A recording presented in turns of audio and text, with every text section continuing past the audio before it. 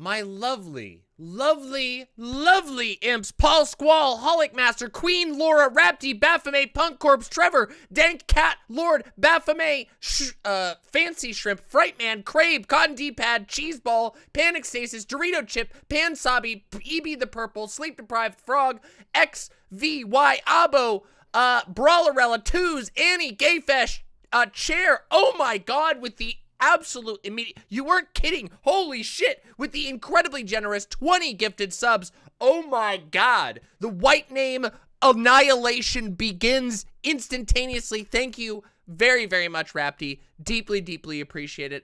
Rapti, Bromine Lucid, Mithril, Morningstar, Plural, Posadus John, Twos, and over in the YouTube chat, never to be forgotten, my lovely, lovely YouTube chat, Lillian, Ultraviolet, Shay Annalyn, Fundum Hero, Mother of Mudkips, Falmer Flamingo, Eddie Spencer, Ultraviolet, Fundum Hero, Bilal,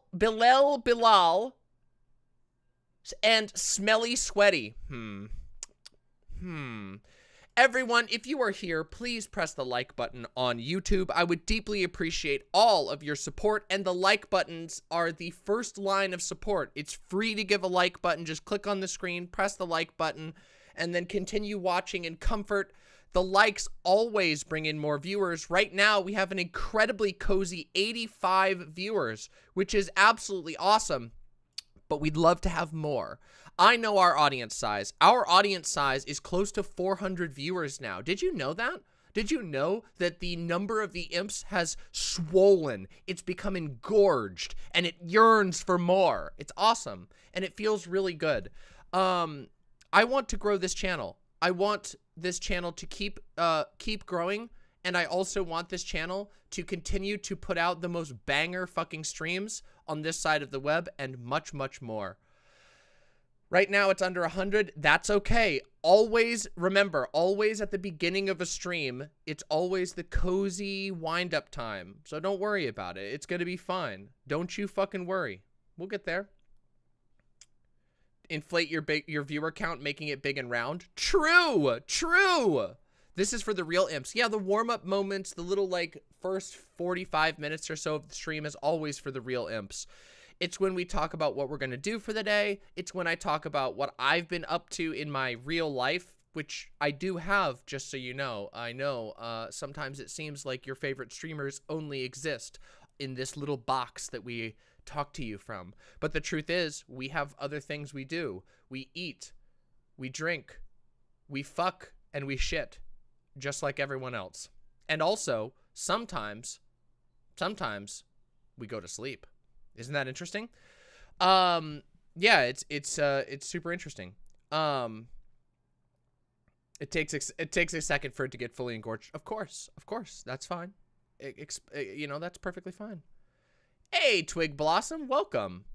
Welcome, Twig Blossom, to the chat. Good to see you.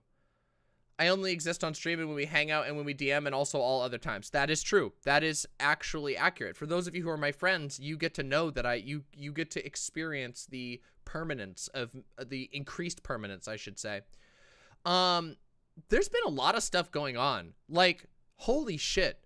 As for me, basically all I've been doing over the last 2 days is sleeping a lot, doing a lot of paperwork, and watching Game of Thrones. We are in the middle of attempting to move to a new apartment. As longtime watchers will know, I will soon be moving to a new apartment, soon TM. It's actually really difficult to get a new place right now, which is really annoying. But we are working on the process of getting a new place. And so soon we will have a whole new studio. That means when you come to tune in, it's going to be like different. And it'll look different. It'll still be me, and it'll still be Demon Mama, but the studio will be different. It's amazing. How incredible. But it's a long process. So I've been doing a lot of paperwork with regard to that and scheduling out tours and things like that, which is not all that much fun, you know? It's really not fun at all. It's incredibly boring. But I have also been watching Game of Thrones, and that's been very fun. As for Game of Thrones, that is true, Rapti. I do use the little :3 emoji all the time. That's one of my favorite ones. we've been watching a bunch of Game of Thrones. We just hit season 4. We just began season 4. And that is largely considered to be the sort of beginning of the end for the show. Season 3 is really good. Season 2 is really good. Season 1's really good. Season 4 is where I remember things starting to get a little shaky. And then after season 4, it just gets progressively worse. But see, we've committed to watch the whole series. The Game of Thrones was a cultural phenomena, for those of you who don't know. And I jumped off the Game of Thrones TV show wagon pretty early. But I'm interested to see what ended up happening with it, because I'm a big fan of the books. The books being A Song of Ice and Fire, which is a large medieval fantasy, worldwide famous series by George R.R. Martin. At no surprise, I'm a big fan of that book series. I've read the entire series and a bunch of the additional books that are like published along the side. So I was excited when the TV show came out. In fact, I initially was prompted to read the series because I heard the TV show was coming out and I'd heard so much good things about the book. So somebody showed me the first episode of Game of Thrones. I'm like, I'm not watching any more of this. I'm going to go read the books. And then I did. And of course, over the next couple of years, the Game of Thrones TV show was continually produced. And it was very interesting. So we're watching through it right now. And I'm excited because it's not often that I get to sit through a long form piece of media about something that I like, and knowing that it's going to be both good and bad in very different ways. So I'm actually excited for the experience of suffering through the last few seasons. I appreciate that the first season of the show is basically a 1-to-1 adaptation of the book. Well, yeah, it's about as close as you can get. It's quite good. Yeah. Annie says, what's the C in the greater than :3C? It's supposed to be little hands. It's supposed to be cute little paws. You know, like a kitty going like this, you know? Meow. Don't use that, okay? That's not a good nya, okay? You guys have better examples of me nyawing on stream. Don't use that one. Don't clip that one, okay? Yeah, isn't it cute? I've done better nyas, okay? Yeah, I gotta check that out at some point.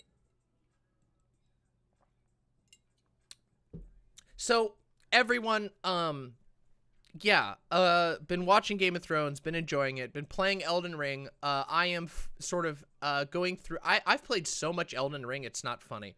But I am a Souls freak. You guys all know. You've already listened to me rant about Elden Ring. I will be doing a full review of Elden Ring, along with all of the other reviews I'm supposed to be doing. But guys, the news, like politics news, and politics spaces, and basically everything has become fucking horrible. Has anybody had that experience? Like, it's bad right now. It is fucking bad right now. And like, oh no, we're not. No one here is a hollow. No one here is a fucking hollow. But it does feel like worse than Elden Ring right now in some ways. And there's a couple of things that have been on my mind lately. The first of which is that the way people socialize on the internet is completely messed up. And I've been spending a lot of time thinking about this recently for a number of reasons. But specifically because, well, I've been streaming for 2 years now, and previous to being a streamer, I did not live a life as any sort of public figure. In fact, I was a very private person, all things considered. You know, I knew my partners and I had some personal friends, but I had not gained any fame or anything like that. And I also, especially not any like internet fame. Like, I had done some interesting things, and you know, I had some little cool events that happened in the past that I did, accomplishments that I had and whatever, but nothing like this ever. And after 2 years of sort of attempting to figure out and navigate internet socializing, like internet spaces and whatever, from a very different angle, from the angle of a public individual, I've discovered that it's really weird. And the way that people engage on the internet is ridiculously unhealthy. But also, in addition to being ridiculously unhealthy, there is the sort of way that political trends move and carry themselves online are fucking atrocious, you know? So like every single time, basically, I shouldn't even say every single time, basically for the last 2 years, all I've seen is an increasing swell of more and more random fucking people on the internet being able to find and harass trans people. It is so fucking exhausting. And the longer that I'm here, the more that I see it, the more that I witness how trans people are choked out of, pressed out of, harassed out of, and it is so bad. And it gets worse. It's getting worse. And the sort of demented way that people engage on the internet only makes this worse. Especially on websites like Twitter, everyone is always making a public statement. It doesn't matter what you're saying. It doesn't matter the context, but every single tweet is technically public unless you're tweeting it on a very private account. And even private accounts aren't really private because there can be a lot of people on there. Those can be screenshotted and then shared beyond that space. It's very, very bad for people's mental well-being to engage socially in a space where every single action could potentially be delivered onto the desk of an insane fascist. Do you understand what I'm saying with that? Does that make any sense to to anybody? That like, yes, you, a small account, could very easily be screenshotted and blown up by some random unknown conservative with 150,000 followers, and your life could be made hell. I mean, that too, Ashmar, that's another thing that really fucking annoys me, and I can talk about that as well. The way that, like, language spreads online without context. This is another thing that gets, like, sort of compacted into this whole horrible nightmare mess, which is that, like, people adopt terms, like, I mean, one particular example of it is like how triggered became like a term of mocking and then became an insult, and it isn't really like it just got divorced entirely. But other examples of this, like gaslighting and abuse, are terms that exist. You guys, I don't know, like I experienced gaslighting and learned about gaslighting from counselors long before I ever encountered the term on the internet. And now what we see is, of course, mixed in with this constant need to sort of make everything a statement, to make everything a political statement, to display, I guess it is a little bit of virtue signaling, right? There's a certain amount of virtue signaling going on with this, where it's like, oh yes, I know the words, I've memorized the words, and X person is abusively gaslighting the trans movement, or is abusively gaslighting the X, and it stops having any meaning. And then it also can obfuscate actual harm. If everything keeps getting called gaslighting, if everything is called abuse, if everything is very careless with the terminology, especially when it's something specific, especially not just an idea, not just an opinion, we're talking about an accusation of a specific action, it starts to make no sense. And what ends up happening is that you end up saying something totally rational and a bunch of people, or totally reasonable, or something that's mildly contentious, and people take that thing and turn it into something completely else. And then in another corner of the internet, there is a bunch of people who have taken your interpretation, your face is on it, and then they are projecting their interpretation onto your face and then blaming you for it and yelling at you for it. It's maddening, okay? The trying to engage socially in any sort of genuine fashion online is so messed up. And it's something that really annoys me, especially as we start to see this increase of obsession over trans people. This vitriolic, hateful, prejudiced obsession with trans people. It gets worse and worse because all of a sudden you have all of these conservatives who are using the language of social justice, the language of mental health terminology against trans people all over the place. Trans people who statistically are more likely to be the victims than the perpetrators of any of these things. And what it makes for is an incredibly emotionally and socially exhausting process. And it sucks. And today, we are unfortunately going to be talking about some pretty fucking heavy issues, okay? Like a lot of pretty depressing issues. We have to talk about what's happening in Texas right now. We have to talk about an execution threat that was made by a GOP candidate. We have to talk about the all across the country, the interrogations that are currently being done on trans people. These are very heavy and very depressing topics, but I ask that you please stick with me through them. And in fact, I would ask that you share what I say to other people. There's a complicated topic that I've been thinking about all day. And I was in the shower before stream, and I was just sitting there sort of thinking about how the hell I want to talk about this. And it's really hard to talk about, but I'm going to try and make sense of it to the best of my ability. And yes, I know we're not really into the proper like content yet. This is just me winding up and talking about whatever the hell I want. So pardon me if this particular section is a little rambly. Like the stream, get comfy. The real stuff begins in, approximately 20 minutes. I usually do the first 40 to 45 minutes as just a welcome and a little bit of rambling. And I have ADHD, so my rambles are particularly fun, I guess. But what I'm trying to say is, right now we see an unprecedented aggression from conservatives against trans people. And there were a couple of sort of ideas swirling around in my mind that I wanted to talk about. And the first of these is something that even I myself am guilty of. Okay? So here's the first thing I want to talk about in this section, which is conservatives. People like to say that like conservatives want to turn back the clock. And I've even said this many times. And it is true to a certain degree, the idea that conservatives want to go back to a perceived better time.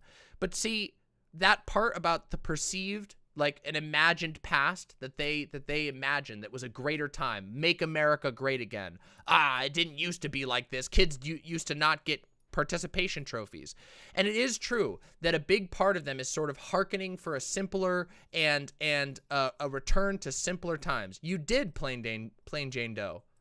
Welcome.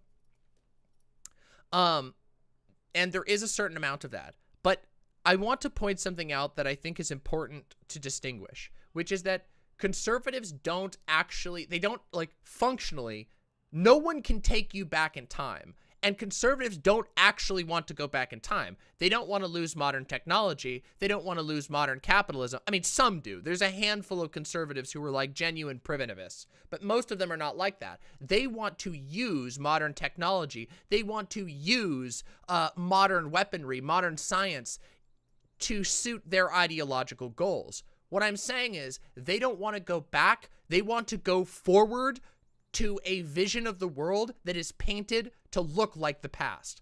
There's this liberal, mind prison that I think we all get trapped in. This idea that, the world is always progressing, but it isn't.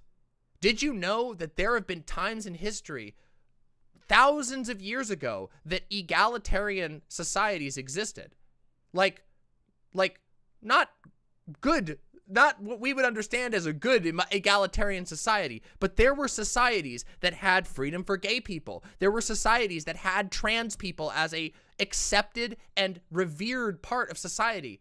And then more reactionary forces have come in and taken those over time. There is no guarantee of progress at all. The only loose guarantee that we have is that somehow, because of a miracle of human ingenuity and human social kindness that we've managed to keep histories. We've managed to write things down. And so now there's like a lot of cumulative knowledge that is easier to access for people, which means that we're less likely to repeat the histories of the past. But the truth of the matter is that we have seen many generally accepting societies crumble and turn into violence, domination, and reactionary thought.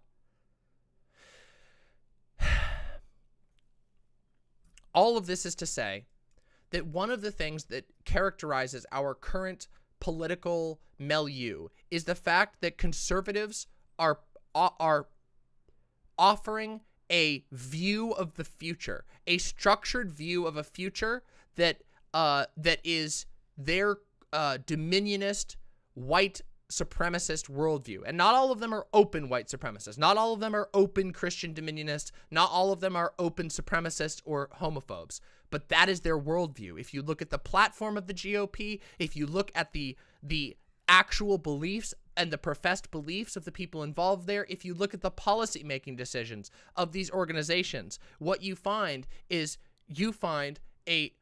a proposed worldview that does not include the existence of gay people, that does not include rights for everyone. Do you see what I mean? They are proposing it. Liberals often talk about how they want to take us back. They're not taking us back. They want to build a new society of hierarchy. They believe they are supreme and they want to put you in your place.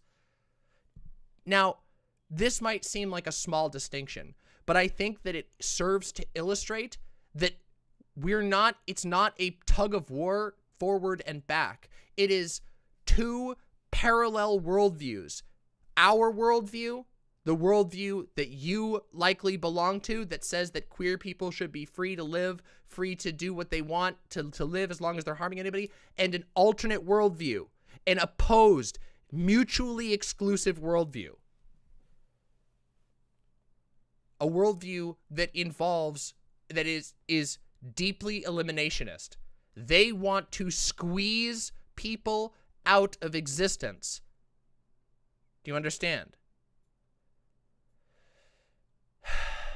And I recognize that that's a bit of a complicated idea, and that's why I said I was having such a hard time putting it into words, because I think it's important that we recognize that this isn't like a tug of war between progressives and reactionaries, but rather that this is a worldview, a alliance of people who genuinely believe in a world that is who actively want to build. They want to put the pieces in place to build a world that excludes you from existence.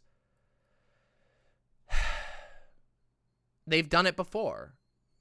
They've built slave societies before. They've built religious dominions before.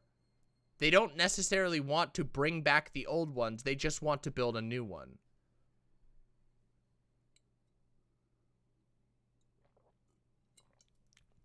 And the reason this leads to the second thing I wanted to talk about in this little starter section, which is this leads us to a problem, which is that a lot of times the left forces, or the left-leaning or the progressive-leaning forces, or whatever you want to call them, the forces that offer an alternative worldview to conservatism are often in the position not of like actively fighting against somebody, but rather reacting, which is very strange to think about. That ideologically conservatives are reactionary, but tactically, when it comes to political tactics, lefties are often reactionary.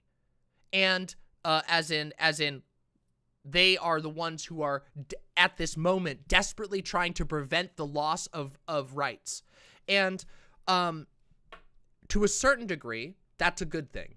It's a good thing that we have a decent amount of people, a significant amount of people even, the general Democrats, who do not want trans people to be discriminated against, who do not want gay people to be discriminated against. But the problem is that politically, they are more or less in the position of reacting to the conservatives.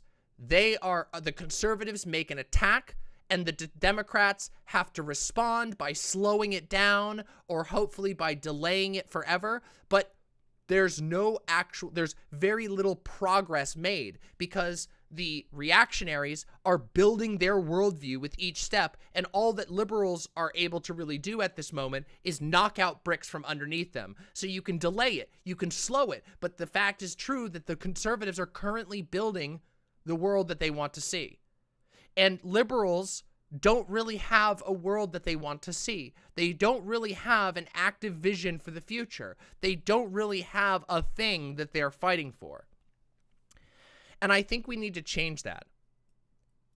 First of all, by not being a liberal. But I think we need to change that by encouraging people to think about politics in very different ways.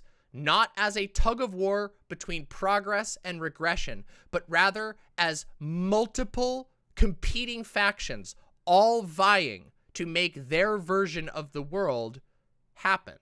Okay? Like, how do I draw this? Okay? The way that they want you to think about it. Hold on. Let me get this.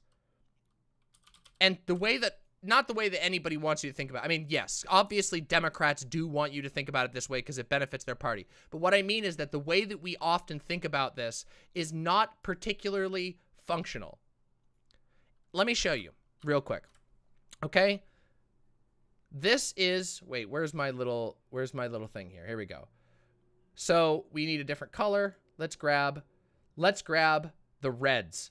Okay? So here's the red for the conservatives. Yeah? So here, let's call this the throne of power. Bum, bum, bum, bum, bum, bum, bum. Here we have the throne of power. Okay? Yes, I have been watching Game of Thrones. Here, we'll even make it look like the Game of Thrones one. Okay? It's got swords sticking out of it. The throne of power. Now, you have the conservatives climbing up and wanting to take this throne so that they can build their Christian fucking medieval worldview, and they can put that into place where the primacy of the father, the primacy of the church, the primacy of patriarchy, gay people aren't allowed and are discouraged because they dissolve families. You know? That sort of shit. The idea that society is built around the family, which is built around the father, the power, the king. That sort of worldview is what most conservatives are really pushing for in the end of the day. We'll put the cons there, okay? Over here, you've got libs. They're wanting to get on here, and what they want to build is more or less, you know, what we have now. This sort of like, you know, big fucking skyscrapers. You know, you got your Best Buy. You got your you know, liberal capitalism. And yes, does this look like a cage? It is. It's called the wage cage. That's what the neoliberals want. And then, you know, you got the Green Party, which more or less goes along with the libs. You get the DSA. Let's grab the DSA. We'll call them, what color do we want to call them? Well, they're like kind of collapsing. So we'll call them brown. But they want to go in here. You know, they're running with the Dems. And then, you know, yeah, the wagey cagey. So this is the way that it really is. And the way that a lot of people view it is more like this, where it's like there's a red side and there's a blue side. And the red side and blue side are trying to pull the nation in different directions, you know? So the red side wants to pull the nation over to the red side. The blue side wants to pull the nation over to the blue side. This is the way it's often seen, you know, with on this side, you've got progress. Yay. And on this side, you have regress. But that's not really how it is. See, it's actually like this, which is that there are all kinds of different factions all vying to impose their view of the world. And it just so happens that a lot of these people's, their view of the world is one that centers around this right here, the fucking throne. You see? We haven't really moved all that far from medieval politics in a couple of ways. Okay? But that's not the only way to do politics, you understand. So this leads to part number 3 of the things that I wanted to talk about today, which is that there are other ways of visualizing the world. Of course, the Posadas don't fit in right here. Of course, there are all kinds of different ways of looking at it. For example, what if there was a faction? What if there was a faction? Let's say there's one over here. We'll call them pink. What if there was a faction over here that wanted to destroy the throne so that no person or party or ethnic group or religious group could ever rule everyone else because of a fundamental belief that no one should rule other people?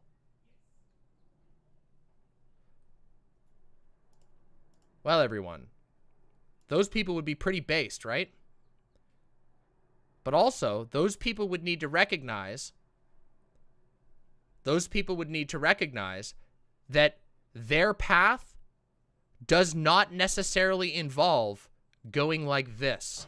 You see? Now, you could, but only if it served you doing this. Yeah? You understand? Starts to make sense, doesn't it? There may be times where you work with them. Now, it's funny. Conservatives do this all the time, by the way. Conservatives have crazy coalition building power. And the reason is that all of the different types of conservatives over here, all of these different conservatives that come together to build this worldview, they all ultimately agree that they want to go back to the castle, but they just want to be the one in charge. That is definitionally the hierarchical worldview. Now, liberals have a little bit more of a complicated worldview when it comes to this. They don't really like the throne, but they think that the throne is necessary. So they don't actually really like the throne, but they think it's necessary, and so they're always going to fight to take the throne because they want to put a good person on the throne. See?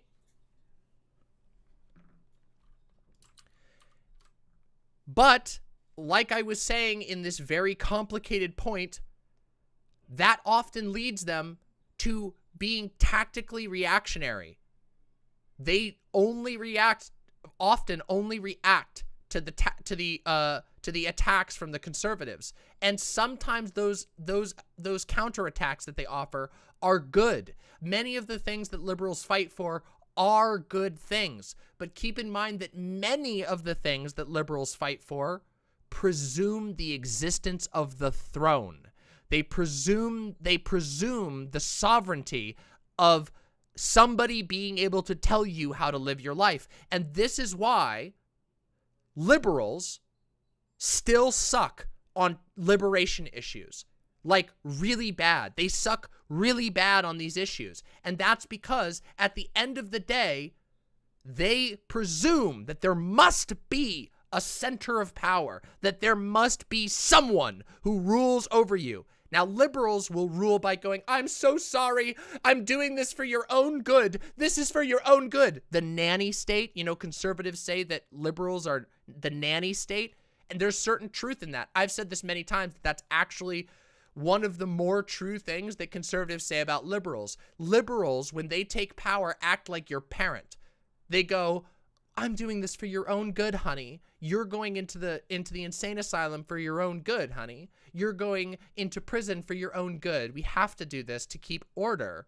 And so they are willing to often preserve horrific oppressions in the name of preserving the order. Conservatives will literally engage in warfare to impose a new order. Liberals are trying to preserve the liberal order, and then there's everybody else. Everybody the fuck else.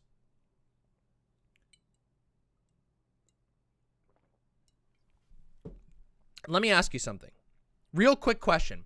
Do we have any No, wait, I can't do this because that would be asking people to out themselves. I highly doubt that anyone in this audience is like a powerful politician.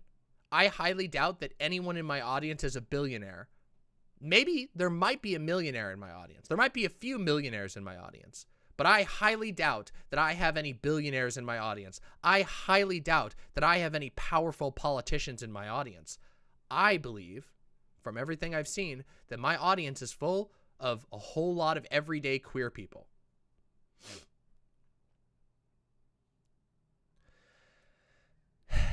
So what the fuck are you supposed to do when a bunch of fuckers are choking each other and killing each other over a seat of power that you will never have access to? What are you supposed to do when the two big factions in your country, one of them is only ever able to play defense against the other one, which is regularly proposing genocide to the people that you belong to? What the fuck are you supposed to do there? That's what we talk about here all the time. We talk about how you can live your life, how you can engage in politics, how you can make the world a better place when you are denied power. Because you are. All of you are. All of us are. Even those of us who are influential voices in this space. What do we have at most? The ability to pull off some ratios? If we're talking about only the power of our platform? Well, I think that we do have other things at our behest. I think we have the ability to, let's just say, disrupt things a little. You know? Think about it like this. Let's say that there's a state, okay? A state, let's call it Texas, okay? Let's say there's a state, and that state is big and has millions of people and a vicious police force and a conservative governor, and they decide that they are going to impose draconian legislation to target you and your people. This is not fair. This is not just. You do not deserve to have this put on you at all, but nonetheless, you are faced with this problem. Now, if we imagine a place like that, like Texas, what are they trying to do? What are their tactics? Well, their tactics are to eliminate the ability for trans people to transition. And in their minds, they think this will protect kids from being transed. But what, of course, that is a euphemism. What they are trying to do is stop trans people from existing. And while they don't have the legal power right now to get rid of the existing trans people, their goal is to prevent new trans people from showing up. And the way they're doing that is by denying medically necessary care. Do you understand what I'm getting at? Are we putting two and two together here? What they are doing is eliminating trans people from the population. That is the goal of places like this. So when we peel aside all of the pretending, when we peel aside all of the euphemism, what we see is an eliminationist policy. What do we do against that? You know what we do against that? We play like Holocaust survivors. That's how we survive the game. We network with one another. We connect with one another. We get money to one another. We get one another out of dangerous areas. We find out who doesn't have allies. We find out who is in need of help. We use our mouths and our ears and our networks, our hands, our connections. We are an underworld. Do you understand that? I hope all of you queers understand that. And all of you non-queers, or perhaps maybe queers who are in my audience, you're part of it too. You are criminal by birth. Do you understand that? All of you. That is what these places are saying. They are saying you are a criminal for what you are.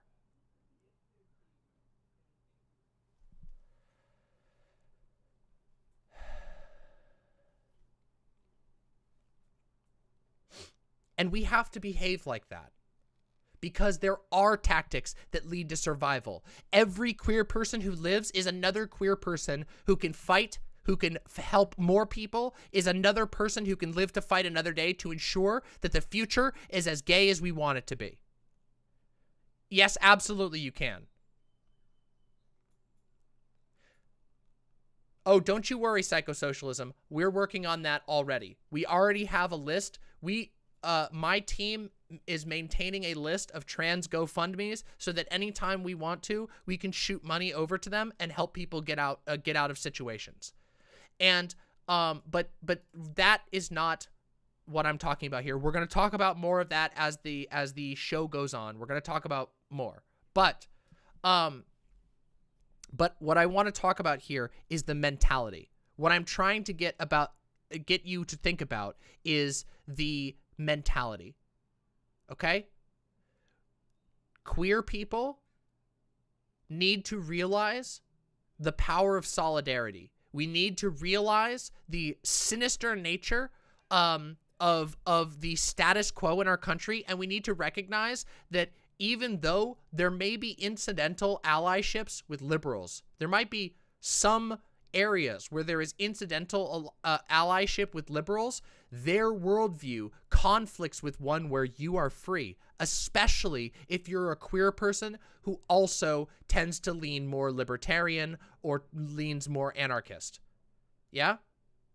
Okay, that sounds amazing, Rapti. If you could DM me that info, I'll try and follow up on that.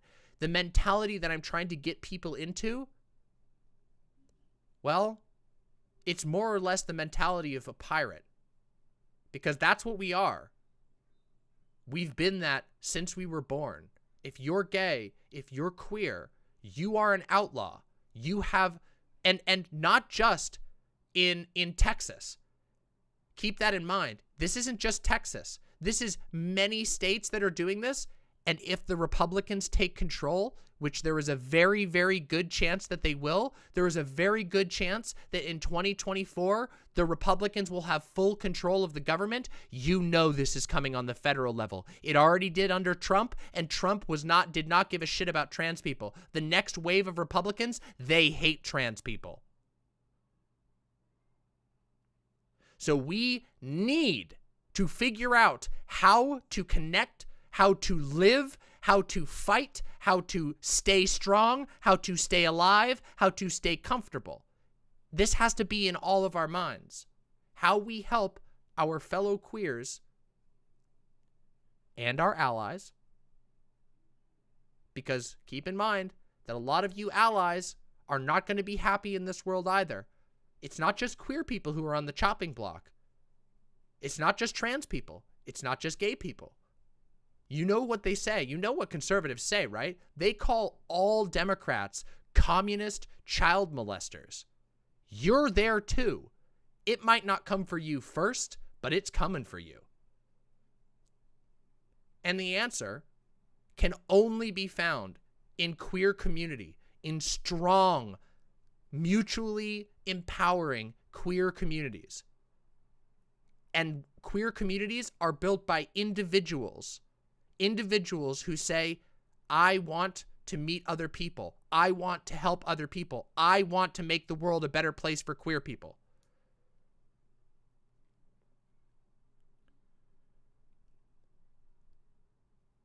Bread Tanky, you are such a moron. Please shut the fuck up. Literal whataboutism. You are such a fucking moron.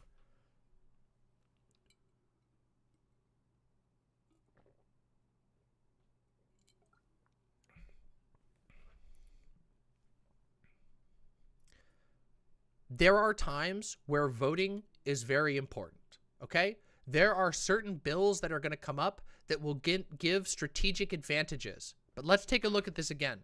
I want to remind you all, take a look at this silly drawing, okay? There are times in which a vote alongside the progressives and the liberals is important, but you must never forget what the ultimate goal is. Unless you think that having, more trans drone pilots is the answer. If you truly want a better world, we have to remove the ability for any people, any single person, or even a council of people or even a big council of people. We have to fundamentally challenge hierarchies in this world.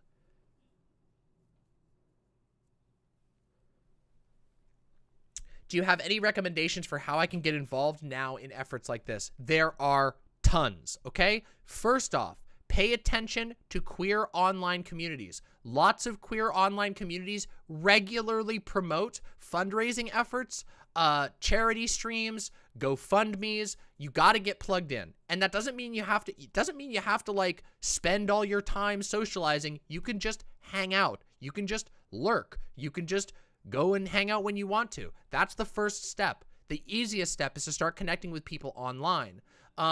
The second step is to the second thing you can do is start looking in your local area. You would be amazed what sorts of things get organized via Facebook and via Facebook, via Instagram, crazy projects that get organized locally by queer groups of just everyday people coming together. I've talked about this many times. During the beginning of the COVID shit, I worked together with a bunch of local lefty groups to deliver food to people in need. It was super easy to get involved, super streamlined. It was just like, can you deliver this food? Okay, here's the cash that you need to buy the food. Go buy the food, deliver the food. That easy.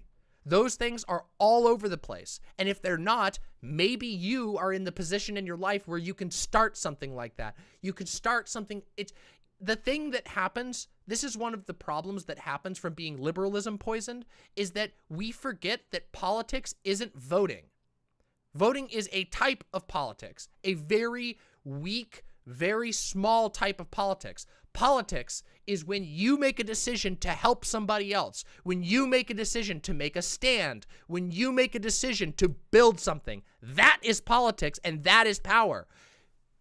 Sometimes doing praxis is as simple as helping your friend get out of a bad situation. I'm not kidding you. If you are responsible for helping another trans person live another day, that is good. And there's lots of ways to start with that. And the cool thing is, I don't even have to give you the specifics. You all know where the needs are in your life. That's the interesting thing. That's the interesting thing about communities being built up of individuals. You have your connections. If you don't have your connections, you can start making connections. And then the needs become apparent. And all you have to do is help communicate those needs to the people who can fulfill the needs. It's very, at the end of the day, politics is more simple than we make it out to be. Or at least the politics I try to aim for.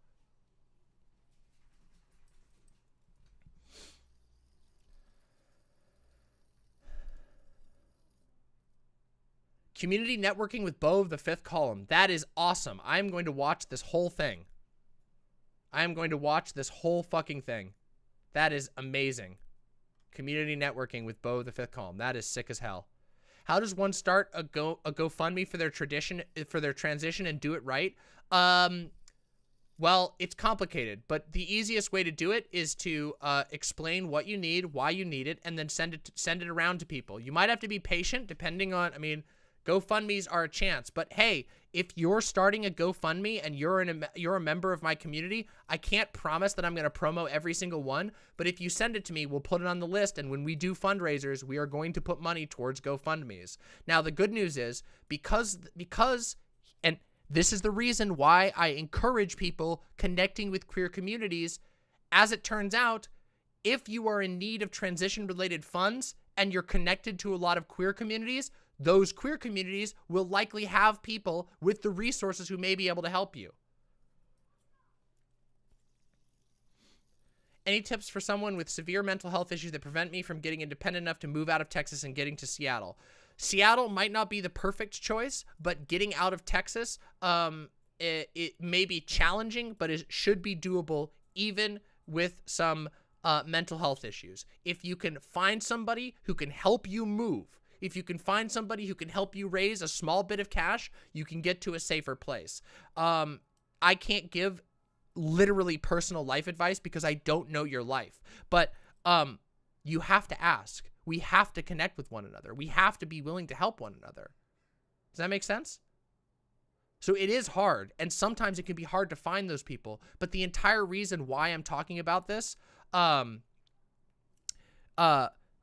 entire reason I'm talking about this is because I want to encourage all of you, all fucking 250 people who are currently watching this and who are currently listening. I want to encourage you to go and connect, to go and build, because our spaces aren't robust enough. We don't have enough people right now. We don't have enough coordination right now to meet the needs of the people who are suffering. So I want people, boom. I want us, That's the reason why I'm doing this little rant at the beginning of this stream. And of course, as time goes on, my goal is to be able to provide direct resources, education, and all kinds of other things. But mostly what I can do, guys, mostly what I can do is catalyze your thoughts. That is what I'm useful for. As a internet speaky person, as a internet jokester, as a internet edutainer, what I can do is I can get you thinking, and I can get your blood pumping, and I can get your brain looking in the right spots. I can shine lights on it. But I can't do everything myself. Because I'm up here operating the light, I need people to shoot. I need people to be motivated. I need people to do those things. And that's the way that we build this shit. That's the way that we ensure that they never have the world that they want. Because, guys, how easy is it? How easy is it to build a world on shifting sand? How easy is it to build a dark fortress on shifting sand? We are going to be the shifting sand that prevents the building of dark empires. You understand that? But in order to do that, I have to inspire you to move. I have to inspire you to live. I have to encourage you to not fucking die. So yeah. Welcome to the stream, everybody. If you're here, press the like button, subscribe if you're not subscribed already. We'd love to grow the channel. We're just about to do the actual content. Believe it or not, that little rant, whatever you want to call that, was not my usual content. That was just me talking about something I've been thinking about literally all day in prep for this stream, and I tried to condense it down and make as much sense of it as I could, but I hope it made sense. Rule 1 is, Queen Laura says, man, Rule 1 is getting harder and harder, not gonna lie. It's going to get harder. Do you know that the human experience is that it gets harder and harder to live every single day? Sucks. But as your body ages, you struggle more and more. So you have to get stronger. You have to learn to summon up a will to live. And guess what? That doesn't mean that your life gets worse. It just means it's harder to stay alive. You can have a really good life while staying alive, but you have to commit to that. You have to say, no matter how hard it gets, I'm going to keep staying alive. Because it is true. We get older. Guys, I'm missing fucking organs. It's hard. I'm not going to lie. Like, I have a fucking missing organ and it completely fucks with my body. It's made life kind of difficult for me. Like, really difficult. And like, but that's not going to stop me from fucking keeping up with Rule 1. Sometimes your body gets weaker, but your total strength gets stronger. Sometimes experience outweighs physical strength. Sometimes experience, knowledge, wisdom, friendship, these things can drastically outweigh the challenges of living. I only have they didn't have to take my appendix out. It was not burst, and it was only mildly infected. It was my large intestine that was struggling, and I still have appointments to go to for that. But yeah. Yeah, think about it this way. When you change armor, you gain some and lose some in different stats. Well, we just grow. We're like creatures that grow. Yeah. But it's all good, you know? So yeah, everybody, that's the little warm up. Welcome to the stream. We have a lot of stuff to actually talk about, but I wanted to talk about why we're talking about all this and why I care so much. What can we do to keep morale? Prosy Rosie, we're doing it right now. Even when we're talking about hard things, the fact that we're able to sit here and help each other out and make each other laugh and post memes and laugh about stuff, and we can delight in the losses of our enemies, we can celebrate our victories, we can celebrate our friendships. Those are all things that keep morale high. We make morale high. If you're feeling down, people will cheer you up. It's okay to feel down. It's okay to feel bad. There are all kinds of ways we can keep morale up. Enjoying a delicious dinner with loved ones, going and witnessing a beautiful sight in nature, listening to an incredible music, having fun on a stream, fighting and winning. Those are all ways that you can keep your morale high. And sometimes it's hard to keep morale high, but morale is something that you share with other people. You talk to other people. You inspire one another and encourage one another. Hey, thank you very, very much. Rapti, thank you so much for the 5 tier 2 subs. Oh my god. Thank you so much. Nice new name color, Vivian. Yes, there was a kid running past the window outside playing a game. Did everything come in one piece? I didn't get to go to the post office this morning. I woke up really late. Actually, I think my partner's going to go to the post office. So I'll let you know.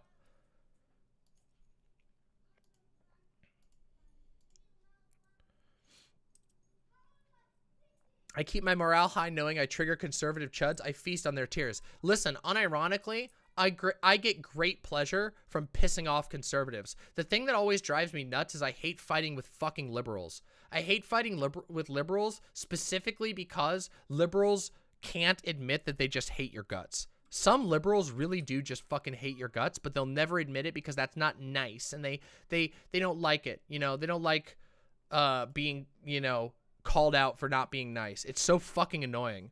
They never will just tell you what they think. They have like 6 layers of irony at all times. You're definitely wait, but you have the icon mix, Vivian. You're green with the icon. That's advanced. Hold on, I need to save this thing. Hold on. There we go. Bam. Okay, saved it. Bam. All right, everybody. Rapti, thank you very much for the $10.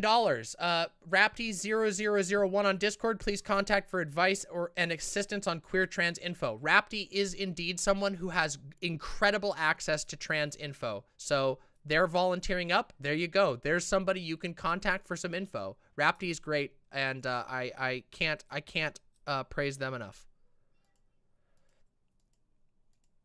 All right, everybody. So we're going to start off talking about this shit. So we've already talked about the reasons why, but we need to look at the specifics, okay?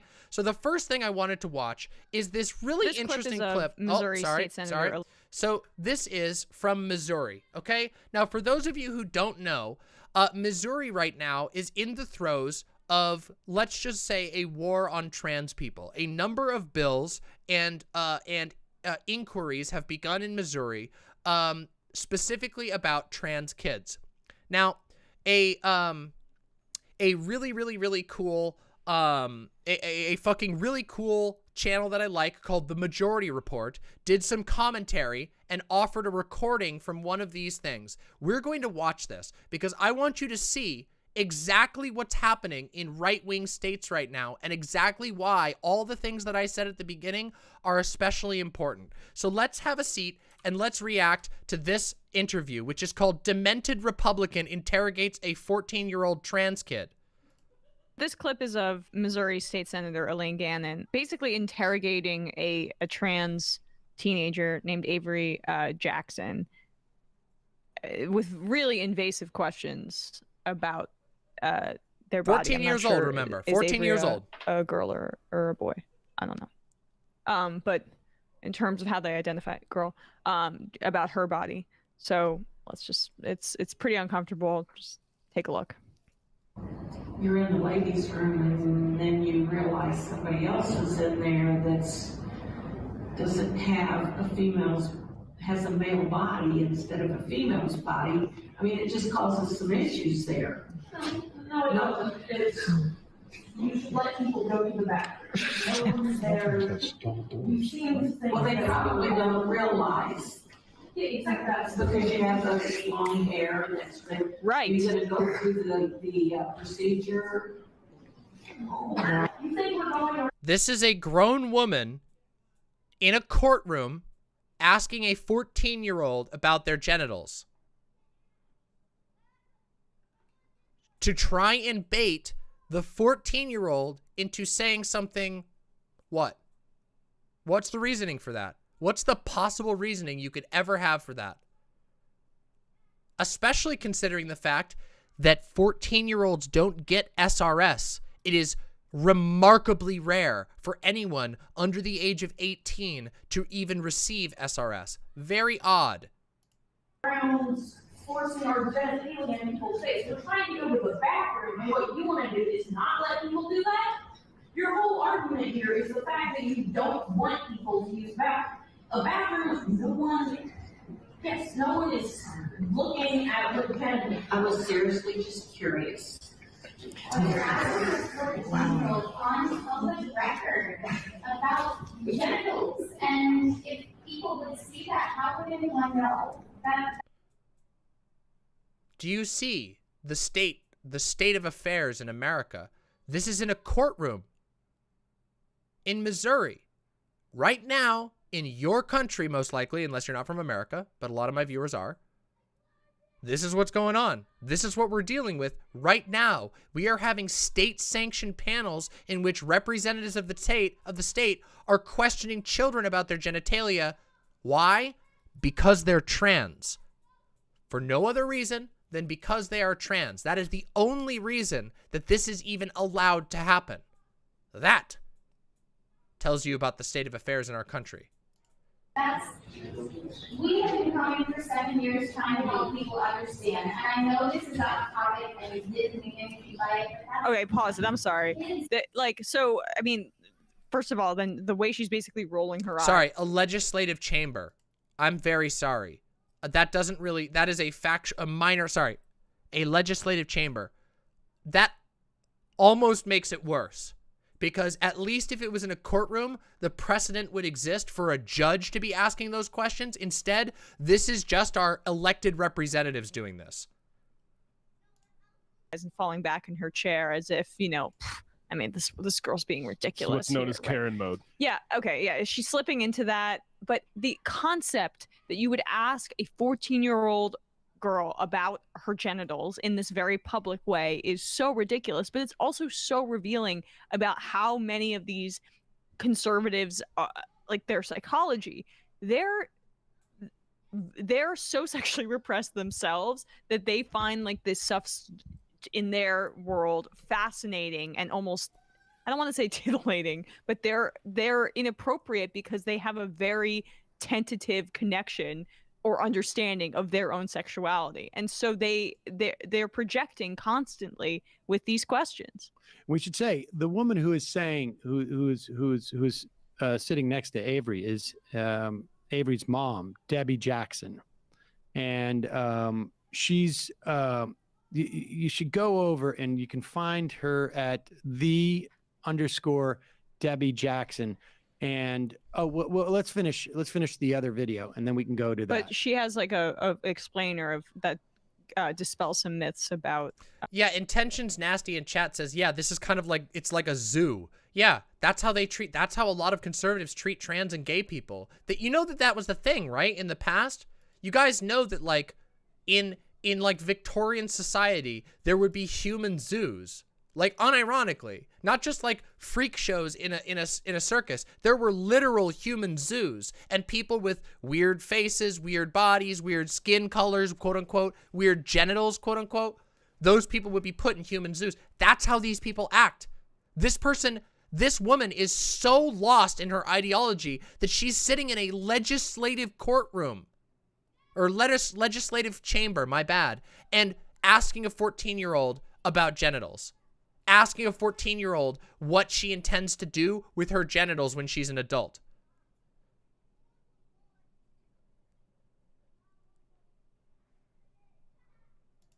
And yeah, how what basically what happened transitioning with is, her yeah. child, and how she was situated. Brett Tanky, that has literally nothing to do with what we're talking about here. Please, oh my fucking god.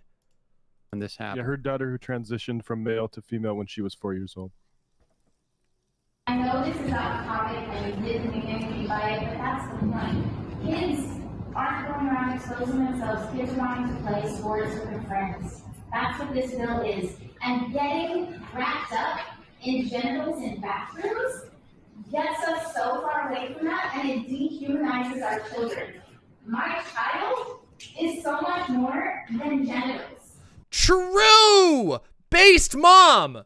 And that's what I need you to see. That's what every family who has come in here, year after year, is begging you, demanding that you see.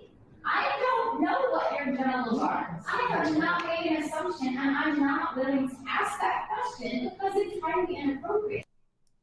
It's especially appropriate to ask it of a 14-year-old child. It's In a legislative chamber. Let's not forget that. This is not a fucking out of line aunt. This is a representative of the state in a state-sanctioned chamber with cameras and microphones rolling, with other representatives of the state standing there, and they decide out of their own fucking free will to ask a 14-year-old about her fucking genitals. That is so fucked up. It is so incredibly fucked. Let's continue. So it's just it shows that they're so blinded by their, like you say, like their own ignorance or titillation or fascination, that it really is about ignorance. Like, is it really more comforting for you as a state lawmaker, or anybody for that matter, to know what the genitals are of the person in a stall, in a closed stall Next to you. Like, is it really, like, is that the way that... No, it's about control. They know they will never see the genitals of somebody else in a bathroom. They just don't want you to exist. This is why I said stripping away the euphemism. Right-wingers always bury this shit in euphemism. They say, oh, we don't want our girls being in danger in bathrooms. In truth, what they want is for trans people to disappear from public life. And the way that they've found a way to conveniently excuse it is by fear-mongering, by selling a moral panic.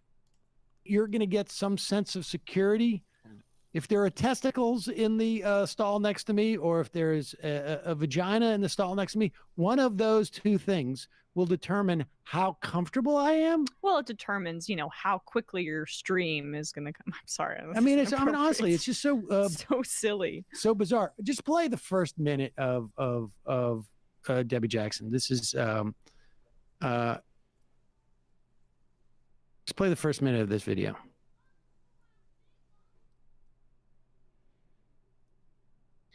I'm the mom of a little girl called AJ, who was recently profiled in the Kansas City Star. As surprised as I was to find my family in the paper, I'm also incredibly proud. My daughter is 6 years old. She transitioned, which means she changed her outward appearance from male to female and started living full-time as her true gender when she was 4. Until that point, she was quite a rough and tumble little boy with a buzz cut and a shark tooth necklace. But when she was 3, she asked her dad and I if we could buy her a princess dress. We didn't buy the dress. We thought she might be going through a stage of liking bright or sparkly things and didn't want to waste money on something she would grow bored of in a week. But she kept asking, and I found out that she had a favorite princess dress she wore at daycare. What the heck, we thought, and we took her to the store to pick one out. Things didn't stop there. Over the next few months, she started to wear that dress every single minute that she was at home. And then she asked for more. Dresses, nightgowns, headbands, sparkly pink shoes, and eventually even girls' underwear. We allowed some of those things, but we drew the line at the undies. There were just some things we weren't comfortable with during this phase. But then I noticed her pushing down on her genitals a lot, and I asked her what was wrong.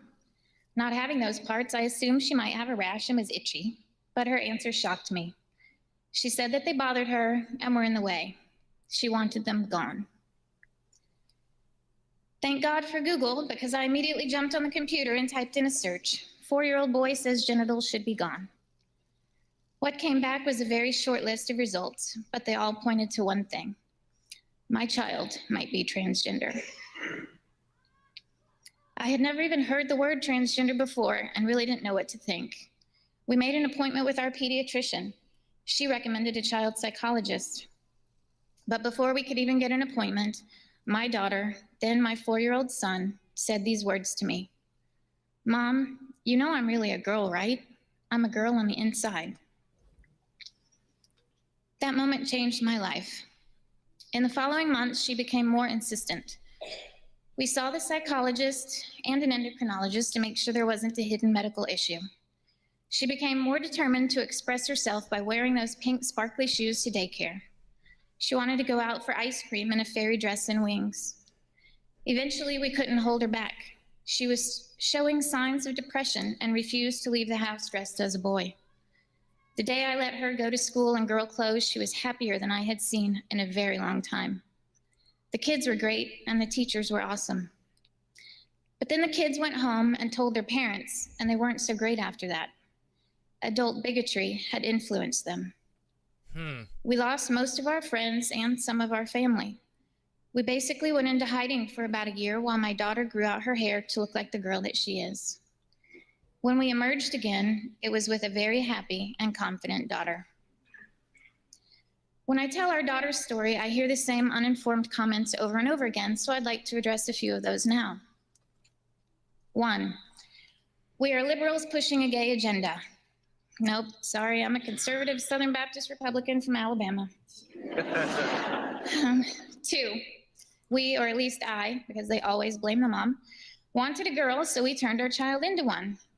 Again, no, I desperately wanted boys. The idea of raising a girl in today's world scares me to death. I'd much rather be responsible for raising a good boy who knows how to treat girls well than to be responsible for raising a girl who might only be interested in dating bad boys. 3, kids have no idea what they want or who they are. My kid wants to be a dog. Should I let him? That's up to you, but I wouldn't.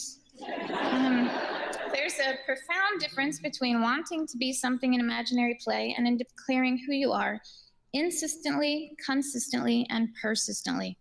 Those are the 3 markers that set transgender children apart, and my daughter displayed all of them.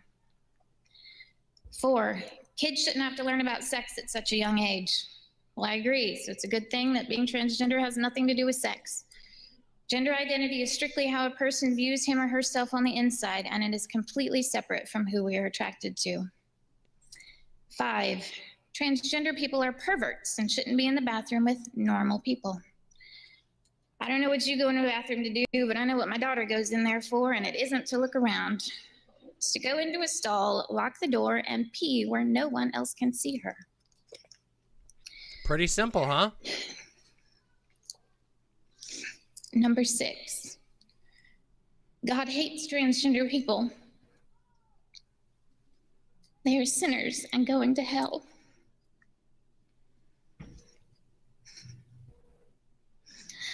My God taught us to love one another. Jesus sought out those who others rejected. Some people choose to embrace biblical verses that appear to say transgender people are being wrong. I choose to focus on verses like 1 Samuel 16:7, which says, "But the Lord said to Samuel, do not consider his appearance or his height, for I have rejected him. The Lord does not look at the things people look at. People look at the outward appearance, but the Lord looks at the heart." My daughter is a girl in her heart. She knows it. God knows it. And that's good enough for me. Yeah, this is called "Good Enough for Me" by Debbie Jackson. It's called That's Good Enough. Debbie Jackson read a little speech called "That's Good Enough," which she wrote, presumably. So that's an interesting little bit, isn't it? It's interesting to see from a very different perspective the type of pain and suffering that's being levied out exclusively because these families have a member of their family who is trans.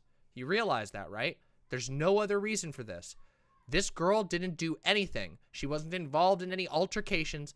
She's just trans. And you can't really reason with that. It's incredibly, you have to prevent them from getting power. As you can see, this mom is going out of her way to go teach people, to go confront people, to build a better world, as opposed to just reacting to hate.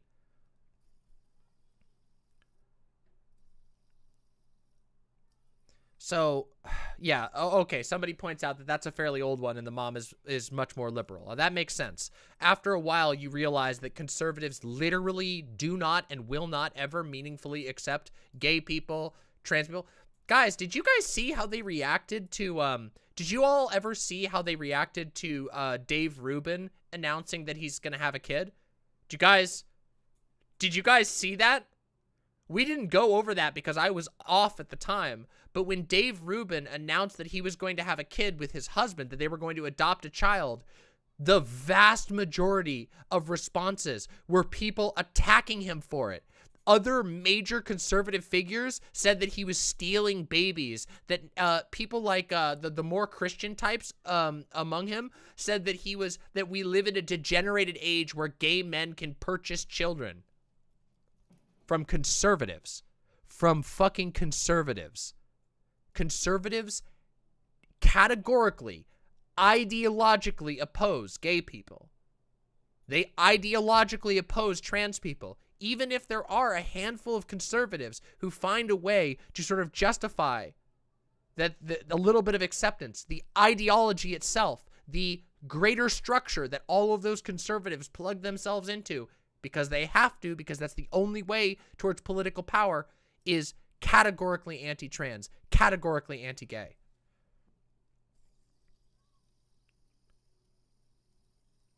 Hello, Aaron Green. Let me give you a fancy name. Hold on a second. I got to give you a real quick fancy name. You're a content creator. You deserve a fancy name. Where do we go here?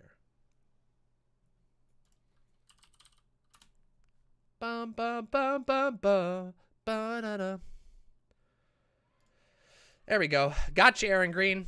You're so fancy. Here you go. You'll have a fancy name. All right, listen up. Let's continue.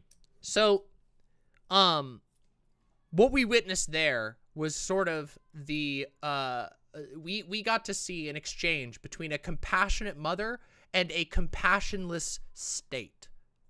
Now, I want to point out that that is only one person, one totally innocent, random trans person who was chosen more or less as the focal point, not out of her own choosing, but rather because the state tried to legislate her out of existence. Her existence was normal, just living her life. And something I also wanted to say that is really interesting is the way at which this sort of mom talked about the experience. So notice that even in this very compassionate mom's story, all along the way, there were attempts to prevent the child, to prevent her from expressing her as herself, even from compassionate, loving, and even understanding parents. That is what we're dealing with in this country. The severity of ultimately what is a sort of weird, twisted version of homophobia. The idea that your kid might be gay or that your kid might be trans leads to parents passively suffocating their own children's genuine, innocent expression. None of this shit is perversion. None of it is sexual even at all. And yet, parents treat it like it is. It was the parents who made the underwear for their child a sexual issue. They were worried about the underwear being a weird thing. Why? It's a kid wanting more comfortable underwear that fits their own self-perception. It is, once again, parents who impose this stuff. Parents who are instructed by the dominant culture. And this is why I'm saying that we have to go and take a step forward. We can't just play defense. We have to push for liberation. We have to fight for liberation. We have to do what we can to make it impossible for them to take it away from us. Do you understand? Does that make sense, what I'm telling you? I hope it does. Now, we have another thing we need to read about, okay? And this one gets pretty dark, but real quick, I need to hit the restroom. So, this is your opportunity. If you are here, press the like button, press the subscribe button. I'm going to run to the bathroom. I'm going to take a moment and I'm going to play the bathroom song so we can have a little bit of a breather between all of this stuff. And of course, obviously the bathroom song doesn't get put into the fucking video. So we'll be back and we're going to talk about what a Mississippi Republican had to say about trans rights recently. So I will be right back. Give me just a moment. Like that stream. Tell your friends. Go tell people to come tune in because we're about to talk about some big stuff. Burb. Wait.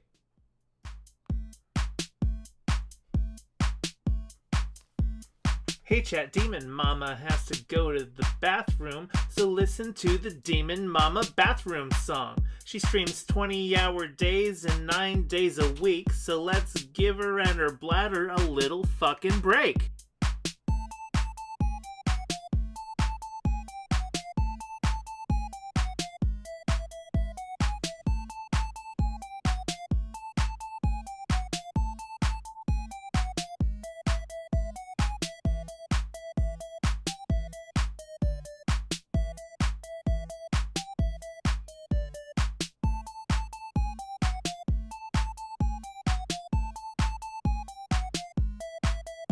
Okay, it's been a minute and she's still in the bathroom. I'm not a math whiz, but I can count to 2. Let's all calm down and spam emotes while we wait and chat. Maybe someone here also needs a bathroom break.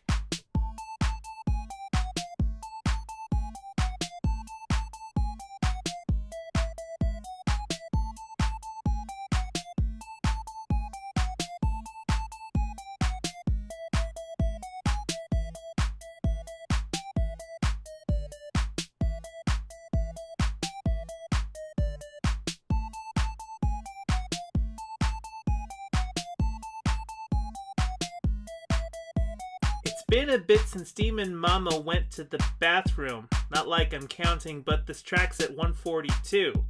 So don't you fret, my little lips, cause I wrote this track down to give you something boppin' while she's taking a break.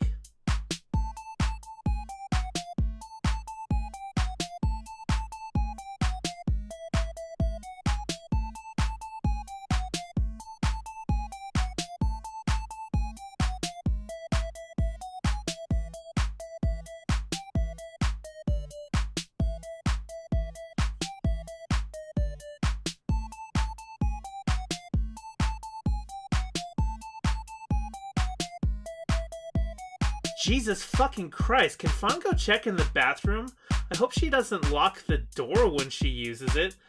But if she does, you might need a little running start and hope the door hinge is weak enough to break.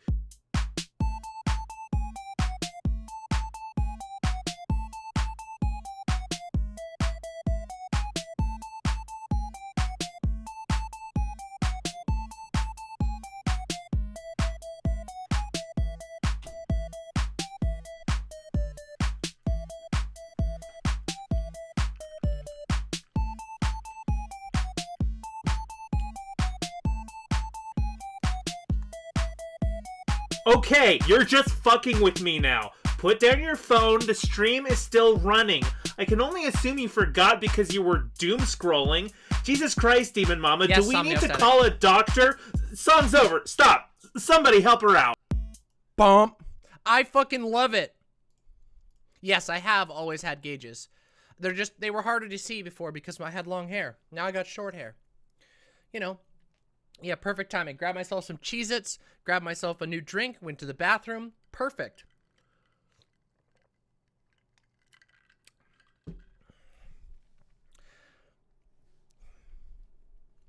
The following question is for members of my audience who are cis, meaning not trans, Heterosexual, meaning you like the gender opposite, quote unquote, of your own. White, and whatever else. If you are if you see yourself reflected in, you know, McDonald's advertisements and Norman Rockwell paintings, that is who I'm talking to. Okay? How frequently do you wake up and read the news about somebody saying that you, specifically, a cis, white, heterosexual guy, that your type of person should be killed? Not just killed, but executed by the state. How frequently do you wake up and hear that? I would be willing to bet never.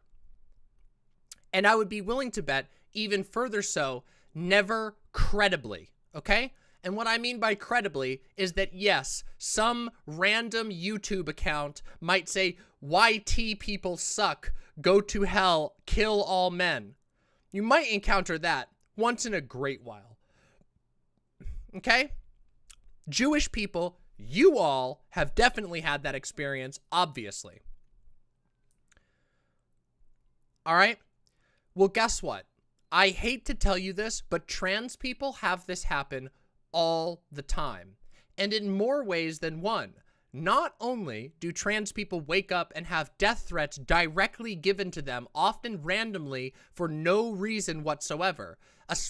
Trans content creators get death threats and transphobia all the fucking time, okay? Like, constantly. Even I would almost say especially non-political, but that's not really true. Political ones definitely do get it more because we're conflicting with conservatives directly often. But even non-political content creators have this happen. But trans people are also incredibly unlucky to have the experience of sometimes waking up and having news articles, major news articles from major publications trending on Twitter, posted all over Google, posted all over Facebook, in which that article details how someone in a position of power is making active, let's just say active threats and active advocacy in the name of killing people like you. Okay? I would love for any, you know, cis, straight, white guys, usually, and women as well, we'll include everybody. I would like you to just sit down and think about that. I don't know that you can even imagine what that is like. What it is like to just wake up in the morning, to want to go do your thing, get up and get ready for work, and you turn on your Twitter hoping to say hi to your friends, and you're served up a trending topic that says firing squad. And then you go, oh my God. And then the description says a GOP candidate advocates for firing squads for trans people. It's bad. It's not good for your mental health. It really, really isn't. Did you know that in Nazi Germany, before the Nazis took power, the suicide rate of gay people was incredibly, incredibly high because specifically society had gotten to the point at which gay people were being openly mocked and openly threatened in the streets. So every gay person had to live their entire life knowing that at all times there was a good chance that someone was going to make a joke, quote unquote, or an unironic advocacy for their death. That they could be beaten up by somebody at any moment because somebody got mad enough and it was within the political zeitgeist to do so. Being discriminated against by a society is not a healthy, fun, or even bearable experience. Trans people are incredibly strong individuals because in order to survive, they have to face every single day a fuckload of passive background radioactive hate. But it's not just passive anymore. and it's never really been passive. But that's always there. And then come things like this. Let's read a story together, shall we? This is a story from Vice News. It was published just a couple of days ago, yesterday actually. Mississippi Republican says trans rights supporters should face a firing squad. Robert Foster tweeted that groomers and supporters of trans rights should be executed by firing squad, and then doubled down. A former candidate for the Mississippi governorship tweeted last week that groomers and supporters of trans rights should be executed by firing squad. His account has already been reinstated by Twitter. Amazing. Amazing how that works out, right? On Thursday, Robert Foster suggested, apparently unprompted, that those who want to groom our children and pretend that men are women, the latter a reference to supporters of transgender rights, should be lined up against a wall before a firing squad and sent to an early judgment. Foster reiterated his call for the state-sanctioned murder of trans rights supporters in a message to the Mississippi Free Press. The law should be changed so that anyone trying to sexually groom children and or advocating to put men pretending to be women in locker rooms and bathrooms with young women should receive the death penalty by firing squad, Foster told the website, declining a full interview with Vice, they're saying. Though grooming is a real term used to describe adults who build trust with children and their families in order to sexually abuse them, the American right has recently weaponized the term to portray supporters of LGBTQ youth as being driven by pedophilia. Foster, a former two-term state representative who received 18% of the Republican primary vote in 2019, was the principal author of a 2017 bill allowing Mississippi to execute death row prisoners by firing squad and gas chamber. Can we just read that back again real quick? Foster, a former two-term state representative who received 18% of the Republican primary vote in 2019, was the principal author of a 2017 bill allowing Mississippi to execute death row prisoners by firing squad and gas chamber in 2017. This guy has held political power, just so you know. Foster's post was later removed for violating Twitter's rules, but the ex-lawmaker continued to imply that trans rights supporters should be killed. In response to a tweet from former Mississippi GOP Executive Director Spencer Ritchie implying Foster was a fascist, Foster castigated Ritchie and other spineless establishment rhinos for conceding every fight with the communists. Now the godless have power, and they are destroying our country, Foster tweeted at Ritchie. Soon we will have to deal with this directly. Elected representative advocating to directly kill people. That tweet was still up as of Tuesday morning, as was another where Foster said that a firing squad was a civilized and efficient way of disposing of evil, and cheaper than it would be to fly them all up high over the Gulf of Mexico and push them out of a helicopter.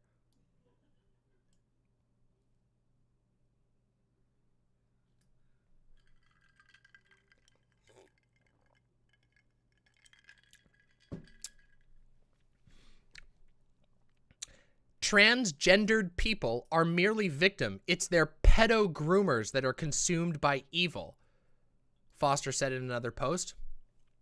Foster attempted to backtrack and said that he had limited his calls for execution to groomers of children, but that was a lie. It appears his account was briefly suspended, but Sunday, he's back on the site again. Twitter did not respond to a request for comment from Vice News asking for details about his suspension. Mississippi Governor Tate Reeves, who defeated Foster in the 2019 gubernatorial primary, signed a bill into law last year that made Mississippi one of a dozen states banning transgender girls from playing youth sports with other girls. A similar law passed last year in West Virginia was blocked by a federal judge.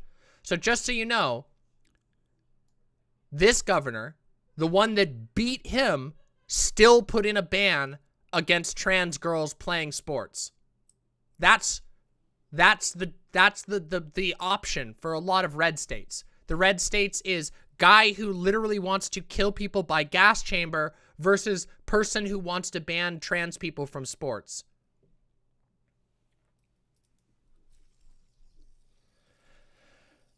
I remain hopeful that we will continue to work towards a more inclusive, fair, and compassionate policy.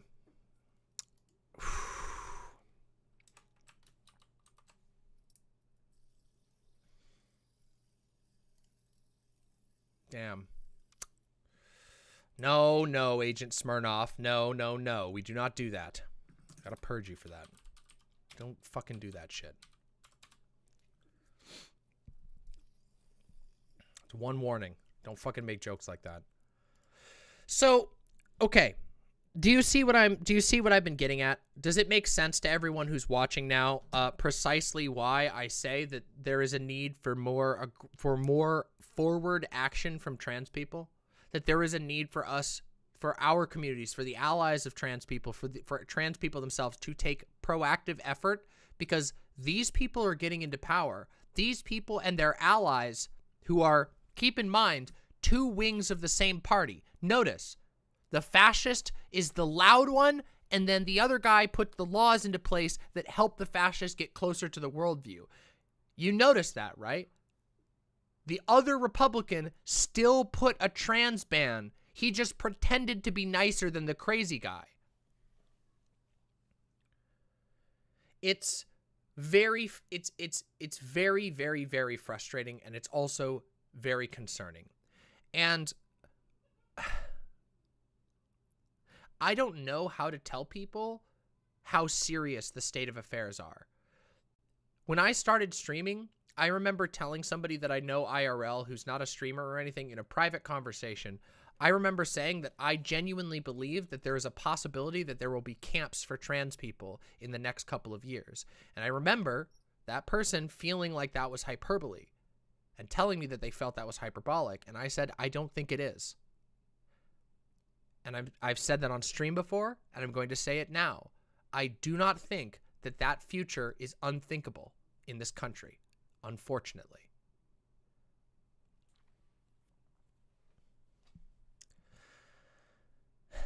Yeah, they won't call them camps. They'll call it something else. But the fact of the matter is, America is no stranger to doing these sorts of things. There are states right now pushing specifically for the legalization of conversion therapy. We watched a panel the other night where one of the currently, actually I think the most popular conservative streamer on Twitch actively advocated for conversion torture.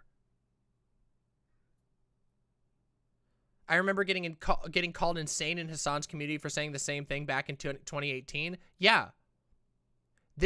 There are guys, no, let me be 100% clear with you, okay? Listen up. No conservative should ever feel comfortable saying something like that in public. But they do. Conservatives right now feel comfortable advocating for violent genocide, for genocide of trans people in public, and they are not afraid at all.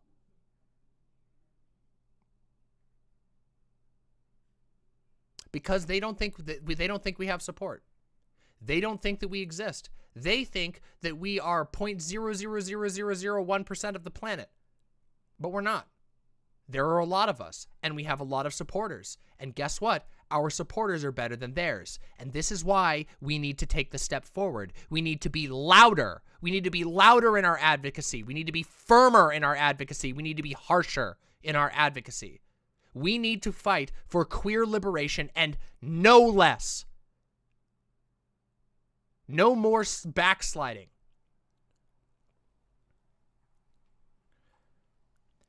Aaron Green says, well, there's no reason for them to be afraid because there's no consequences for saying things that they want us all literally dead. Damn.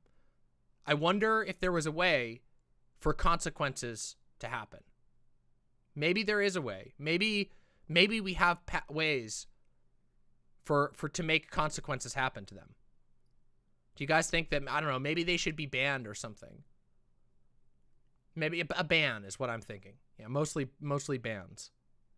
That said, you all know that I go out of my way to fight transphobes. I go out of my way. In fact, I have been recently heavily criticized for being so preachy. Some of you know this, some of you don't. And yes, I am a little preachy. And yes, I do preach queer liberation. And yes, I will continue doing so. And the reason why I do so is because the alternative is to cede the ground to people who want to put me on a firing line.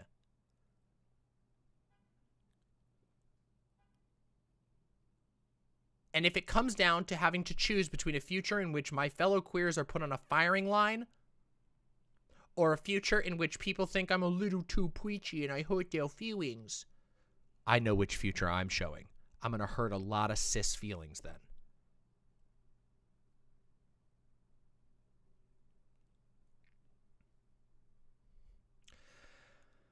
Unfortunately, as at the moment, what we have is a huge mobilization of conservatives against trans people specifically. We've seen this for a long time, but we're reaching the point where it's genuinely reaching a fever pitch.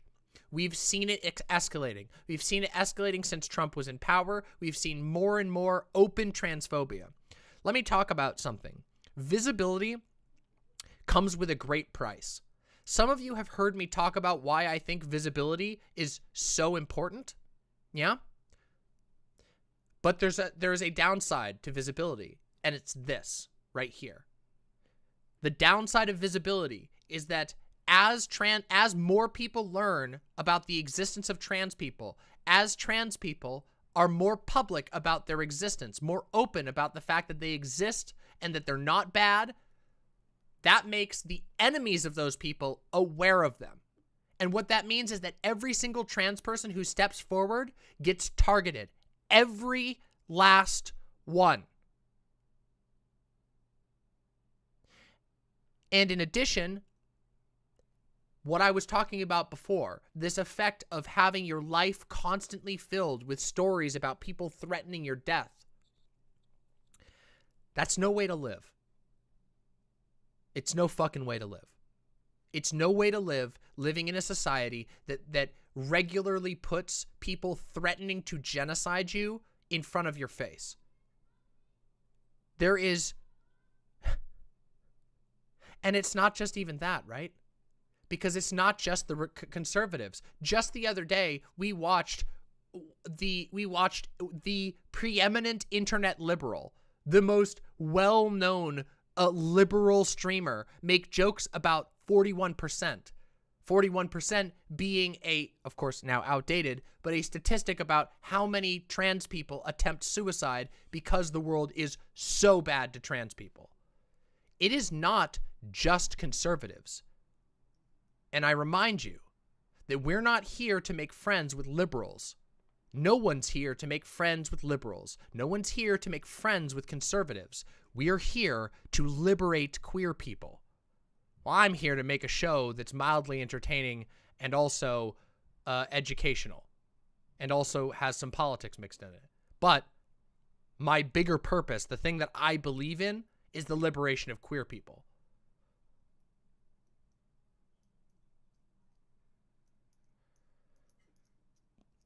But we're contending with some pretty dark shit.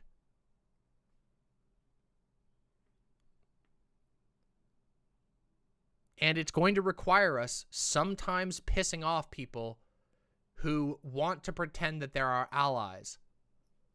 And it's going to require us being willing to confront allies who are actually, you know, giving bread or giving ground to our opponents. The transphobia online is out of control. I talked about this at the beginning of my stream, and I'm going to talk about it again now because we're doing a segment, and I think that's important to talk about. But guys, it is bad. It is so much. It is. All I fucking see online is transphobia. It is overwhelming, and we have to push back hard. All of us, not just trans people, trans allies, not just gay people, gay allies. We have to push back hard, aggressively. And guess what? You're not wrong for doing that. Liberation is in our hands. We are the only people who can ever liberate us. Together, we liberate ourselves. We take it into our own hands. We decide the future. actually not as bad as you might think, Somniostatic. The problem is that a lot of people are very quiet about it. A lot of people are very quiet about whether they accept trans people or not. And it's not always just because of, it's not always just because they don't really have a reason. You know, like, you know, lots of people don't have a reason to, like, state they support X thing because they just don't know about it. But there are a lot of people who are accepting, but who pipe down if they're afraid of getting pushback, or who stop talking because, well, you know, I don't want to cause a stink. I've talked about the experience of, like, the disappointing and sad experience of encountering minor transphobia, but we're not talking about minor transphobia here. I've talked about how exhausting and tiring and sad it is to have like a gaming guild that you play with, and when you go into group chat because nobody knows that you're trans, some shithead in there is making jokes about trans people and others are laughing along, and you're just supposed to sit there and take it. I've talked about that. That's a minor awkward experience. Imagine this shit. Imagine you go to work and you're trans and your coworkers are talking about whether or not they agree with the guy who just said that you deserve to be on a firing line. I don't think you can imagine that feeling of isolation all that well. But I would ask you to at least sympathize with it, or at least try to empathize with it.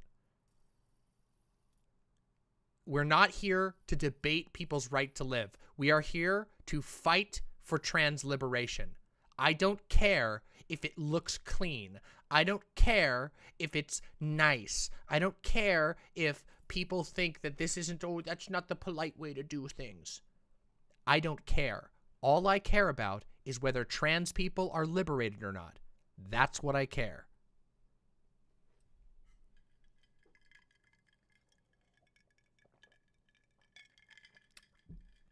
Whether trans people are free or not. That's it.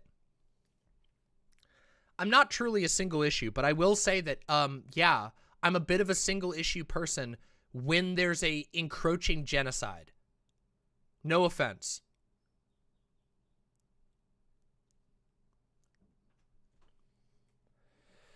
Hey, how's it doing? How's it going, I mean? Could you bring me a couple of Cheez-Its? I would love those. It's a lot. This is a lot to deal with, and it's exhausting as a content creator. You guys know, like, I have a high tolerance for dealing with dark shit. I'm a politics streamer. I talk about politics. I talk about dark shit all the time. But, like, this shit gets exhausting. It's really fucking hard. It's really hard to deal with this all the time. I better try Better Cheddars soon. I've never heard of those, but I will try that. I am a trans streamer. I know. It's just, it's exhausting, and I want people to take it seriously. I want people to realize that, like, there is a struggle, and it's an inspiring struggle, and waking up from a sort of liberal sleep to an active life of fighting for something is a very good feeling, and it will save lives. It will save people. You will save lives by fighting for trans liberation. Unironically. Thank you so much.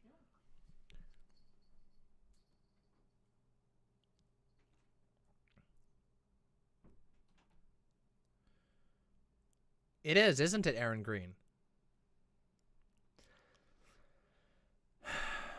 Okay, so there's one more thing on this particular topic that I want to talk about, okay? Real quick, okay? There's one more article.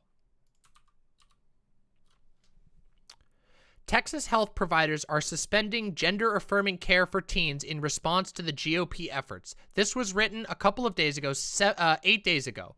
Hospitals across the state have already started restricting critical treatment such as healthcare providers fear legal consequences and worry they could lose their medical licenses. Meanwhile, teenagers are already leaving the state to get care or avoiding medical care altogether. Now, we're going to read the rest of this article, but I want to talk about this because I think there's something interesting to note here. Something you should note about this article is that currently, the federal government has put a stay on the governor's orders. So wait a minute. Why are these bad things happening to trans people even though the federal government intervened to stay the order? The answer is, it doesn't matter if the order is actually upheld. The goal is the fear. And the fear leads to people not taking risks. If you make giving trans care risky, there are a lot of people who are not going to take that risk. And that means trans people can't get the care that they get, which means a lot of them are going to die. And it's interesting because a recurring theme through all of this has been me pointing out that no matter what the conservatives call these laws, no matter what they say these laws are about, they're about elimination. They are about driving trans people onto the margins where hopefully, in the conservative mind, trans people will die. You understand?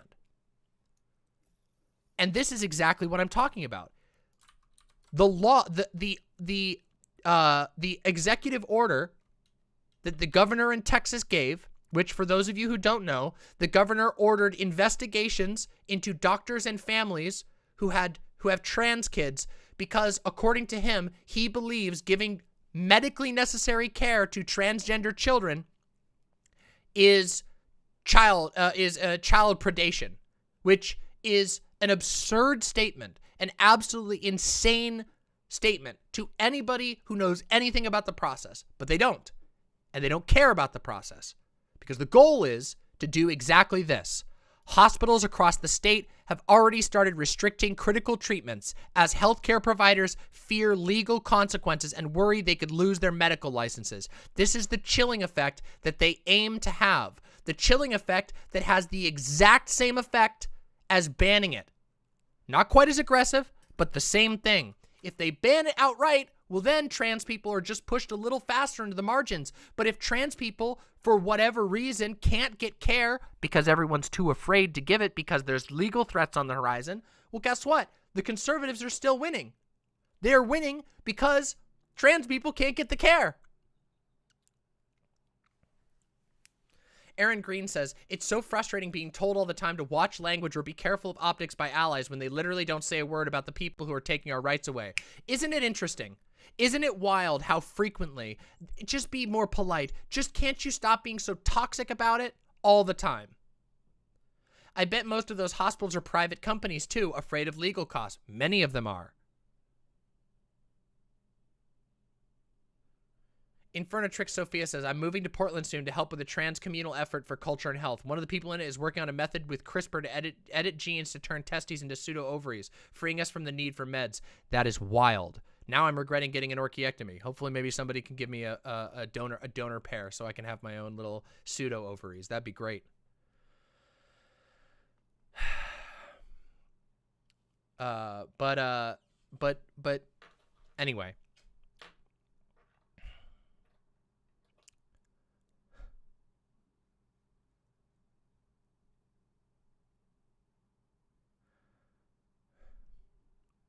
Let's read the rest of this article. I want to read the rest of this. Let's talk about the details, huh? Jennifer's 15-year-old son had been on testosterone therapy for only 2 weeks when she got a call from his doctor. The exchange felt very clandestine, she said. He calls from his personal number, calls my personal number, and doesn't use my child's name because he's scared somebody might be recording the conversation, Jennifer said. The doctor told her he could no longer prescribe her son's treatment. The medical malpractice insurance character, he explained, had stopped covering doctors who offered hormone therapy to minors. Isn't that interesting how insurance can be used to wage war? It doesn't even have to be illegal. It's perfectly legal for an insurance carrier to deny coverage. Did you know? Did you know? Fun fact for the younger people in this audience. Did you know that before Obamacare, being trans was considered a pre-existing condition? And if your doctor diagnosed you with GID, gender identity disorder, that you would be denied coverage? Did you know that? Until Obama. It was that recent that if people found out you were trans, you would not get insurance. You would not be insurable. Do you know how fucked you are if you can't get health insurance in America? And let's take a look again how insurance, how capitalism structures right here are being used. The doctor told her he could no longer prescribe her son's treatment. The medical malpractice insurance carrier had stopped covering doctors who offer hormone therapy to minors. The doctor's call came a week after Governor Greg Abbott ordered investigations into parents and licensed facilities that provide standard medical care to transgender teenagers. Abbott's order was based on a non-binding interpretation from Attorney General Ken Paxton that classified puberty blockers, hormone therapy, and surgical care as child abuse. By the way, this right here, the Attorney General Ken Paxton opinion is so bullshit you can't even imagine. First of all, this is a political thing. Attorney General Ken Paxton is not a medical expert. He is not a psychology expert. He is not a gender expert. He is not even the person supposed to make this decision. He just gave a legal opinion, which was then weaponized to marginalize trans people. But you see how much damage has been done, even though none of this is legitimate, even though the government put a stay on the executive order.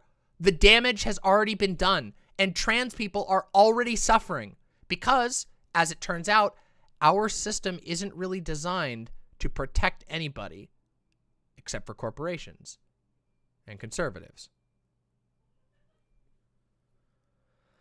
Jennifer asked the Texas Tribune not to disclose her last name because she fears the state could launch an investigation into her family for obtaining hormone therapy.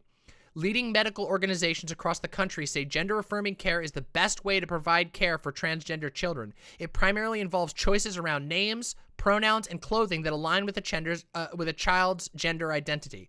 It can eventually include puberty blockers and hormone treatment. Surgical care is rarely, if ever, performed on teenagers. On Monday, a state appeals court reinstated a lower court's injunction temporarily halting the investigation of transgender kids' parents and medical providers. The court says the injunction will remain in place while an appeal plays out. But in response to the GOP's recent efforts to limit scientifically backed gender-affirming care, LGBT advocates say hospitals, insurance companies, and pharmacies have already started restricting critical treatment for fear of legal consequences. Healthcare providers worry they could lose their medical licenses if they don't abide by the directive. U.S. Surgeon General Vivek Murthy told the Tribune that Abbott's directive has had a chilling effect on healthcare practitioners, hospital systems, and clinics. What's happening right now is the state inserting itself between doctors, patients, and families, Murthy said, and that runs counter to the integrity of the doctor-patient relationship. Transgender teenagers are now grappling with narrowing access to medical care in a state where adequate, inclusive health care is already hard to come by. The lack of access has given some to secure a substandard quality of care and others to stop seeking care altogether. Now, it's very interesting to me, and I don't want to resurrect an old issue, but very recently we had a conversation about medical supply lines, didn't we? A lot of these people who just a few months ago would have been able to go to the pharmacy and get their medicines are now having to either choose between not transitioning, detransitioning, forcibly having their body change in a way that they don't want, or going into the black market. Now, I don't know about you, but I don't blame somebody who's being denied unjustly by the state going and seeking out solutions on their own. I don't blame them at all. Not even a little. In fact, I think that's kind of based.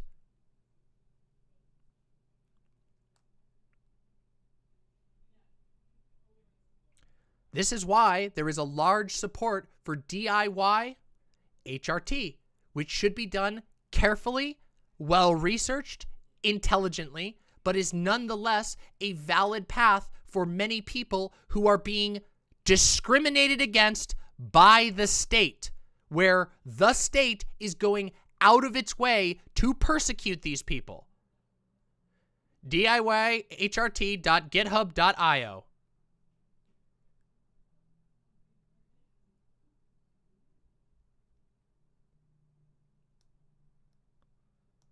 Now, the reason why I find it important to talk about this issue is because, believe it or not, I've talked about this issue for a long time.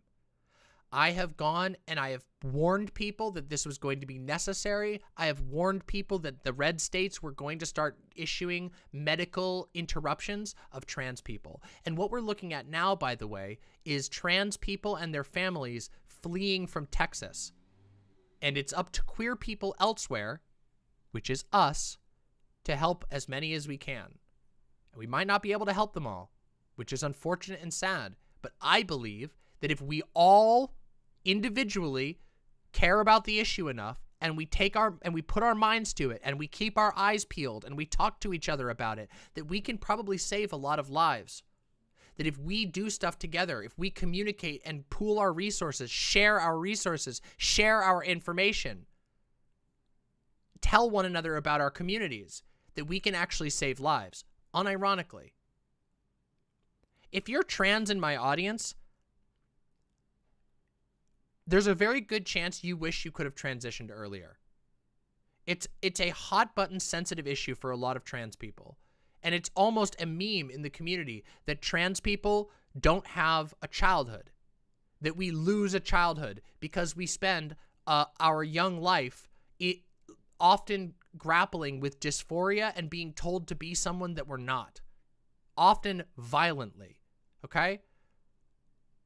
The reason why it's so common for trans people to be abused is not because being abused makes you trans. It's because if you're effeminate as a guy or if you're masculine as a girl, quote unquote, you get beat up. You get called names. And it's even worse if you're trans. So when I say there's a lot of trans people who can completely understand the desire of wishing that they could have transitioned earlier, I want you to think about this. And cis people who can understand what I'm talking about, non-trans people who are in my audience right now and listening, right now, what is happening in Texas is delaying something that is of the deepest level of importance to a lot of people, okay? Living in the right body when you only have one life to live, when you only get to spend one life on this planet, living as yourself is fucking important. I would say it's almost one of the most important things in the world. Being able to live as yourself in a world that you only get to be in one time. And all of these kids are being denied that. They are spending years of their life in agony, often, and if not in agony, not able to live as themselves because of the actions of the state. And lots of people like to say, oh, well, you know, America's not so bad. You're right. America is not so bad. But lots of places in America are fucking terrible. Lots of people in America are getting discriminated against and oppressed. It isn't about America. It's about the fact that there are real people suffering right now because of the decisions of disgusting, violent, prejudiced, transphobic politicians, public figures, and all manner of other advocates, all of whom have names and faces and addresses.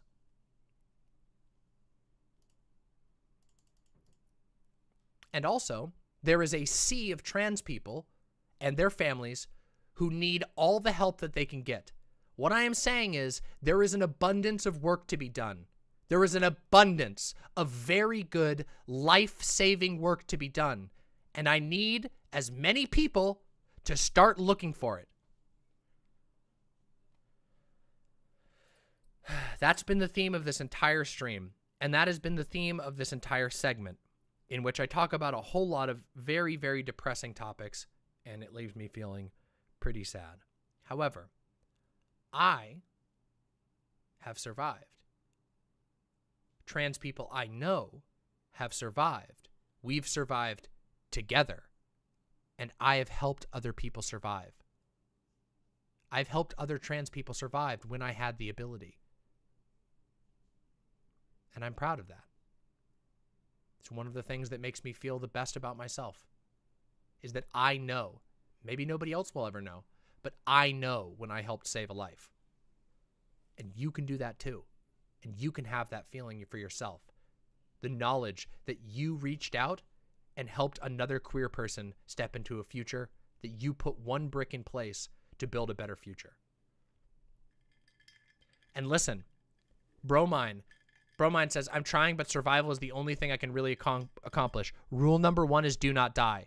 If you're in the position of attempting to not die, don't worry. You do what you can do. If you're in the position of attempting to, where you're on that level of the edge, you fight for that first. You help later. And try to get as much help as you can. People out here may be able to help you. Who knows? And unfortunately, I have to say another thing, which is trans people in my audience, younger trans folks in my audience. First of all, you are not alone. There are many of us out there who are all fighting for the same goal, liberation. We are in this together. Our struggle is shared, even if it doesn't always seem like it. That's the first part. But secondly, I need you to be brave. Okay? Young trans people out there, I need you to be fucking brave. Okay? I need you to be courageous. I need you to not just survive, but to fight above and beyond just your survival, to fight for a better world. I need you to be as brave as possible. And I know sometimes your life might put you in a position where you have to make some really difficult decisions in order to stay as yourself. You're going to have to deal with some transphobia from people. It's not good, it's not fair, and it will hurt. But I need you to be strong. I need you to be brave. Because I, and I hope that you do as well, want to see a future in which queer people can live freely. In which no longer is it common for us to see fucking stories written about people threatening us with the firing line, where we're no longer teetering on the edge of genocide. I want to see a world in which queer people can live as free as everyone else. So please be brave. I know it's hard. I know that you're probably going to have to adapt in all kinds of ways. I know I have. I know that I'm not the same person as I was in multiple ways going into my transition, that the hardships that I experienced as a result of my transition have changed me, but also it's worth it. Even when it's bad, even when it's not fair, it's worth it. So steel yourself, commit yourself to living, do not fucking die, and fight. Okay? Big Bad Bat, what's your advice for queer people living where it's illegal to be queer? Get the hell out. Get out. And it is scary. It is scary to hear that. It's scary to hear get the fuck out. But it is much easier to find and build a new safe place than it is to try and change the state government or the national government of where you are. And you will thank yourself for taking the effort and the time and the hardship to get yourself to a safer location where you can build a foundation. If you're living in a place where you cannot exist as yourself, you should only do that if you have no other choice. If you are truly trapped there, find allies and help each other fight. But other than that, I always advise people, do not stay in a place where it is illegal for you to exist. It is very difficult to fight a war against an entrenched state all by yourself when you're scraping for life. You can always fight again if you live another day. Okay? You don't owe your country, you don't owe your state anything. Now, there are sometimes networks of people that can make it safe for those who can't leave. And sometimes you won't be able to move. And I understand that. But my first advice is always, if you can get out, get out. Get somewhere safe, find some allies, and go for it. That's true. And you're not alone. You're not alone. Fuck, I have a household of my household, my little poly house, our little pack of people, is a bunch of queers from all over the country. And we all came together and found a way to survive here. And that was before I even started streaming, just so you know.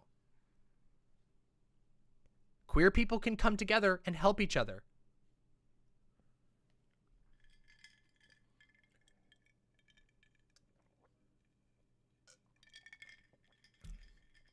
Hell yeah. Good. Good, Aaron Green. Live. You are joining me in living communism. Isn't that the coolest thing?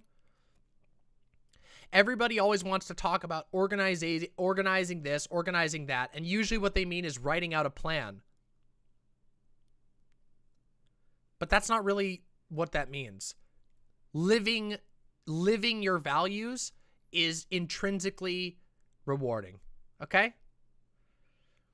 It really is. And guess what? As it turns out, yes, a bunch of people mutually coming together and taking good care of each other and not charging each other money to live together, but rather working out together against the problems of the world, fighting together to take care of one another. Yeah, that actually is communism. Wow. It turns out that's actually communism. Wow.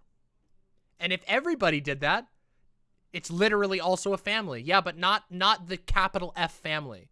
It's really funny. Actually, this is a small little side note, but I got like super questioned by one of the houses that I was applying to. They were like, "So you listed that you have 5 people that you want to move in into this apartment. Is that your wife and kids?" And I was like, "Well, it's my family." And they were like, "Oh yeah, so how old are your kids?" And I said, "Okay, it's a family of choice." Like, and they were like, and I was like, "Yeah, we all just stick together." And they didn't get that idea. They didn't understand it because the idea of the patriarchal, patrilineal family is so ingrained in our culture that like people literally can't conceive of other types of family structure. And that's why I generally avoid the word family, even though it is a form of family. It is a togetherness. It is a family made of mutual agreements and mutual history. It's a chosen family. And the truth is that type of family is stronger than a family of blood. Blood, we can't see our blood. We can't, there is nothing that makes people who are your blood family treat you well. I know that firsthand. I was disowned just for being fucking trans. Not kidding. That's an actual thing I dealt with. Many years ago, over 10 years ago, I was disowned for being trans.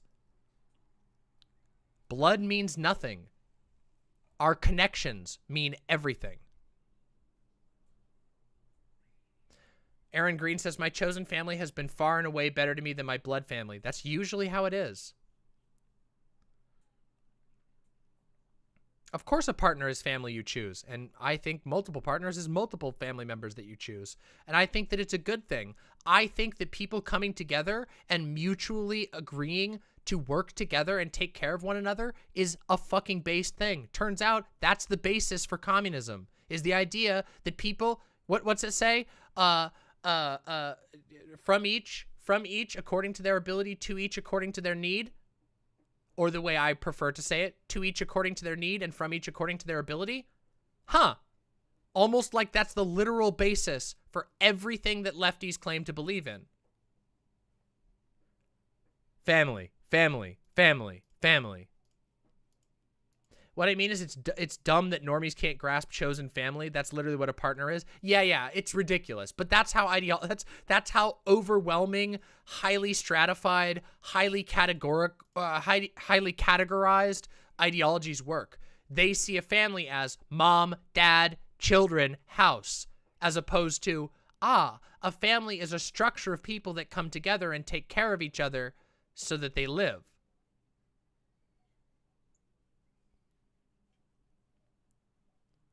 Yeah. So chosen family is an important concept that a lot of people just don't seem to get.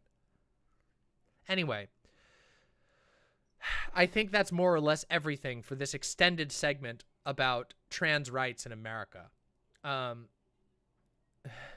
liberal would say, why not just say it's a group of friends to not make people weird? Because it doesn't matter. It's the relations that are important there.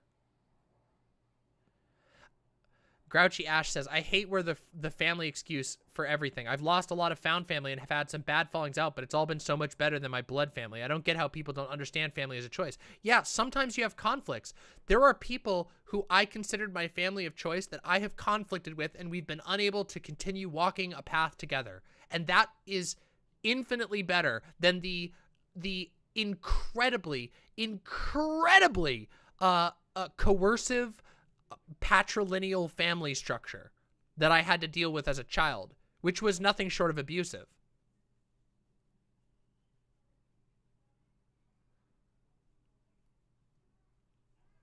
Yeah.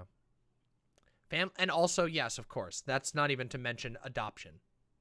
So, yeah.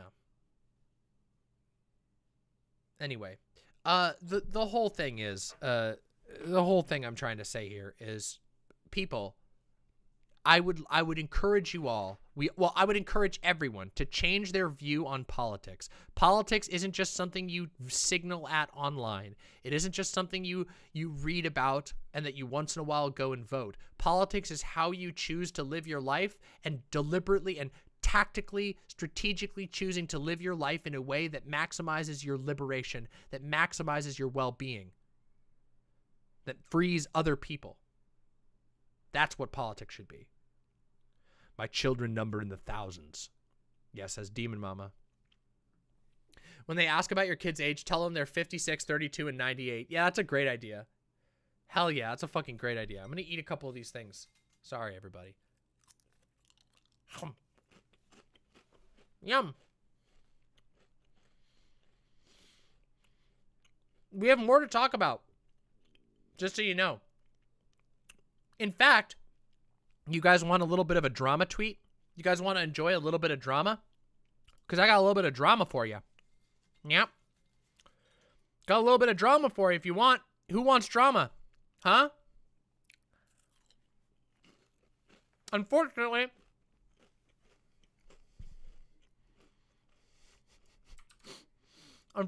it's more transphobic drama.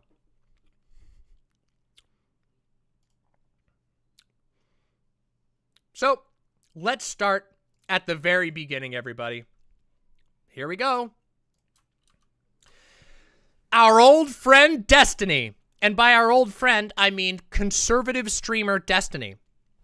And by the way, yes, from now on, our community will be considering Destiny a conservative streamer. Therefore, we will be reacting to his content in the exact same way that we react to Matt Walsh, Ben Shapiro, The Quartering, and any of these other people. Destiny, his advocacy at this point is literally indistinguishable from that of the conservatives we react to. So from now on, Destiny will be included in any conservative cringe that we decide to do. You know how sometimes we go and we make fun of John Doyle or Matt Walsh or Tim Pool or any of these people? Now, Destiny will be in that category. So thankfully, we get to make fun of conservative streamer and NFT salesman Destiny again today, and also witness some of his disgusting behavior. Now, I'll point out, if you have Hans of Harkir disagreeing with you and your name is Destiny, you know you seriously fucked up. If your name is Destiny and Hans is disagreeing with you, you fucked up, okay? Hey, Merrick, great to see you. We're about to talk about the conservative. We're doing some conservative cringe, and we're starting with Destiny. So, Destiny's tweet here talks about reality can be whatever I want, and then it shows a picture of a Keffels tweet. Now, content warning.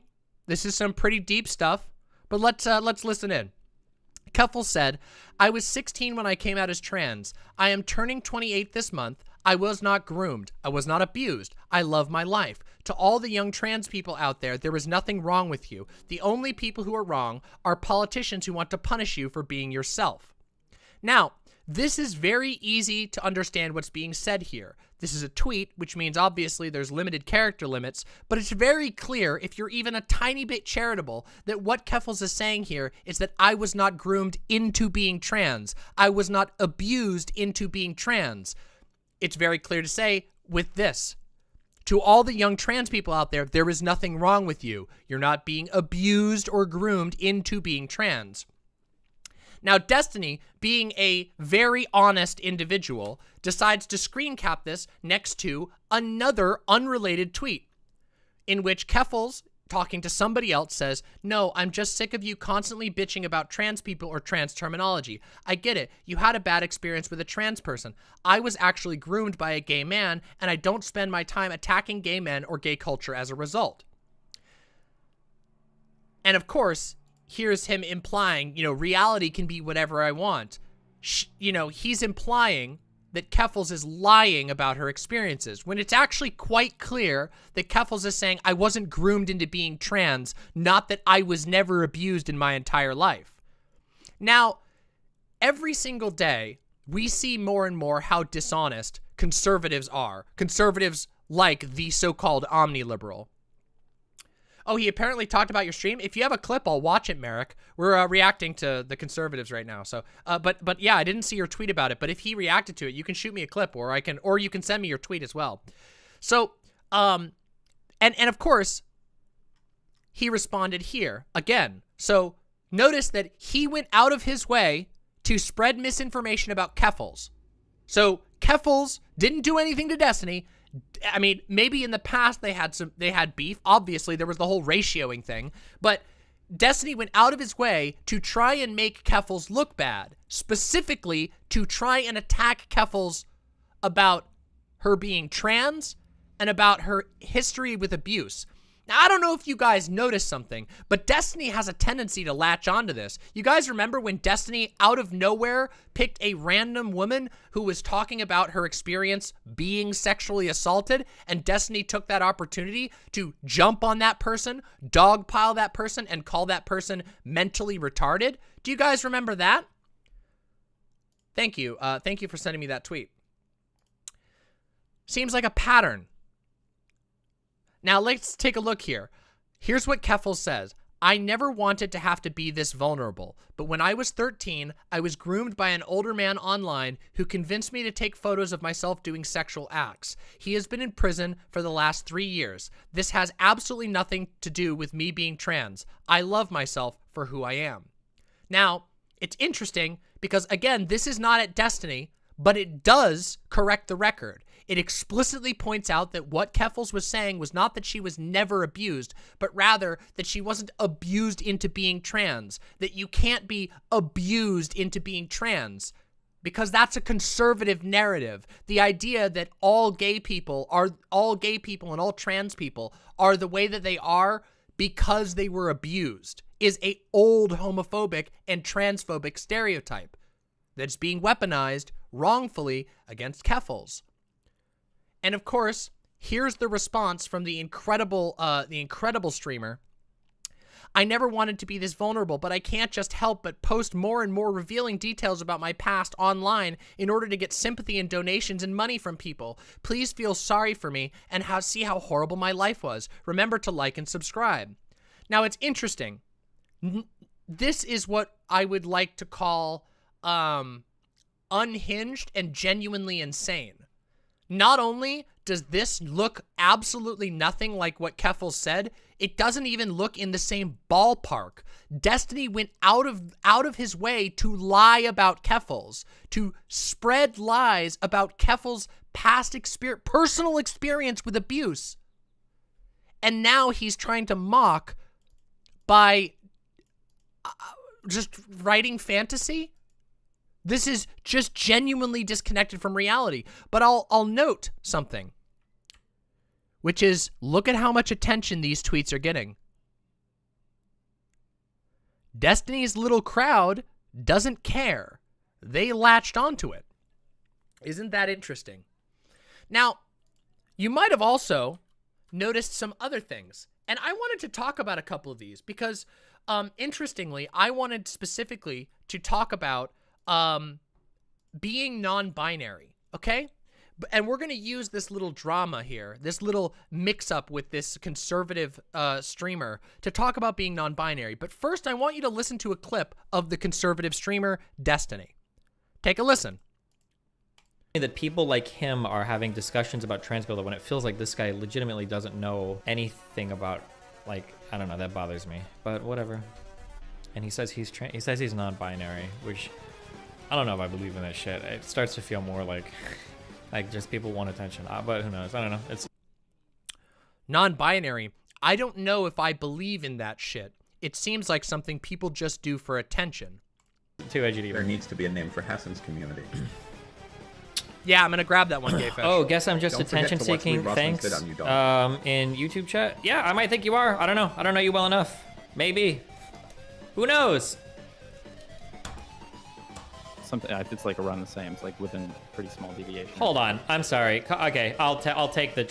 Now hold on a second, everybody. You might be thinking, no, Destiny, it can't get worse than this, can it? Certainly he won't dig himself in any deeper, and the answer is yes. Yes, he does, and he can dig himself in deeper. Transphobic, okay? I have yet to find any attention other than being assaulted in bathrooms, haha, but thanks, Destiny. You have never been assaulted in your life for being non-binary. I'm sorry, I don't believe you. Get the fuck out of here. Okay, sorry, go ahead. Oh, you want to talk to me now? Yeah, I'm just fucking it's triggering the fuck out of me in chat. Go ahead. Now, I seem to recall, do you all remember in a conflict with me and with Vosh, how Destiny openly claimed that he was a non-binary individual? And you might also recall that every single pro-trans person congratulated Destiny on that and also said, that's great for you. Congratulations. Now, he thought that was an own, but what he's doing now is just showing us all that there is nothing you can trust from this individual, that everything he does is just to further his own personal well-being and his own personal political power. He doesn't believe in anything except for self-enrichment, you know. And he'll lie to you. He'll lie to his audience. He'll say, oh, yeah, I'm non-binary and I'm offended. Isn't that very interesting?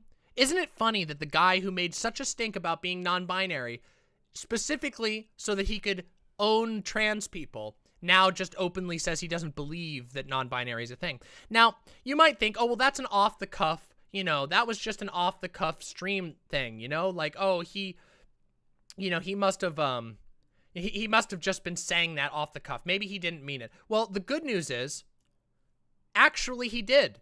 And I want to talk about his takes, and we're going to respond a little bit to some of these ideas, but we're going to have a more interesting conversation, you know, like we always do when we react to conservatives. Conservatives are just the appetizer that we laugh at before we continue onto other things. So let's have a listen. Let's hear what we're going to skip the little upcoming thing here because I don't care about the preview. Let's listen to what his opinions are on non-binary people, shall we? Let's do it. This is going to sound really negative, but I don't really care at this point. Based on Mr. Bitt's arguments, couldn't you just identify as trans? Okay, this is our next topic, okay? Something that has become a little bit problematic, I think, in online discourse. This is, by the way, this is a topic that only me and I guess ultra-conservative people will touch because it's like, it's a toxic as fuck topic. But I think, like...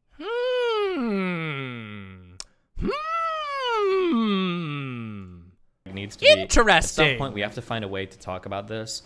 I think that generally it's usually not good to guess like the mind states of other people, and it's usually better to just deal with arguments directly. Hello, Keffels. So for instance, like, greetings, Keffels. It's great to see you. We are we just read we're currently in our conservative cringe segment, and we're cringing at this transphobic conservative by the name of Destiny, who, to my knowledge, recently was heckling you. It's good to see you. I'm happy you came by.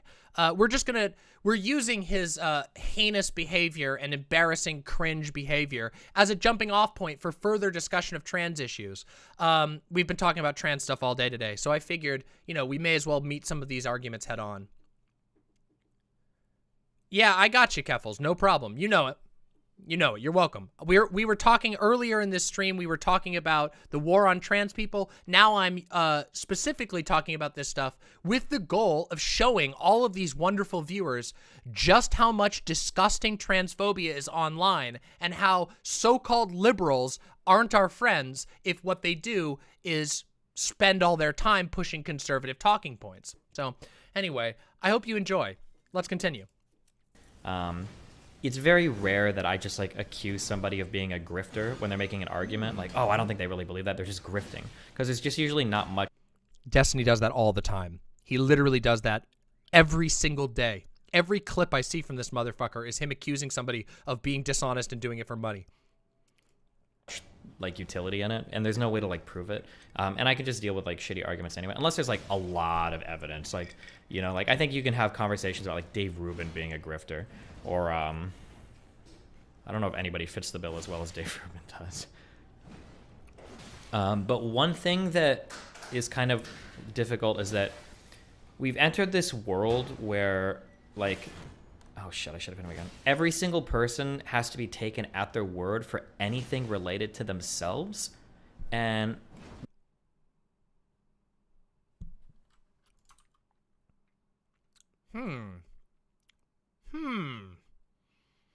Do you like that thing? Well, I'll tell you if you like this thing. Wait a minute. This is what I was talking about earlier. Remember how I said that liberals always fucking love to tell you that their political prescriptions are for your own good?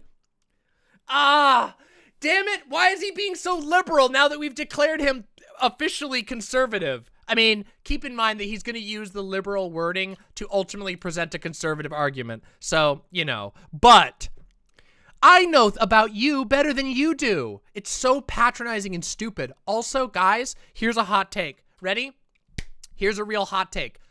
A stupid, smelly asshole on the internet who's done nothing but sit around and play video games, fart and burp, and collect money for doing so will never know more about you and your life and your experience as a trans person than you do. Ever. You can just rest easy. Anytime you get pissed off at Destiny's takes, just remember, this guy is just a failed StarCraft streamer and nothing else. Let's continue. And I don't think that that's necessarily bad in and of itself, except for when people start to weaponize those aspects of themselves. Weaponize. No, I'm being weaponized. It's weaponized in that people disagree with me. They're weaponizing it. I think it. What a whiner. I just tried to. Oh, I'm alive. Holy shit.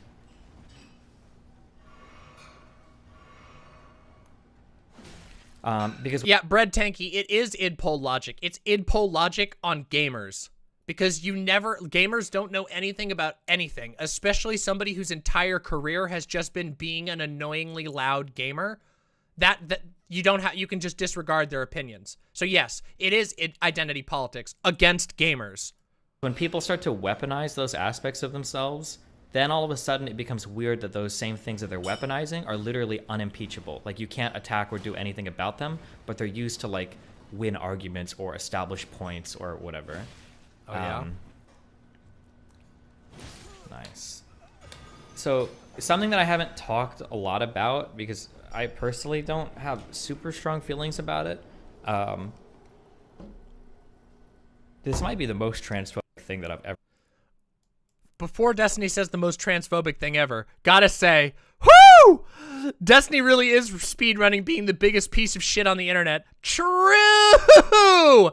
He already won the speedrun. He won the speedrun like years ago, but yeah, he's been doing it. He's still running. He's still going. Ever said in my life. So here we go. I don't think I really believe in non-binary. True! That is the most transphobic thing ever. And you also don't believe in yourself, you disgusting liar. I feel pretty strongly about like trans men and trans women. It seems to be like there's research and there's history supporting these. Yes. As we know, the only thing that deserves giving somebody rights is research. Yeah, you know, maybe we just haven't done enough research to determine whether or not we should be doing experiments on, you know, people who aren't white. We just haven't done the research yet, everybody. The existence of these two, like, types of people, I guess we could say, or, like, this one phenomenon, I guess, of being trans. But I don't know how hardcore I'm bought into this concept of non-binary, and now I'm going to ratchet it up to 11 times, okay? Non-binary to me seems like an easy way for a boring white person to buy into the trans status without ever having to like actually take drugs to change their body. You mean like you did, Destiny? Notice that this is all projection, that we have video evidence of Destiny claiming that he's non-binary, explicitly claiming he's going to do it so that people can't argue with him being respected for it by and large, his followers repeating the idea that he's non-binary, and now saying he never believed in non-binary and doesn't believe in non-binary identities. So again, a perfect example of conservatives always projecting. Destiny cannot think about the world in any other way except for his own, and so he says, oh yeah, non-binary people must be just like me. They must be dishonest, manipulative pieces of shit who lie in order to win little internet points. Interesting. That's a lot of the discourse on Twitter feels that way to me. Like non-binary, like if I say that I'm like a trans woman, but I don't want to like transition, or my gender presentation can still be male, but I'm gonna go by she, her pronouns, that feels a little bit lame. But I could just say that feels a little bit lame. What an excellent argument. Have you heard, like, what this guy, people say this guy is the arguments guy. It feels a little lame. I don't know how I feel about it. Mr. Arguments, all he's doing is saying, I feel a little weird about it. Identify as non-binary. Now I can be trans. I don't have to change my gender presentation at all. Nobody really knows. Okay, let's talk about something. Ready? This is an opportunity for a real take. You guys ready? Catch this. Saying you're non-binary alone is changing your gender presentation. Wait, really? Really, Demon Mama? Yes. As it turns out, if you tell people, I am not a man or a woman, I am non-binary, that in and of itself is a part of your gender presentation. You are going out of your way to say, I'm sorry, what you're saying about me is not accurate to my experience. I am non-binary. Which is a part of gender presentation, a big part. It is a monumentally stupid argument to try and say that non-binary people don't have to change anything about their bodies, which is partially true, but to say that that means that you're not changing your presentation is objectively false. It is true that some non-binary people don't want to take hormones to change their body, but all non-binary people are changing their gender presentation by refusing the binary, which is the point. Not to mention, there are all kinds of non-binary people who have not only gone through dysphoria relieving procedures, but also actively do make changes to their body, such as myself. I am a non-binary person. I use she, her pronouns because I like the way that they sound and the way that they make me feel.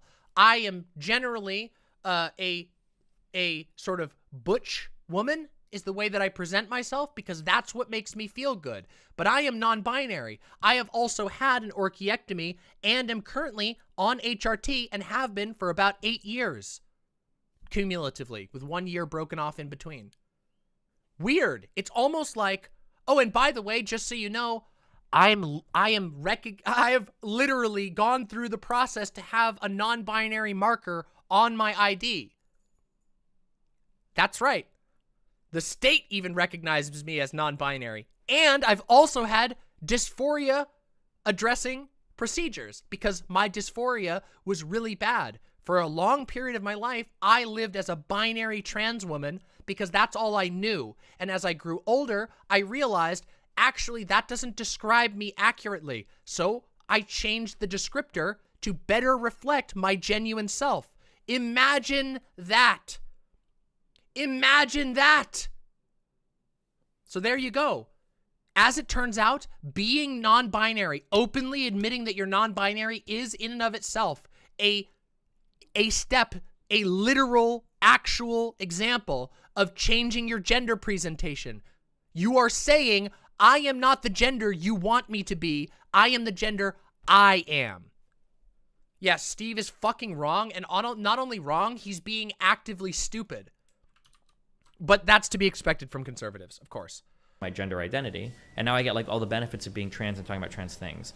There's two huge... The benefits, this is the conservative argument. I get the benefits of being trans. Like what benefits?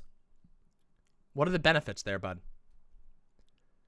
It's really funny. You now see probably why I wanted to talk about this after we talked about the other things, right? Because it illustrates pretty clearly that Destiny is talking out of his stupid fucking asshole and doesn't know anything that he's talking about. The benefits? Yeah, like, hey guys, what did we talk about earlier? Was it the being threatened by an elected official to, you know, line up against a firing squad? Is it, you know, getting to be one of the people who gets your genitals questioned? Oh no, you're talking about a terminally online interpretation that you get to say you're trans and you see that as a benefit because you don't like getting owned on the internet, and it makes you mad when trans people own you on the internet.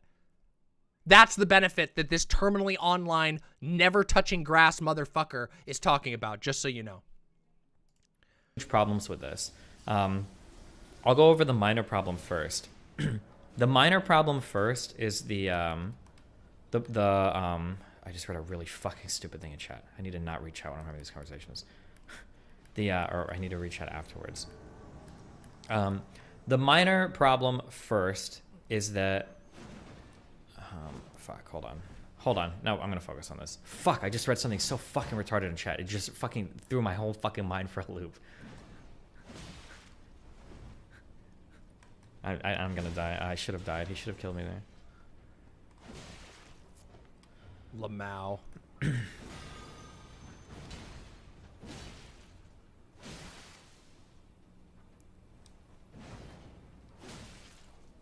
What is this guy's stats? His stamina bar is huge, his vigor is huge, and he doesn't do any damage. What the fuck is this build? Wow, good one. Yeah, these are the jar champions or whatever.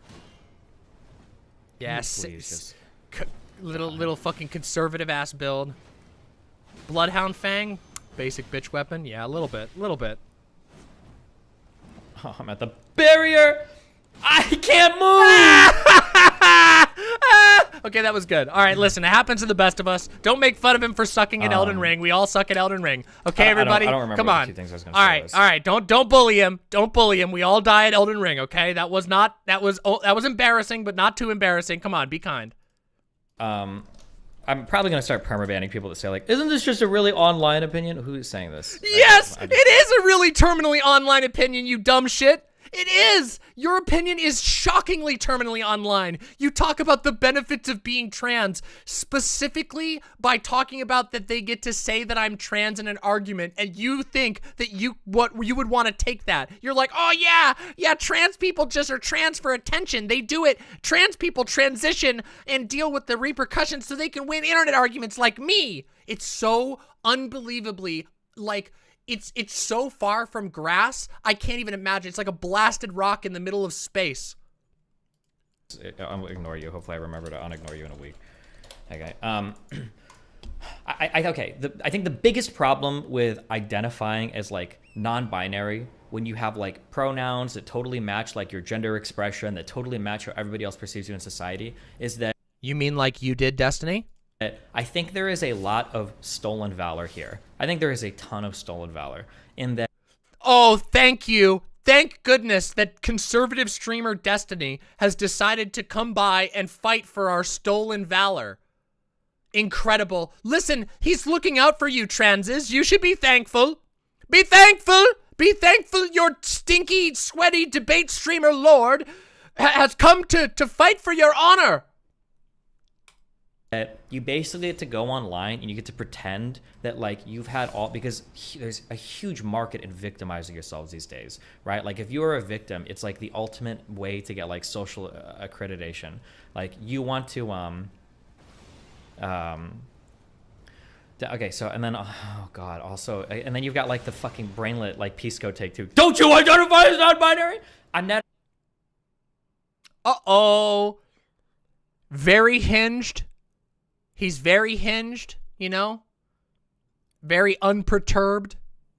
Gruntled in his lane. Want to get a replay of that? Let's see. Okay, so, and then, oh god, also, and then you've got like the fucking brainlet, like Peace Code Take Two. Don't you identify as non-binary? I'm not ever online crying that I have like a trans experience and that like I'm a victim of trans shit. It's the same thing with. Actually, you did multiple times.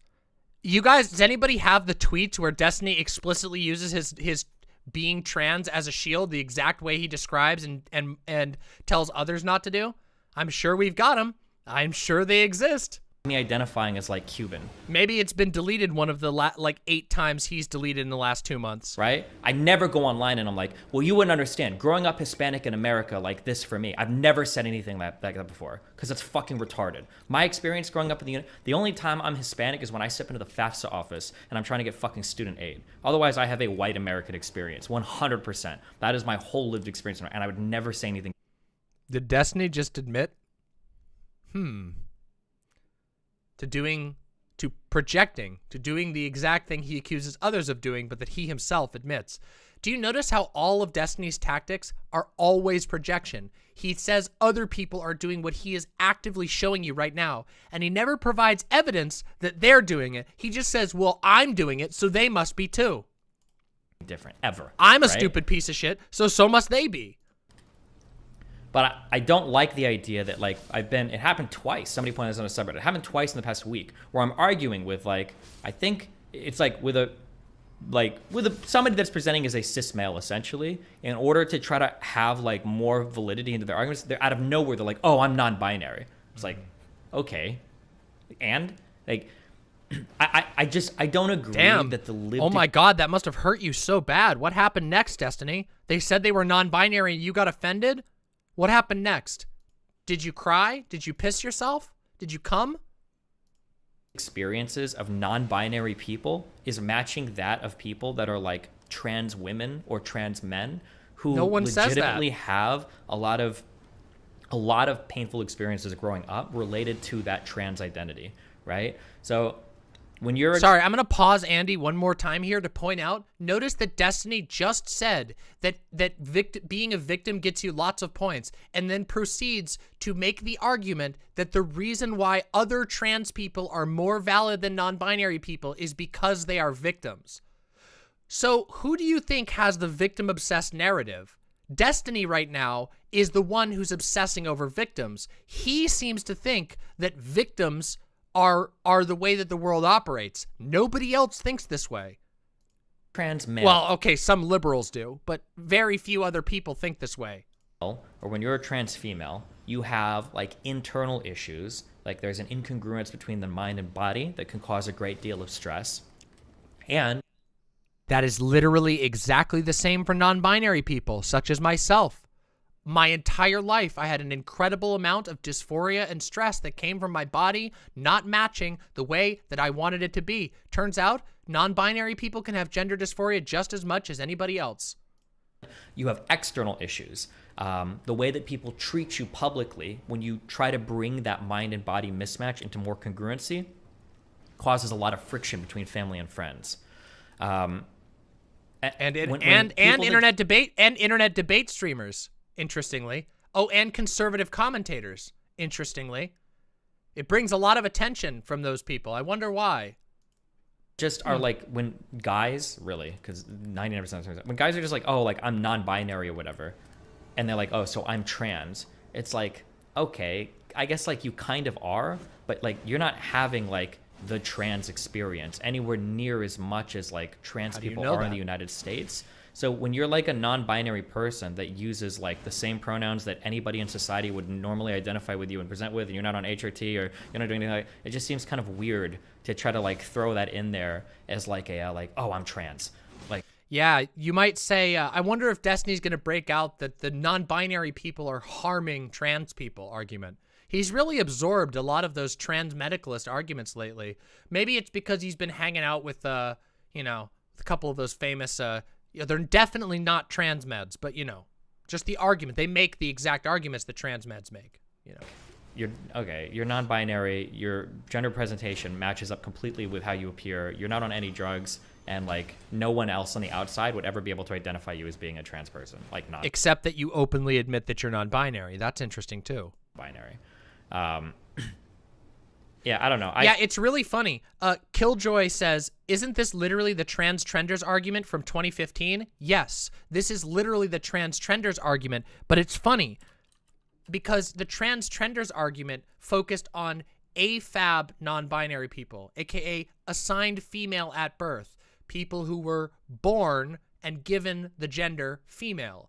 Whereas, and that was what trans trenders, people said, oh, non-binary people are always AFAB. It's always the trans trenders are all, they're just what they would say. And this is a quote. This is not me expressing this. What they would say is, oh, they're just girls who want more attention. And so they're non-binary. And now, interestingly, because Destiny feels in his brain, in his made up fantasy that it's more AMAB people assigned male at birth, then now he's saying, oh, well, it's all dudes. It's all these dudes. Literally the same argument, just slightly, just one detail changed. Exact same argument, one detail changed. And also, they always project whatever their own thing. Oh, it's all these AFABs. It's all these AMABs. They don't use those terminology, but you know what I mean. I think it's just really cringe. I'm getting to a point where in a lot of the online discourse, I'm starting to believe some of the things that people are saying, like less and less and less. Like all of it feels like just really attention seeking to me.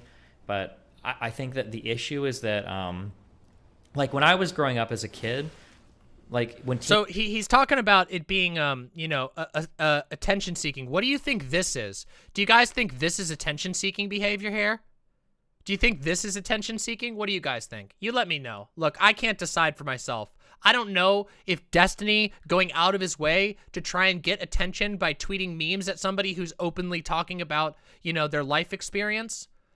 Is that attention seeking? I don't know. I just can't decide. But certainly, if we're to listen to conservative Steve over here, non-binary people openly saying, I don't like being called a man or a woman. I'm non-binary. I don't see myself as a man or woman. Well, guys, that's ridiculous. That's attention seeking.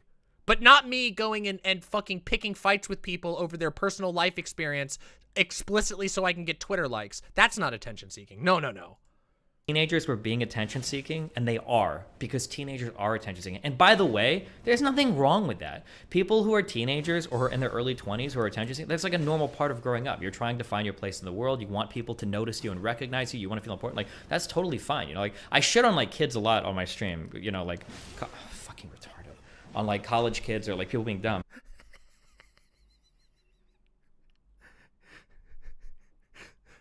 You need some arcane, buddy. Arcane or dex. Anything. You need some damage. Holy shit. You are not good enough to beat these guys. No damage. Sorry. But sorry. like, No. No, I said I wouldn't go after his build. I'm sorry. Like, this is like a normal stage of your development.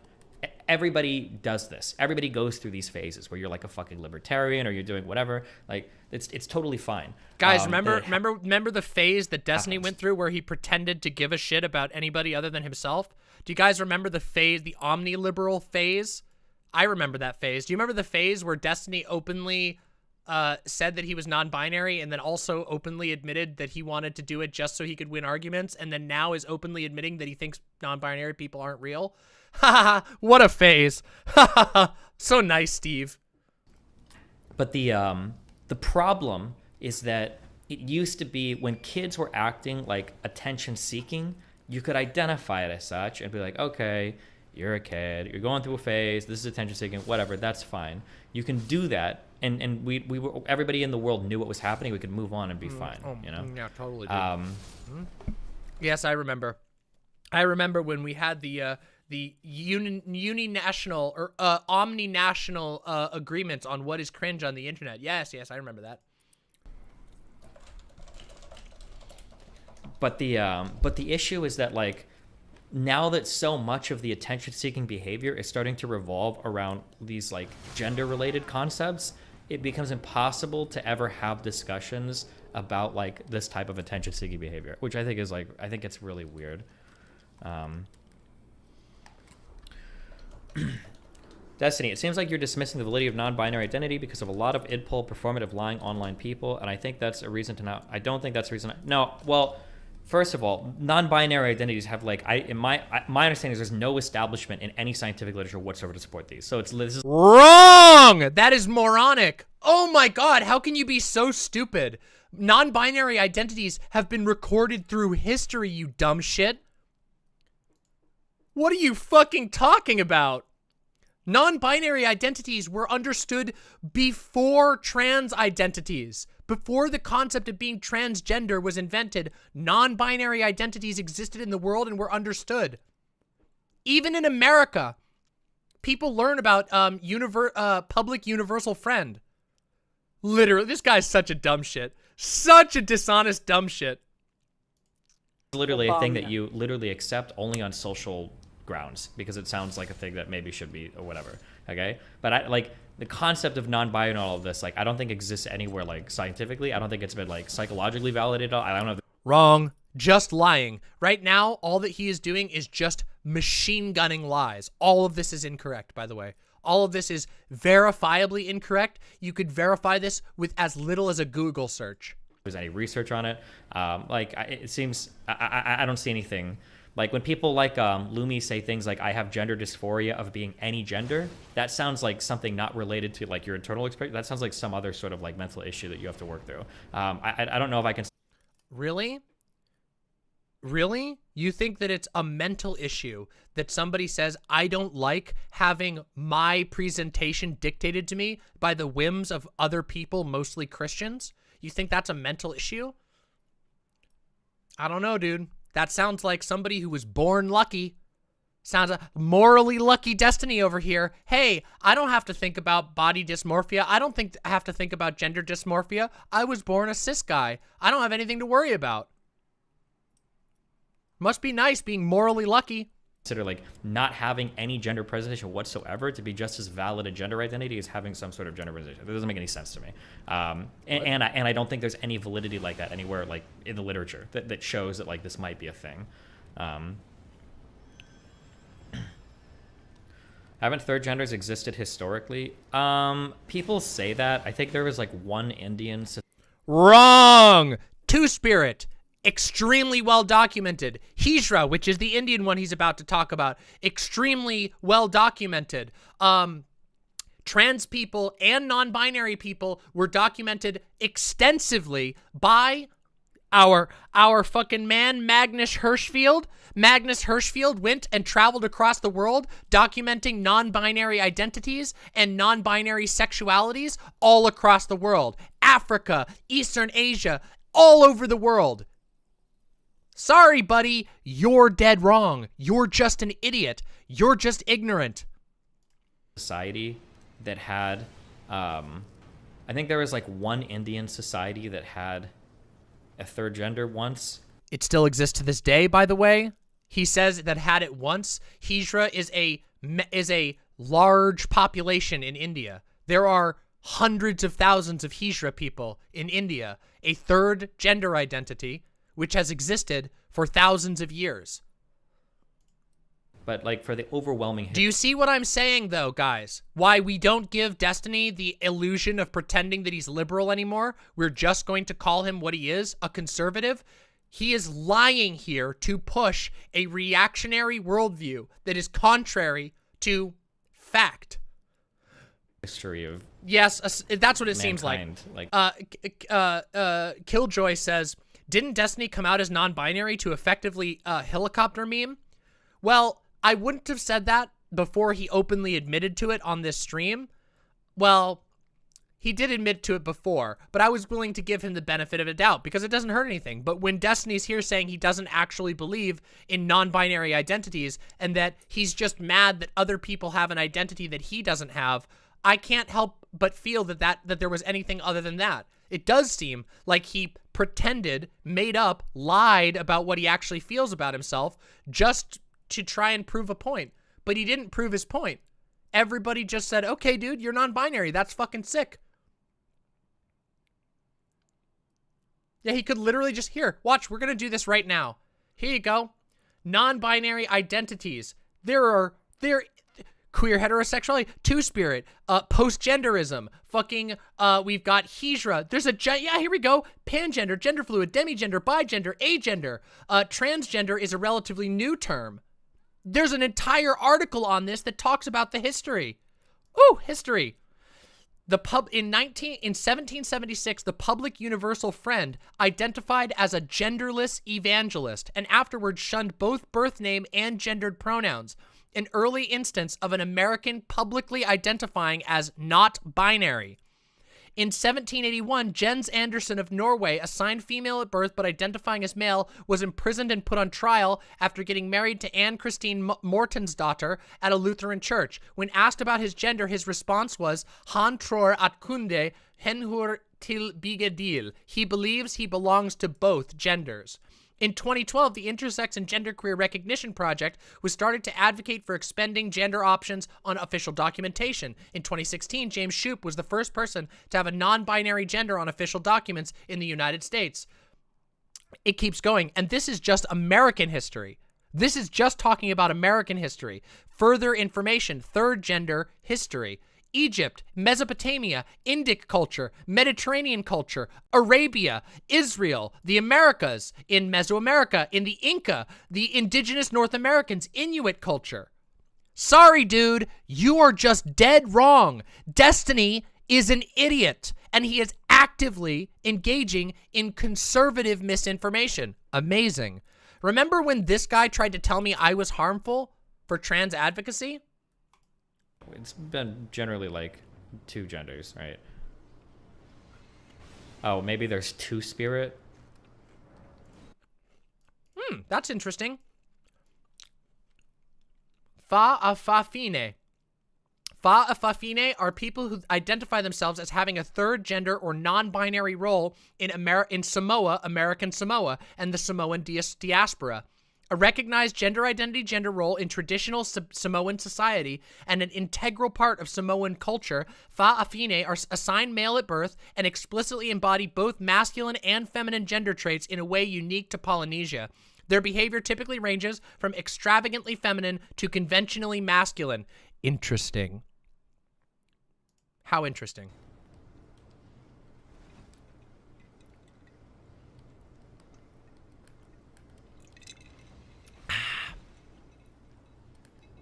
How I rest being correct all the time. How I rest being proven correct about all the fuckheads who do this shit on the internet. I rest well is the answer. Oh, just some Diet Coke. I shouldn't have attacked that. I'm supposed to be waiting for it to finish.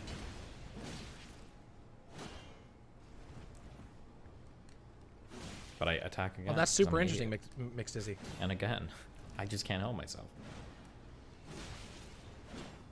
Okay.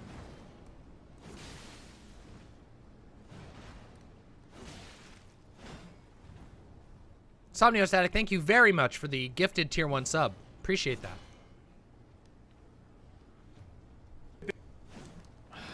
Because of that. Okay.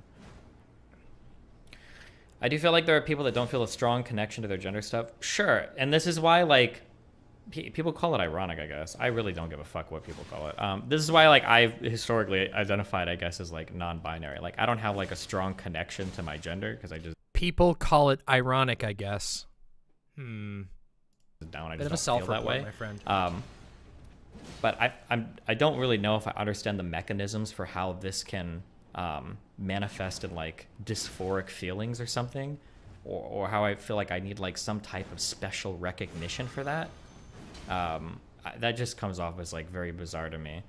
But I feel like the people that will like defend that will also like very adamantly defend like neo-pronouns and shit too, which are just equally ridiculous. Okay, you attack first, then I attack. People who would defend that would also defend neo-pronouns, which is just like ridiculous, I guess. Damn, big brains on display here. We can now see truly how intellectual, truly Steve is able to think of all kinds of things. Neo-pronouns are fucking stupid, I guess, basically. You attack first, and then I attack. Oh. Thank you. Okay. Finally, dude. And then I guess to tie this into like convos that I've had before. Something else that like really drives me crazy is that it feels like it really feels like we've erased the gamut that a gender can run, or that gender expression run, and we're like hardcore narrowing down what it used to be. That like what? Like I guess I liked it when I was growing up. Like, again, to reiterate, like I think that trans men and trans women are still real things, but it feels like it's harder and harder to have like, you know, like, and this might just be a bias when I say online, I don't know if I see people that ever identify like as tom girls anymore. You mean like a tomboy?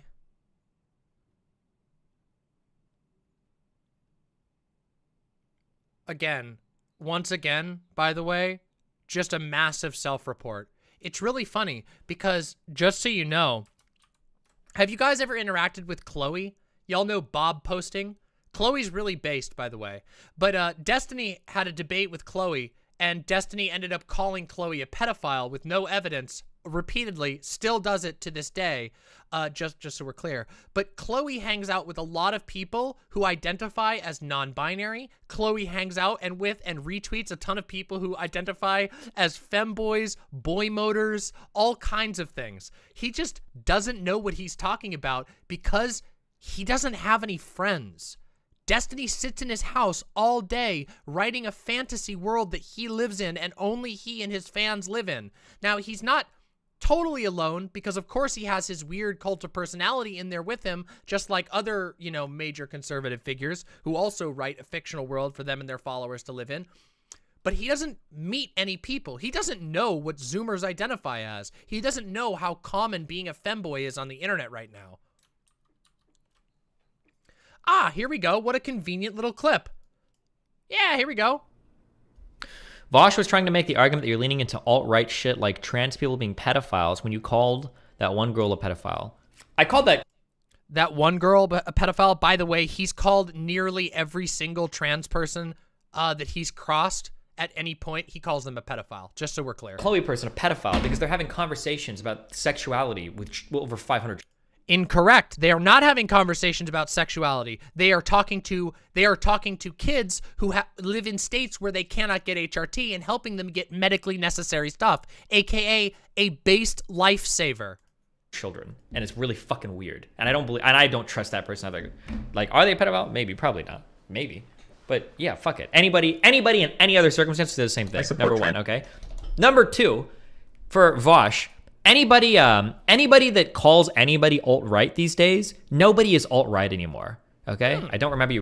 Yeah, you're right. Reading this because I didn't read this article. They all just became centrists and liberals, kind of like former alt-righter Lauren Southern, who didn't change her views at all, but just started calling herself a centrist conservative. And you know, a conservative who expresses alt-right viewpoints and makes alt-right jokes, but you call yourself a liberal. That's interesting, isn't it?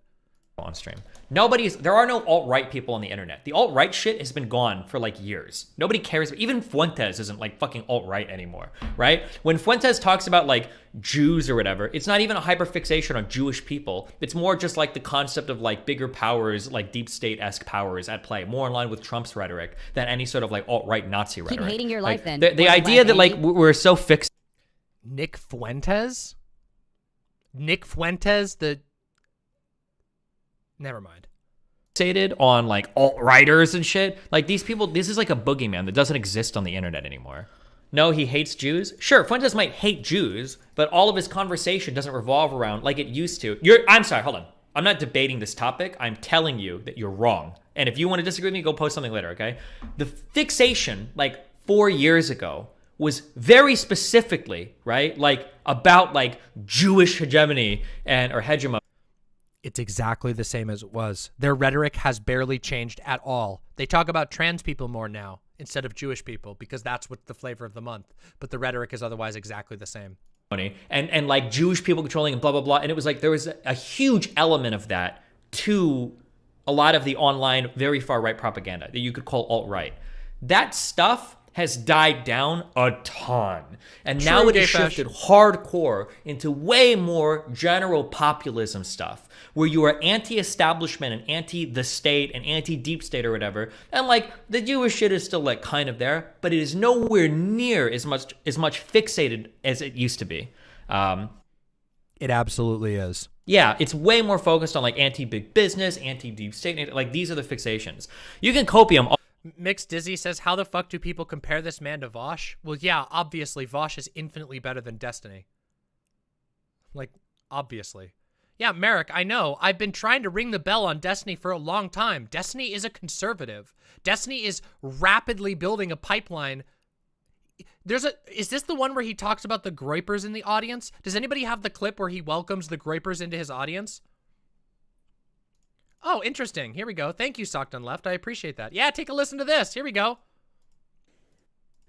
You know, when it comes to something like Holocaust revision, I mean, this is a subject that you cannot deviate from the popular consensus on.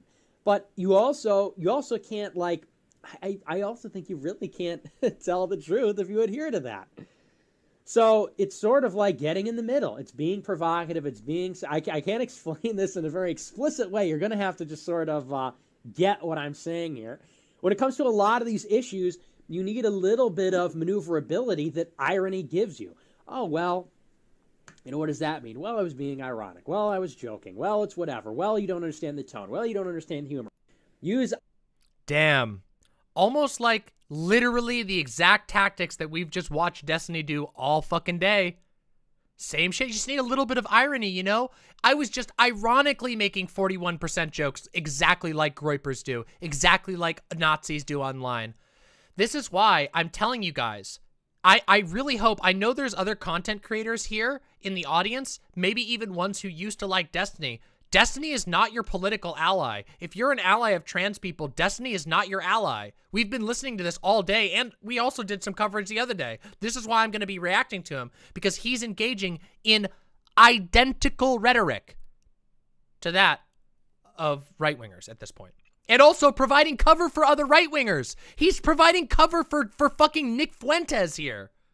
All you want, but like this is the reason why all of you guys lag behind like 3 years when it comes to understanding conservatives, because you've built up these huge boogeymen that don't exist anymore on the internet, and then when you're talking about these groups of people, you have no understanding of what they even think. You're like totally lost. You have no fucking idea. Like what you like? Tell me more that you've never seen any of these people talk or heard anything or read any forums or whatever. Like a groyper is a Nick Fuentes fan. They are Nazis. The groypers are a group of Nazis that follow Nick Fuentes, and they use this image of a fat frog. Actually, you can see it right here. Right here is the Destiny Groyper, which is, you know, Groyper existed before the Groypers existed. But the Groypers are an online far-right Nazi faction. Very ugly frog. No, this is literally the Groyper right here. That face, the one where he's going like that, is the one that became Groyper. That's what I'm saying. It's not like he doesn't have an actual groyper in his chat. I mean, okay, his chat is full of... Never mind, this is complicated. His chat is full of groypers, but groyper as a character pre-existed the alt-right, but there's a group of people on the internet who call themselves groypers. It's fucking stupid. It's fucking stupid. It's all right. I'm sorry. I'm making a little bit of a show of explaining this nonsense. But yeah. Passion with like the Jewish shit is way lower based on the threads that I've seen, the people that I've listened to, the videos that I've watched, the Twitter threads I've gone through. Like the obsession shit with like Jewish people is way less than it used to be 3 or 4 years ago. Is it still there? A little bit. Do they still dog whistle it? Yeah. Pansabi says, ideological flexibility, a certain intellectual boldness is needed among members of the America First Convention to follow in President Trump's footsteps and to potentially step on some toes and sacrifice sacred cows for the good of the American nation. How interesting. Thank you for that, Pansabi. What an interesting quote. Of course. Do you know what? Here's another key to Fuentes' shit, okay? Half of the shit that they dog whistle is just to trigger the fuck out of you guys too, right? Like, are there... They're just denying the Holocaust for fun. They're just making fun of trans people who die for fun. It's just irony to trigger you, hee hee. A lot of them that believe it? Yeah, probably. But like, is it a driving factor behind their ideology? Not as much. And half the reason why they dog whistle all this shit is because every time they do it, it triggers the fuck out of people that hear it. How curious. Anyway, that was a nice clip. Thank you for whoever sent that one. Isn't that wild, guys?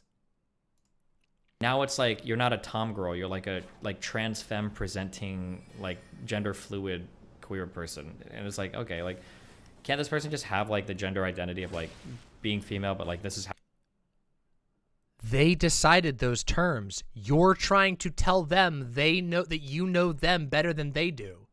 What are you talking about? Who are you to determine what terms someone uses to explain their gender? What are you fucking talking about?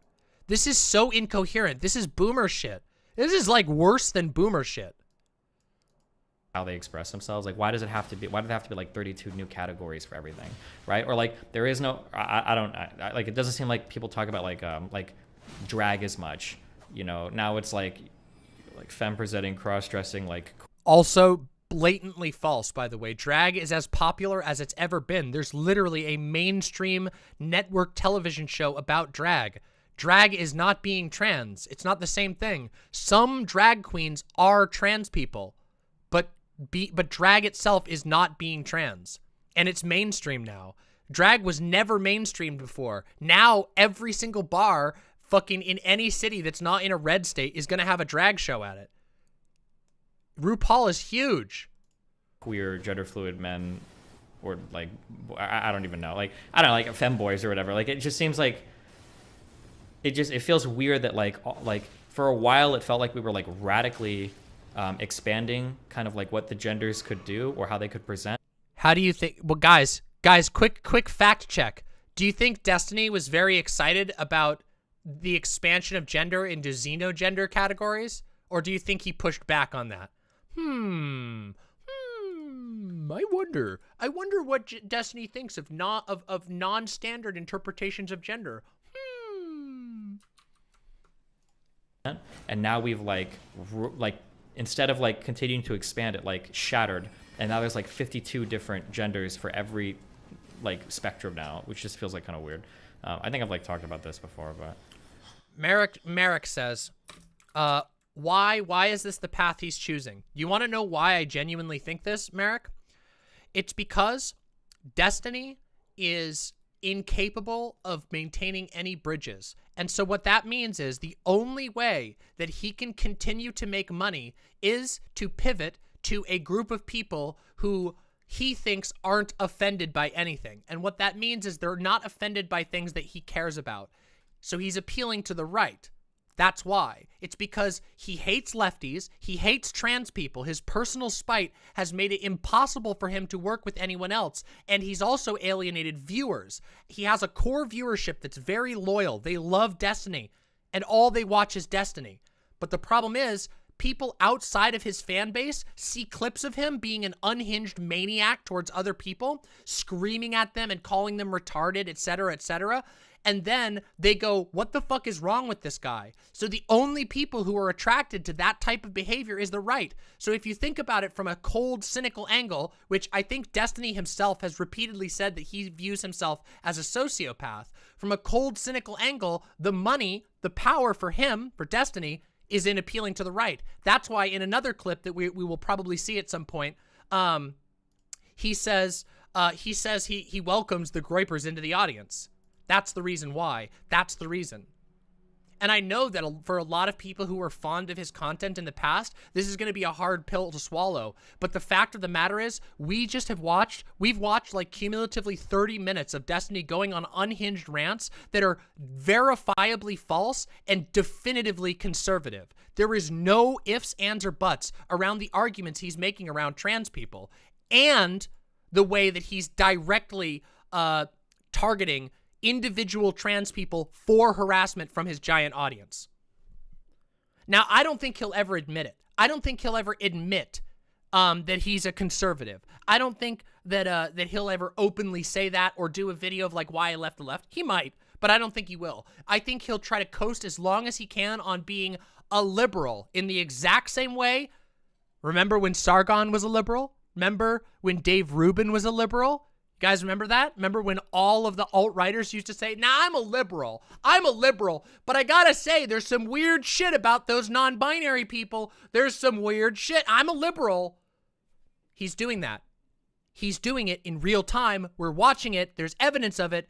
And a lot of people just ignore it because they used to like him and they used to think he was good. I have to use the restroom. I'm going to play the bathroom song and we will continue this commentary. But if you're here, press subscribe and press the like button on YouTube and consider throwing some money my way. I have to go use the restroom, so I'm going to play the bathroom song. I will be right back, okay? Be right back. No, not a weed break, a bathroom break. Sometimes I smoke at the end of stream, but usually not. Hey chat, Demon Mama has to go to the bathroom, so listen to the Demon Mama bathroom song. She streams 20-hour days and 9 days a week, so let's give her and her bladder a little fucking break.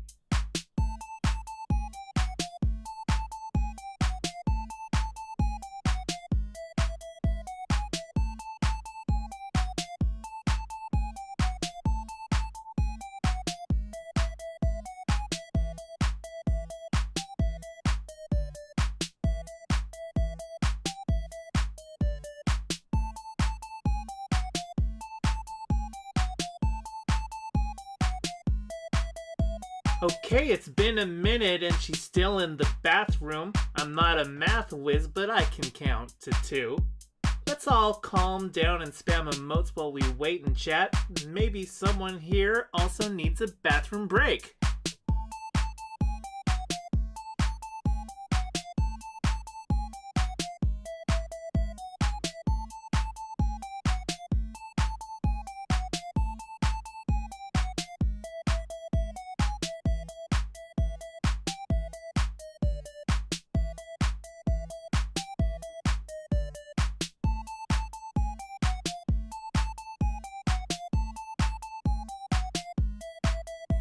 It's been a bit since Demon Mama went to the bathroom. Not like I'm counting, but this track's at 142.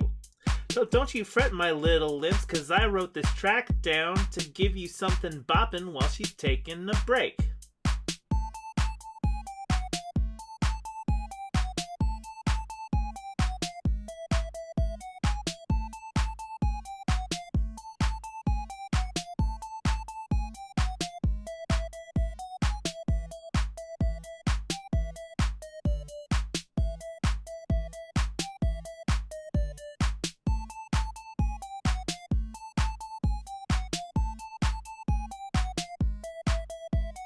Jesus fucking Christ, can Fawn go check in the bathroom?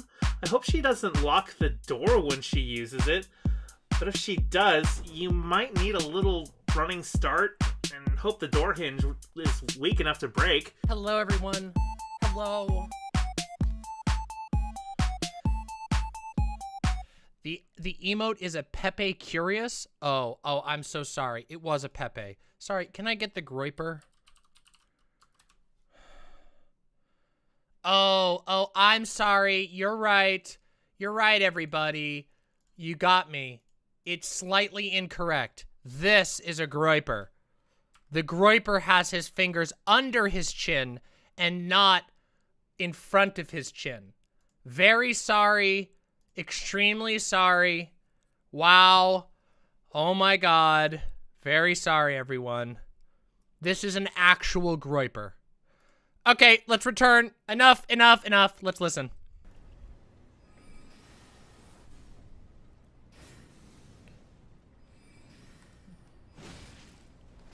Nice, good one.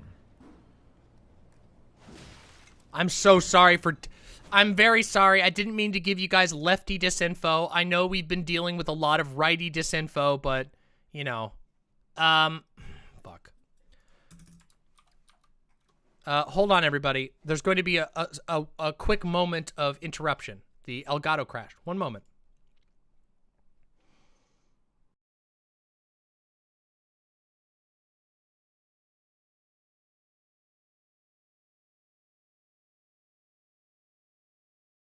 Oh.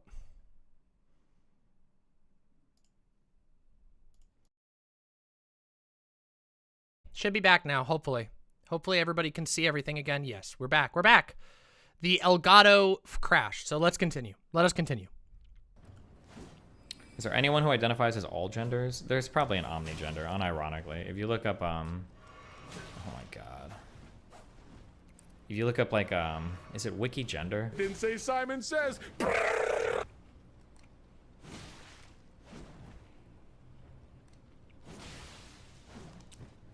Oh shit, that guy can parry? Okay, no more ever doing that. I can only imagine future DSA meetings where people identify. Yeah, just, I don't know, man. Oh, he doesn't shoot. Oh, okay.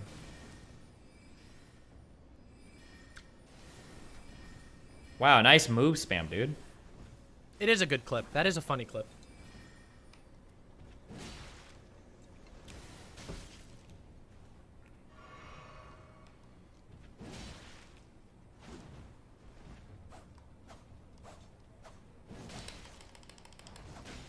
I'm gonna die right here.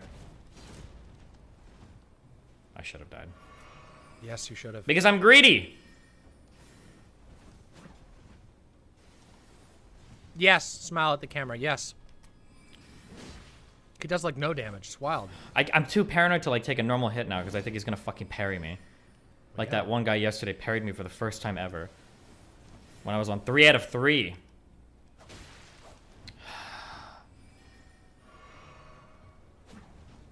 I don't feel like mobs should ever be able to parry you.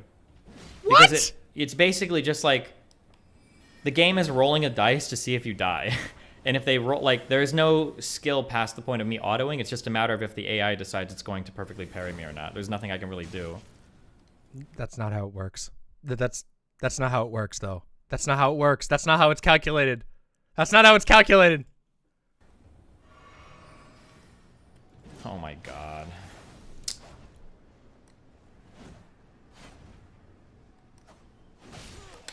It's so lame, dude. I'm sorry. I'm sorry. I'm not supposed to laugh when he dies pathetically. Okay, I'll just auto him. I'll auto him and kill him first, and then kill the... I don't know. Do we got anything else? Drop any more takes? Remember back when we were saying women can do X, traditional male thing, men can do X, traditional female thing, and now it seems like everyone wants a diagnosis for those things. Yeah, I don't know. Yeah, I guess like just... The leaving this conversation, I guess, because and I understand it's a shit show. And there's probably like 24 of you guys like making up like huge Reddit threads now about how like I'm secretly transphobic or whatever. The reality is no, that, you're not secretly transphobic. You're openly transphobic. You're just openly transphobic, my friend. That like there is a lot of attention-seeking behavior that happens, but now that all of that behavior can be shifted over to like gender spectrum stuff, now all of it becomes you can't call any of it out, and it's worse. Not only can you not call any of it out, now we have to all like pretend that like these like 52 self-diagnosed mental illnesses or these like I'm non-binary but I still use the same pronouns and present. Wait, what does 52 self-diagnosed illnesses have to do with trans people? That's a little bit of a weird Freudian slip, isn't it? That's a little bit, that's weird. What? So like now we have to pretend that these things are like sacred, holy things that have to be ultra respected, and we have to treat these people differently and talk to these people differently, and it's just like, I don't know, it's gotten really, really, really fucking obnoxious, and it's harmful to the people that actually need help for any issues related to this. It's harmful to the discourse because now we all just thank you so much for your concern. Thank you so so much. I'm so happy that cis man StarCraft streamer Destiny is so concerned about the trans people that he wants to, you know, spread deliberate and actual misinformation about the existence of non-binary identities. How interesting. Being whateverist or embracing whatever isms. Thank you so much. It's super ultra cancerous now, obviously.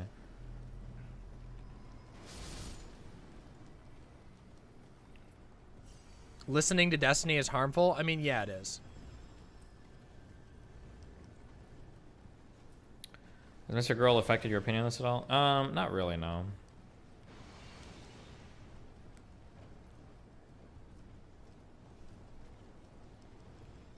I feel the same way with neopronoun. I've never considered those to be a real thing. I still can't believe. I hope that they don't gain any more traction than they already have.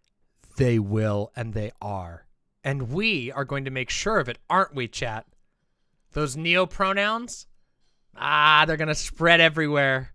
Yeah. Also, what a stupid idea to be anti-neopronoun. That is nonsense. That's like literally... I don't want language to change because it makes me uncomfortable. Yeah, but who the fuck knows? As soon as I start seeing people on like major boards or like fucking big social things presenting themselves with neopronouns. I'm just gonna. Wait. You mean like we already are? That's it. I'm ending it.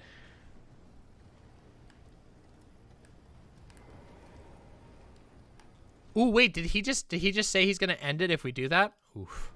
Oof. Oof, buddy.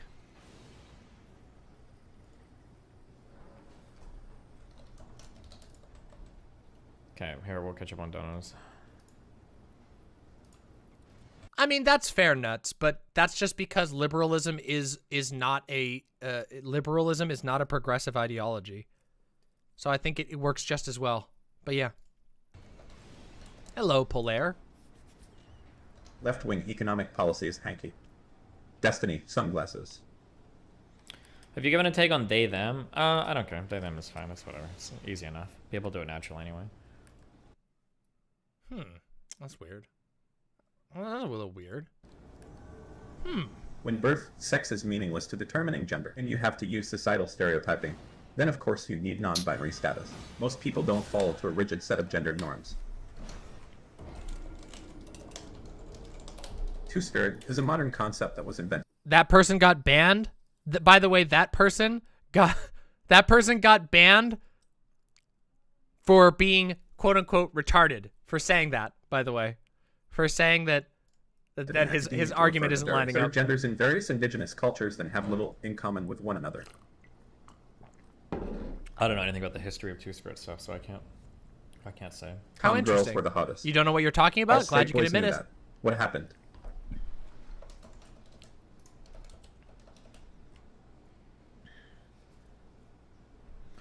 If you accept people feeling strongly that they're trans...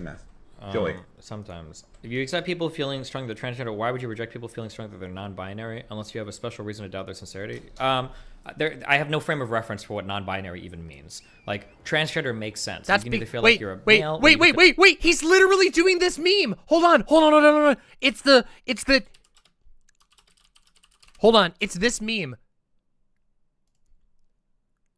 Unironically, literally doing this. That sign can't stop me because I can't read. Someone asked him a direct question. Why do you doubt the sincerity of non-binary people when you say you wouldn't doubt the sincerity of trans people? And he goes, well, I don't have a definition of non-binary. It's literally this meme. I mean, listen to it. Listen to it yourself. Listen. Oh my God. People feeling strongly that they're non-binary unless you have a special reason to doubt their sincerity. I have no frame of reference for what non-binary even means. Like, transgender... I don't know. I can't answer that question because I can't read. You can't stop me with that sign. I can't read. It makes sense. You can either feel like you're a male or you can feel like you're a female. But non-binary, just like... It's like saying, like, why wouldn't you accept that some people might feel like they're aliens? Or why wouldn't you accept that some people feel like they have dolphin spirit? Like, there's just no frame of reference. There's no reason to think that, like, this is even, like, a thing that you're possibly... Yes, there fucking is.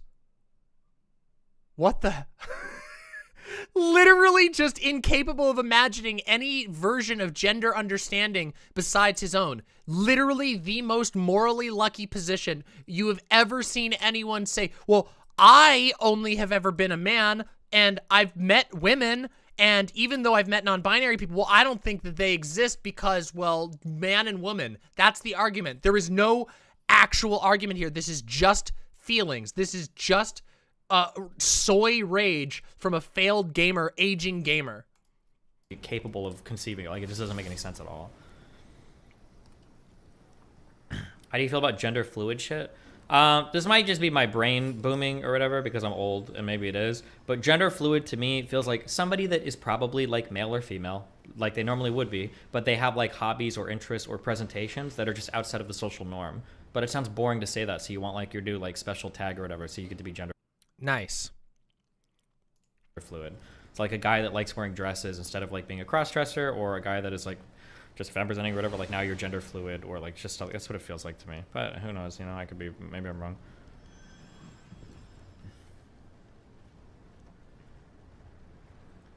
He worships the binary, but keep in mind that's a relatively new development. He only worships the binary now when he can use it against trans people who talk against him. You know that, right? Like, Destiny used to make in the past, he would make sort of bog standard pro-trans arguments. It is only now that he's begun fighting with a whole bunch of trans people that all of a sudden he's Mr. Gender Essentialist, even though the concept of that in mixture with other views he holds is absurd. Like, surely, I mean, okay, I shouldn't say anything at this point, but I would imagine that Destiny would probably acknowledge that race is largely a social category. We make up what races we categorize people into from the get-go. There is no objective way of deciding what race somebody is. That's impossible. We have to make a social category, as is the case with sex and gender. Now, maybe he's changed. Maybe he's a racial essentialist now too, but all of a sudden he's a gender essentialist when it's convenient for him to use against trans people he doesn't like.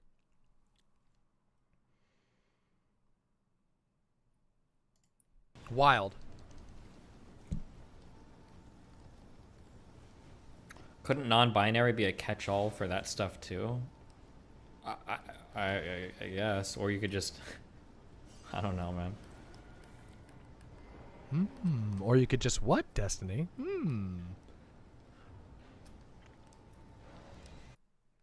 I wonder what he was going to say there.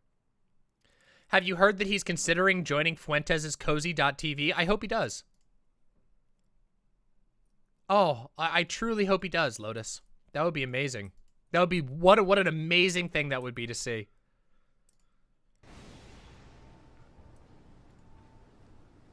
I have heard that. I saw him. I thought he was joking about that, but maybe he's actually considering it. That'd be wild. The core problem is that people want to rename self-expression to gender. It feels that way a little bit. If I listen, Gender is self-expression. Listen to like Demon Mama talk, or if I look at like Woo! the wiki. Hey, he name dropped me. Hey, there comes me. Hey, I didn't even know he name dropped me in here. Wild. I didn't even know. I was sent this clip. I didn't even watch this clip yet. I've only seen the one little snippet where he goes on a tirade about non-binary people, and somebody sent me the full context. Rent Gender fucking shit, free. That, like, seems to be the case. Sick. But I think it's just, I think people really want like validity for the things that they feel or whatever. And like getting something like solidified into a gender is like the ultimate form of like validation. That's what it feels like. Ah, yes.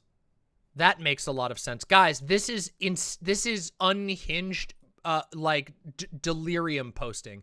The idea that calling something a gender gives it credence? What?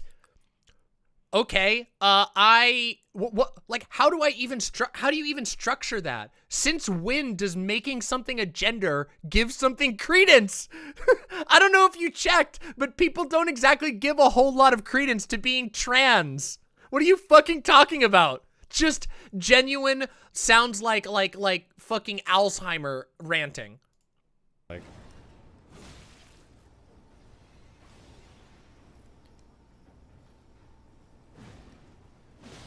Sass Pancake, thank you very much for the tier 1 sub. Deeply appreciated.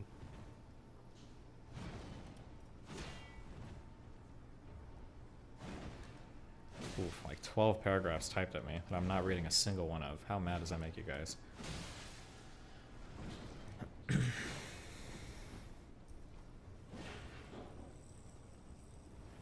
The wiki gender shit is a meme, right? I don't believe so. I'm pretty sure the people that write there and post about it feel pretty strongly about it. Do you guys remember? Hey, anybody remember what the last like prominent group of people on the internet who just spent time laughing at wiki gender? Do you guys remember who that was? Was it maybe they had a funny name. Was it the alt-right? Was it the anti-SJWs? Oh yeah, it was, wasn't it? It was the alt-right anti-SJW people that would spend their time laughing at wiki gender. Interesting. Curious how that goes, huh? Oh my god, I should have rolled. Oh, I wasn't even dead. Oh my god, dude! I think if you get hit by just the tip, it does slightly less damage. Oh my god! What is this shit? How can you... I feel like neopronouns basically people wanting certain titles like doctor or PhD. It feels to me like it feels to me like people just want to be special and people want to be like known for something, and like neopronouns are like a really easy way to do that. But I think that the issue is that this is gonna sound really negative, but I don't really care at this point. I think the issue is that like there's a lot of people in the world now, and with social media, a lot of people are like realizing how unexceptional they are, and they feel kind of bad that they don't have any cool accomplishments. Literally, Fox News boomer rant. Or achievements or whatever. So like the easiest way to like stand out, you know, is like I am, you know, like a gender fluid, trans femme presenting, like neo queer person who goes by zers, I am, like pronoun. That's like, now you have like something. Like, look, this is like me, I'm unique. There's too many people in the world now, and the internet made people feel bored, and so now they're making up genders to get attention on the internet because that's effective. Because, yeah, as you know, all kinds of people who put pronouns in their bio suddenly have giant followings and make lots of money. Definitely, bro. This is just, can we just call this what this is? That this is just like delusions being blasted out into the world? Again, I don't think is intrinsically a bad thing, because when we were talking about like teenagers. Do you think Destiny name drops me in therapy? I guarantee you that Destiny has never fucking stepped into a meaningful therapy session his entire life. Or like just gonna early say. 20s people, like attention seeking to some extent is like pretty normal. Like you should be wanting to. Didn't he specifically say he doesn't go to therapy because he doesn't think he needs it? That's like pretty normal, right? But I think that like the way that we Oh, Grime Dango, you walked into the middle of us doing conservative cringe. We've officially recategorized Destiny as far as my channel and my community is concerned. We believe that Destiny has crossed the threshold, that he is now making conservative arguments, and so we're going to react to him in the exact same way we react to other conservatives, which is we react to his video, make fun of him, and then talk about how stupid conservatives are. But he's on a rant right now going on about how non-binary people aren't real and they want attention. Oh, thank you. Thank you so much. I love this haircut so far. So. I think the way that we encourage that is through like people accomplishing or achieving or doing things, or like being cool people or whatever. But just the idea that like all the weird gender shit is like a shortcut to notoriety, I think is a little bit cringe. But okay, the idea. He's right. The idea that gender is a shortcut to notoriety is cringe, which is the argument you're pushing right now, Destiny. It is cringy, the idea that gender can get you to notoriety, because it can't. That's literally insane. You're literally insane posting right now. I don't know.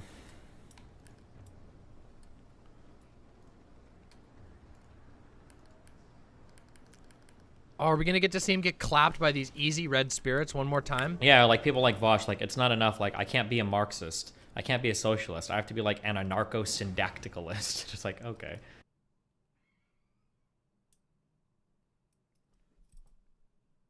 Bazinga. Like, sure thing, dude, you know? He got clapped again! One shot! Dude, all that vigor and endurance isn't doing shit for you. Put some fucking arcane on so you get those bleed strikes. Put some dex on or strength, anything. Anything. You're doing like 20 damage and you're getting clapped because you don't know how to dodge. We've watched this guy die 8 times to the easiest boss in the game. This guy is easy. The guy with the club has big, slow swings you can easily move out of the way of. He just keeps rolling into them. No maidens. Maidenless? It cannot be a bad thing and nothing serious Bazinga. at the same time. Well, so like I think the issue why it gets like a little bit serious is that this entire time Grime Dango, we've been watching him die to the pot champions for 35 minutes. He's been dying to the pot champions. And according to people in my chat, he was stuck on the pot champions for multiple streams.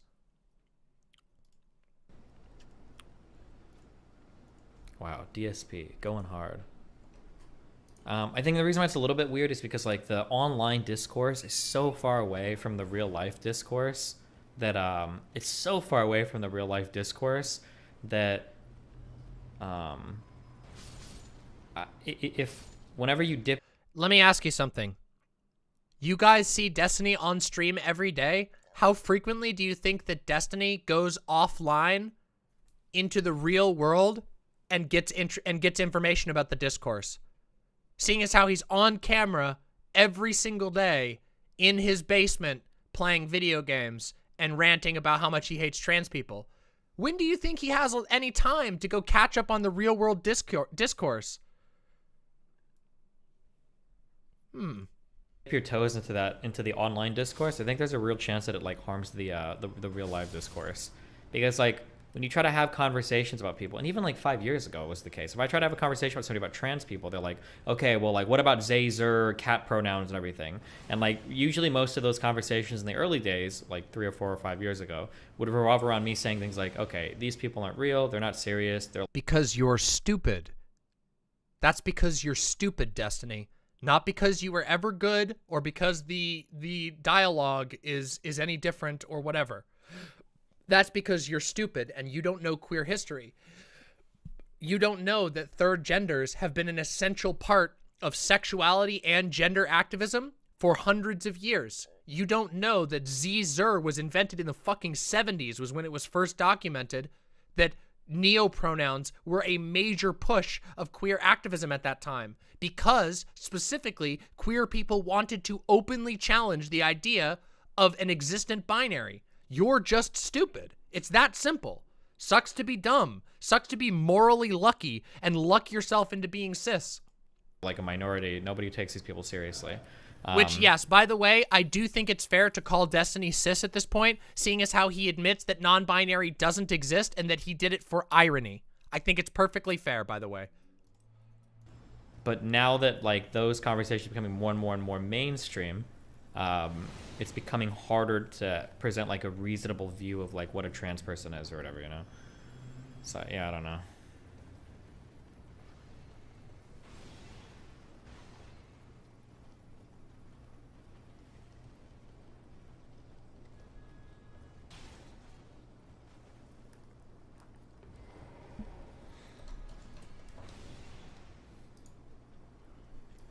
Nuts says, I would be non-binary if I wasn't so invested in men's issue and being a man. So you're politically a man? Nuts! You're politically a man? That's exactly like being politically a deer. Oh my God! That's a joke, by the way. I'm very happy that you feel attached to your gender and that it gives you value in that way. That's awesome. Awesome. Good for you. Hi. Do you agree with DeSantis? I have no idea what that even is. Oh, the Florida shit? I haven't looked into it enough to have a strong opinion about it.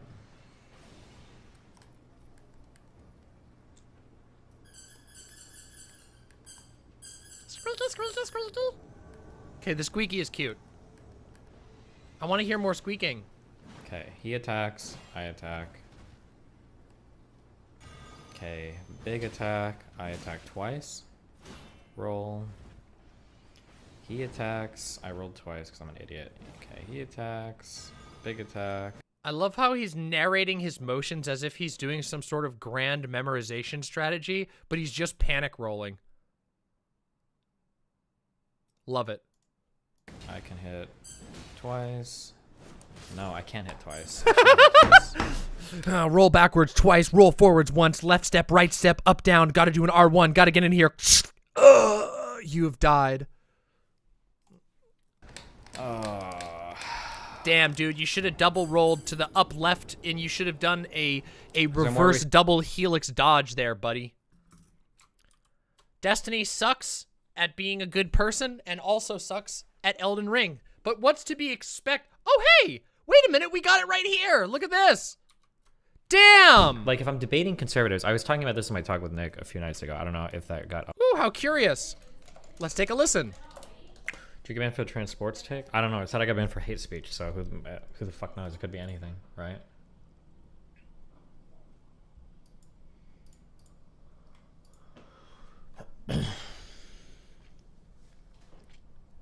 Comments on the rumor you're joining Cozy. Apparently Nick City. Hello, DGG or GG says, Destiny, are you actually going on Cozy? It seems like a good idea, to be honest, trying to help right-wingers come closer to the middle left again instead of lefties. By going to Groypers? Offer me an account. Maybe. I'll think about it. It would be fun because I'd get a lot of debate content because there are a lot of people I could pull in there to talk because conservatives like to argue with people.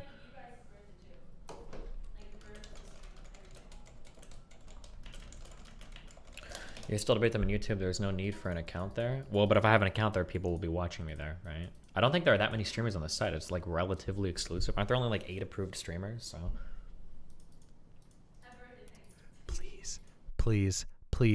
Please, oh my fucking god. That would be so fucking funny to see Destiny up there with fucking Copper Cab or like the Quartering grinning on some shitty ass conservative conspiracy madness website. Holy fuck, that would be so funny. what's your more valuable revenue stream, YouTube or Twitch? I mean, Poison Sumac says, I got into a really bad situation with my parents because we were arguing about gender identity half an hour ago. I'm glad I caught your stream even if I'm a little late. You've been a constant inspiration for my self-expression and expression ever since I started watching. Thank you for that. Hey, no problem. Stay strong. I'm really sorry to hear about your parents. I know personally, parents can be really fucking weird. But guess what? You have one life to live, and you are who you are, and you don't owe them anything. And that means that if they don't have a problem with it, you don't got to talk to them about it if you don't want to. And you're more than welcome to go your own way, and you should try to. Thank you very much. Gayfesh says, I just checked Cozy right now. Fuentes is the only stream with any viewership. Alex Jones is also live and only has 48 viewers there.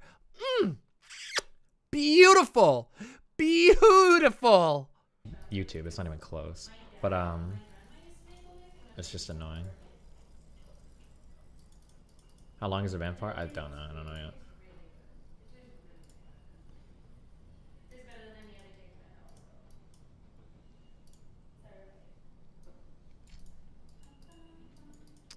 Very happy individual here.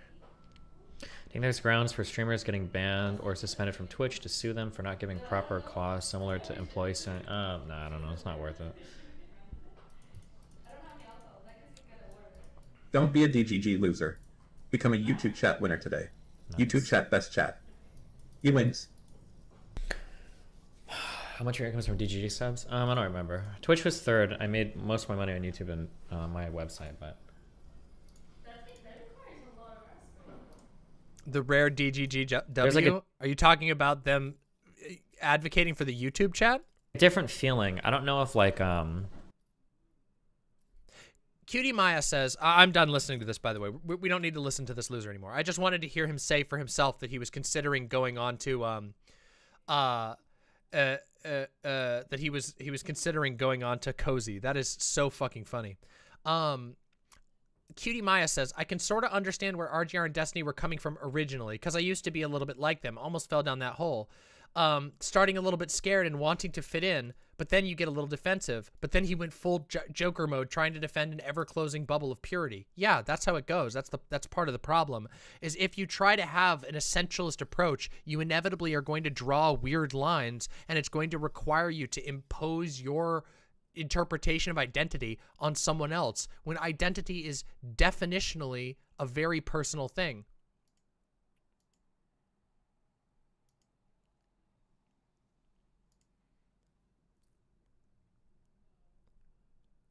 I can't show that on here, but yes, that is very true. That is extremely accurate, yes.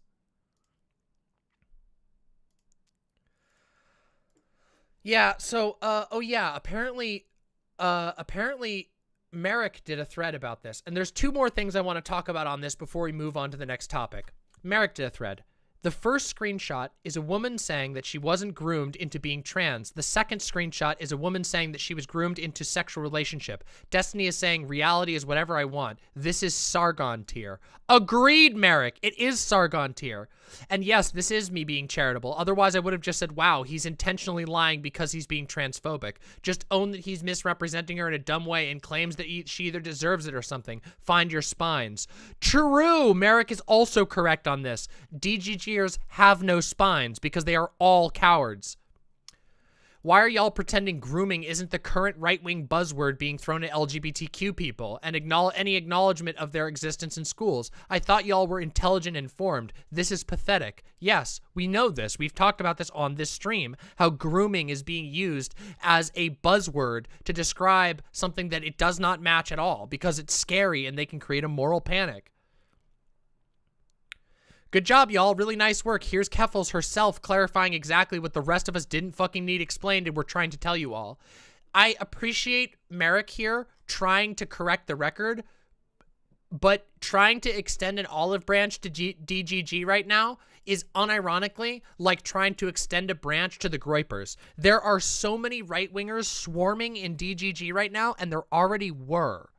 They were there, but they kept their mask on. But now, they don't. There's fuckloads of them there. And of course they're going to engage in this. They like cruelty to trans people. They'll give Destiny money for being cruel to trans people. And it seems more and more like Destiny is realizing that because of his own behaviors, the only option he will ever take is to go further into spite.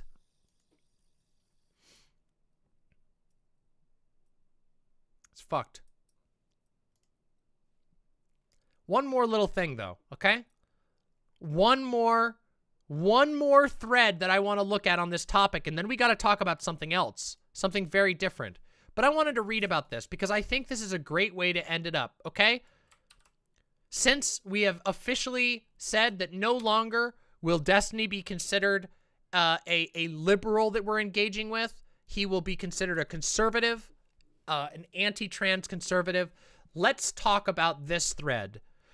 When I say a lot of his being Destiny's community seems to have something resembling a quasi-abusive relationship with Destiny, it's because he'll post the most fucked up shit right in front of your eyes and act like it isn't happening. When caught in a lie, he pivots to more mockery and verbal attacks. And this is an example. This is linking directly to him mocking Keffels after pointing out that he was deliberately lying and spreading misinformation about Keffels.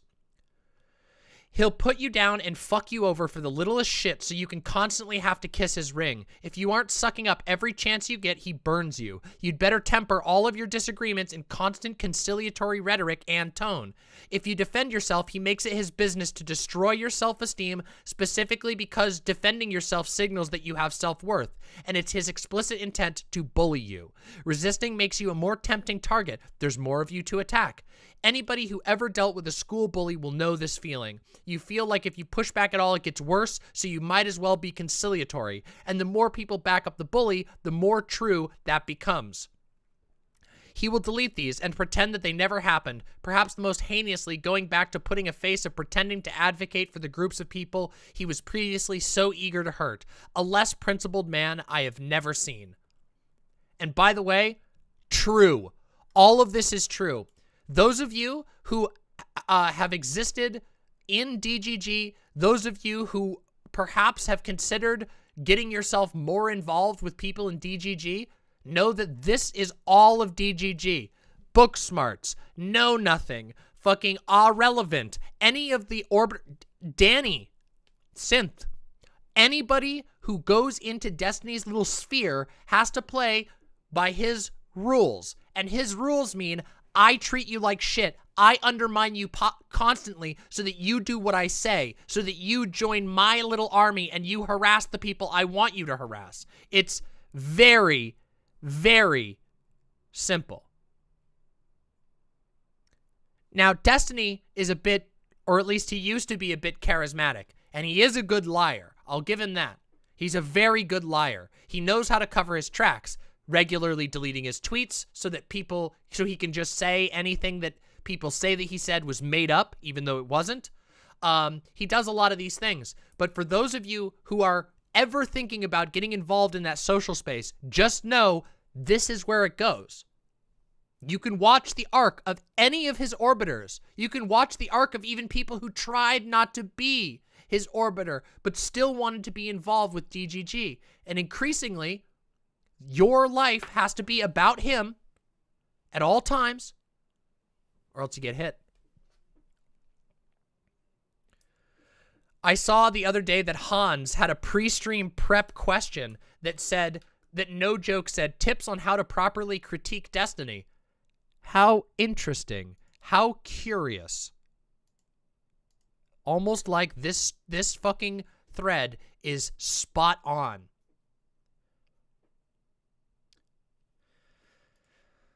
Hans is on his he's been on his transphobic arc. That guy doesn't matter, but it's really funny. He talks about me every single day. I'm not kidding you. It's really weird. Synth left after being mocked for their DID. Yeah. Destiny was horrible to Synth. But do you know how long Synth stuck around? Do you know how long Synth was in DGG? Do you know how many times Destiny was shitty to Synth before finally Synth left?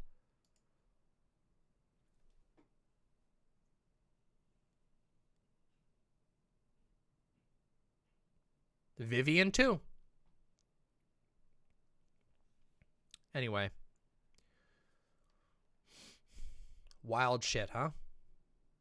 Oh, Synth was banned. Synth left after she was banned and then blocked. Only then did she decide to turn on him. Don't do it.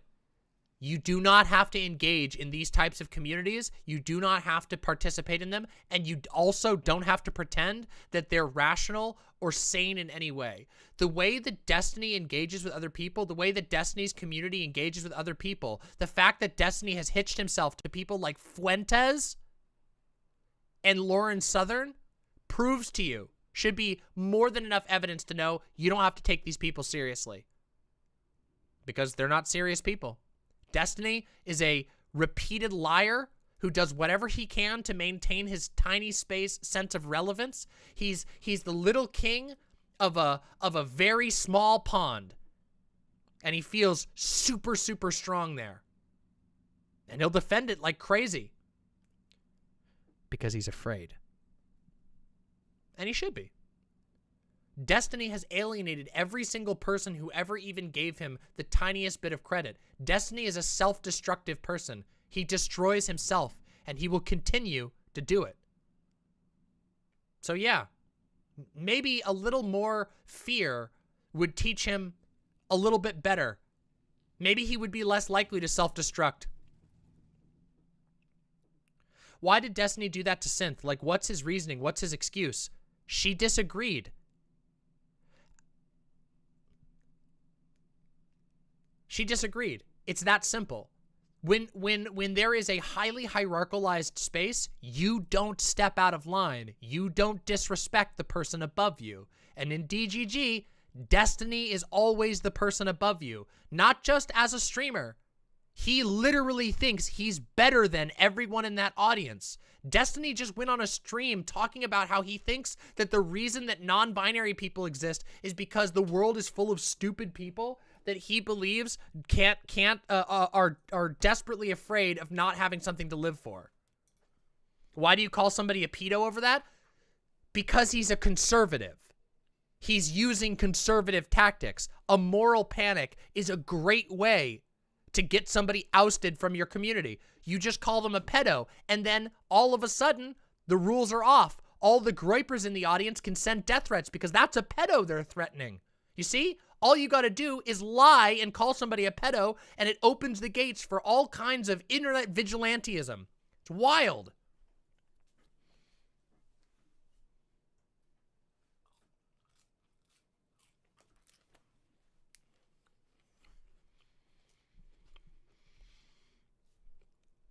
Now, everyone, all of that was super, super interesting. But there's another thing I want to talk about, okay?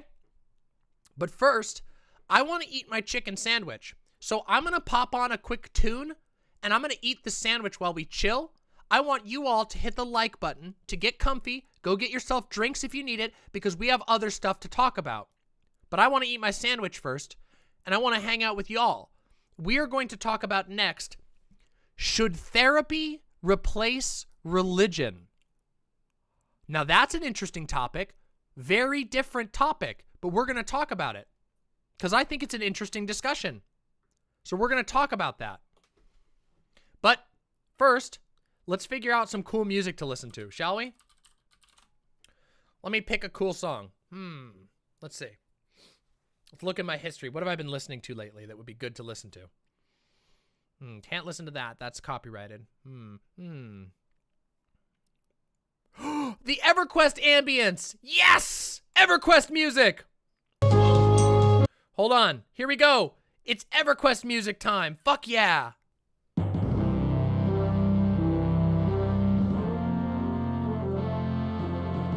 Everquest was the first MMO I ever played. Did you know that? And it's got banger music. So I'm gonna eat my sandwich while you enjoy the music.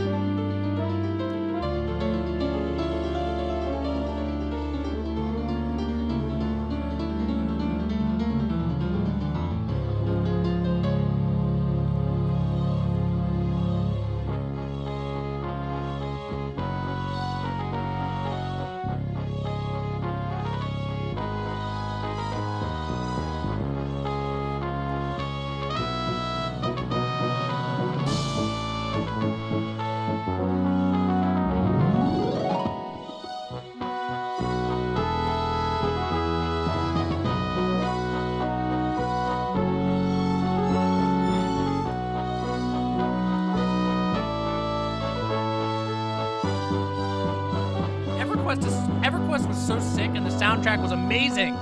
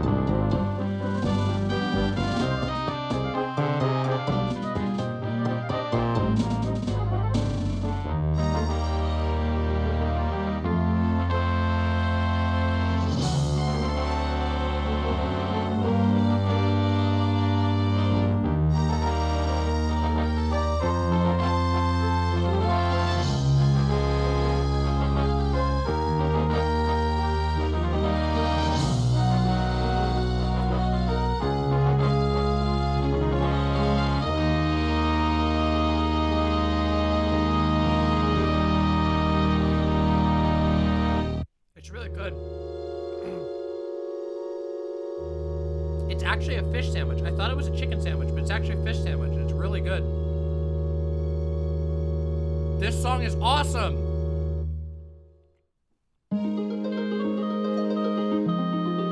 Oh, listen to this song. It's so good.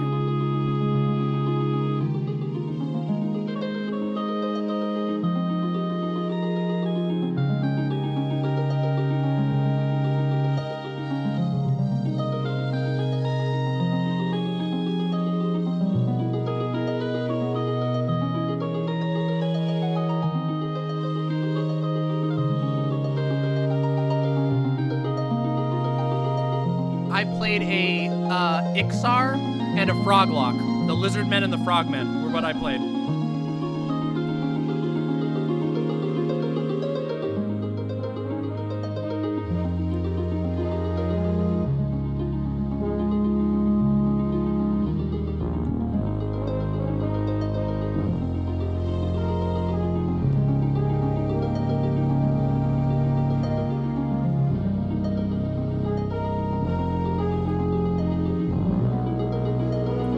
This is Toxulia Forest. So this is where the erudites were.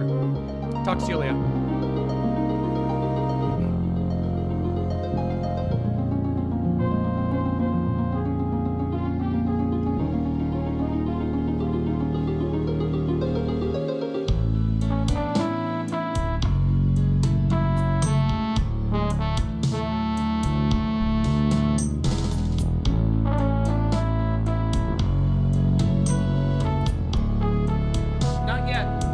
background, Dango?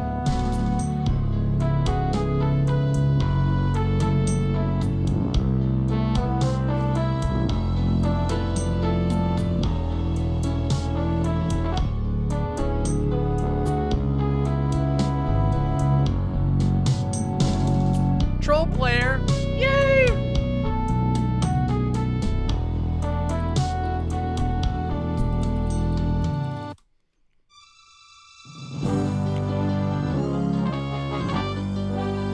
Okay, hold on. There's a song from Everquest I want to play before we go back to the content, okay?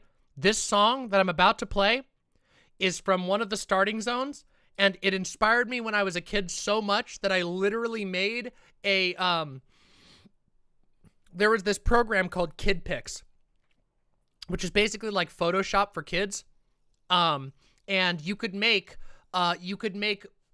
presentations in Kid Pics where you could add sound effects and you could paint pictures on the slideshow, and you could have sound effects and you could have hidden buttons that would make the page change and stuff like that. And this song inspired me so much that I made a fantasy slideshow of art that told a story of a knight and his loyal guys going on an adventure across a fantasy land. It was very silly and very childish, but you'll understand why I was so inspired at the time by this song, which is fucking poggers. So here we go. We're gonna play it real quick.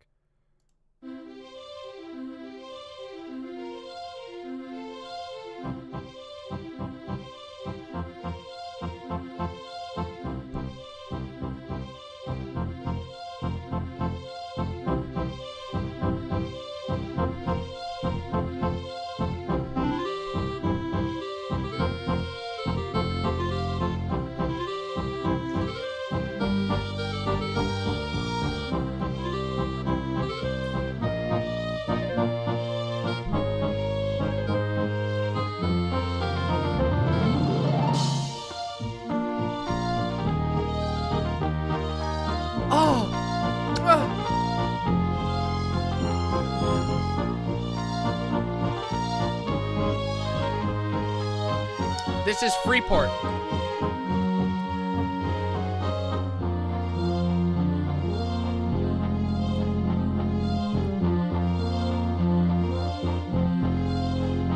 Freeport, the other human city.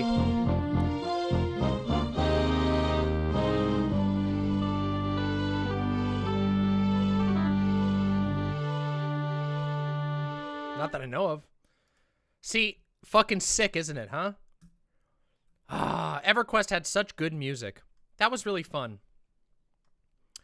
That was fun. And that sandwich was fucking great. Yeah, I used to play Everquest. Everquest was the first MMO I ever played, and it was awesome. It was fucking awesome, and it had a sick-ass soundtrack. This game had so much music in it. The team that did the music is just, they were fucking pog.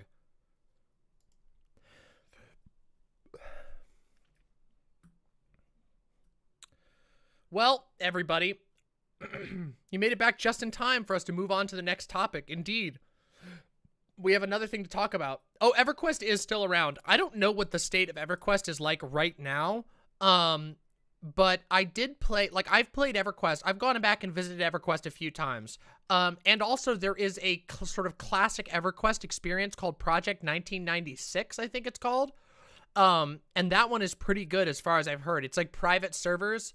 And it doesn't include like the newest expansions as far as I know. I never played EQ2 or Project 1999. Sorry, Project 1999. All I remember is that they called it Evercrack. Yeah, because it was addicting. Everquest was really unique. And the reason why it was unique is because it was like if Dark Souls was an MMO. There was so little information. All the information that you had to do, you had to piece together through slamming your brain at weird mysteries in a giant world. This game had so many zones. You would go into zones sometimes that like felt like you fell into a different world. It was wild. The zone design was incredibly well done. And admittedly, because of the sheer just limitation of the amount of players, because there weren't as many people with computers to play MMOs at that time, and MMOs weren't that popular, you would sometimes go into a zone and be the only adventurer in a giant, terrifying zone full of amazing enemies. This game had crazy enemy variety, crazy zone variety, and it had been going for years, so there was just so much content. It was a really fun game, but it was also a little bit evil. The rules for the game were horrible. You could steal people's gold in PvP. If somebody killed you while you were holding a bunch of money, they took your money. It was... And on PvP servers, they could steal your gear. It was horrible. It was so evil. And also deaths, if you died, you had to go get your body, or because all of your gear would be left on your body. You had to run back to your body no matter how far away it was. There wasn't any convenient, convenient graveyards. You went back to your spawn point, and then you walked back to your body with no gear. And if you didn't get that gear within 4 real days of time, your body would rot away and you would lose the gear forever. It was horrible. And you lost XP when you died. You could lose levels. It was evil. But it had some interesting things as a result. Like, for example, necromancers could summon dead bodies for a price, which meant that there was always a business for necromancers summoning bodies for a price. It was interesting. The game had a really interesting in-game economy because spells had most powerful spells in the game had reagents that had to be purchased. And so what would happen is there would be like player-formed areas in towns where clerics and bards and druids, etc., would hang out and offer buffs in exchange for reagents. You go to the market, you buy the reagents, you hand them over to the spellcaster casts the super strong buff on you, and you go on your merry way. Lady Kelgana says, people complain about classic WoW, but it was considered baby's first MMO back when it was new because it was so much more accessible than Everquest. Yes, it was absolutely more accessible than Everquest. Everquest was evilly mean. Oh my God. It was so mean. Everquest was very fun, and I have very good memories of it, but it was a kind of a mean game. Did I play Asheron's Call? I never played Asheron's Call. In Everquest, there was a literal real-world economy for merc groups to gank people. My friends literally made thousands of dollars a month running ganking parties. Yes, unironically. There were so many black markets in Everquest, it was absurd. Yes, that's true. Mostly wizards, if I remember correctly. Wizards got all the teleportation spells, and they could teleport their group. It's wild. Very wild game. A lot of things required cooperation across classes. It was complicated. Oh yeah, that's right. Druids got, they could like teleport to druid groves or something. Yeah, it was interesting. Druids had teleportations to like nature important locations, and wizards could teleport to like fucking nexuses and shit.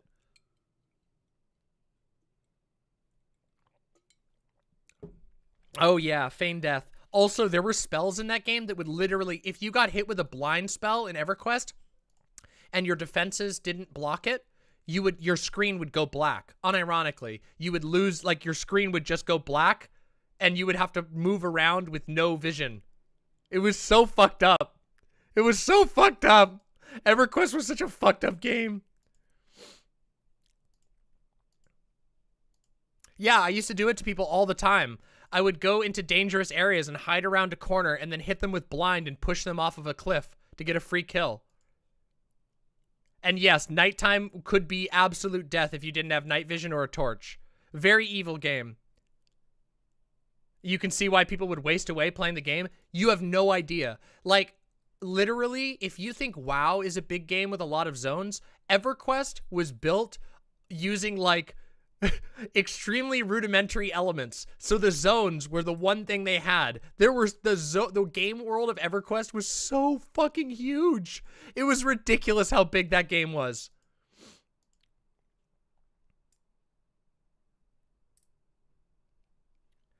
Now there's a map. They added a map in like the second or third expansion, but it was a map you had to make yourself, or you had to download map files from the internet that people had made. Later on, they introduced a full map system, but early on, there was no map. The only maps were drawn maps in the manual. So you would have to open the manual to use the map and navigate around. It was wild. Fucking huge. All right, enough EQ talk. We got a little more content to do, everybody. We got a little more time to do. We got to talk about some stuff. Let's do it. Ooh. All right, food eaten, caffeine consumed. It's time for us to talk about something else, which is a take that I saw on the internet. Oh my God, I'll have to check this out. The story of how Everquest killed one of its players? Oh my God. Oh no. That's horrifying. It's time to talk about a take, okay, everybody? Now, I may have mentioned this take to you already, which is I said, should therapists replace religion? Here we go. This is a post by a relatively popular poster by the name of Sid, aka @LittleBabyGandhi. And they said, therapy has stripped religion of any remaining utility. Stop finding God and start finding a therapist to help you grapple with the despair that arises from being alive. Now, there's a lot of ways that we can approach this. And I would like to, even though we're using this and crediting this like sort of Twitter take, as you can see, by the way, the reason why we're talking about this via this take, 794 quote retweets. That is a lot of strong opinions about this particular take. So as you can tell, it got a little bit big. I don't feel particularly bad talking about this particular take. Now, to some degree, I think this take was probably worded a little bit like bait. You know what I mean? Saying that therapy has stripped religion of any remaining utility is a pretty bold statement to say. Sid is an extremely obnoxious as an anti-theist. Literally every stereotype about them that religious people have. I say this as a religious person. As a based pagan, I resent anti-theism. I think a lot of people, and then somebody, Aaron says, I think a lot of people participate in religion for the community, and therapy sadly would not replace that. I agree with you. This is an interesting take. And let me talk about a couple of things that make this take so interesting to me. Okay? So, first off, many of you know, and some of you I'm sure don't know this, but I grew up in a far-right, extreme Christian cult, okay? I have a video up on my channel, which I think is under the... There we go. There's a video that is just linked in my chat. I will link it also for the YouTube people who want to watch it. This is one of the videos that I'm most proud of. This is a video called Demon Mama's Spiritual Destruction, or... deconstruction, where the idea of this video is that I sort of go back. Oh, did the chat die? Uh-oh, chat died. There we go. Let's refresh that. Yes, anyway, spiritual deconstruction. Sorry, chat lagged there for a second.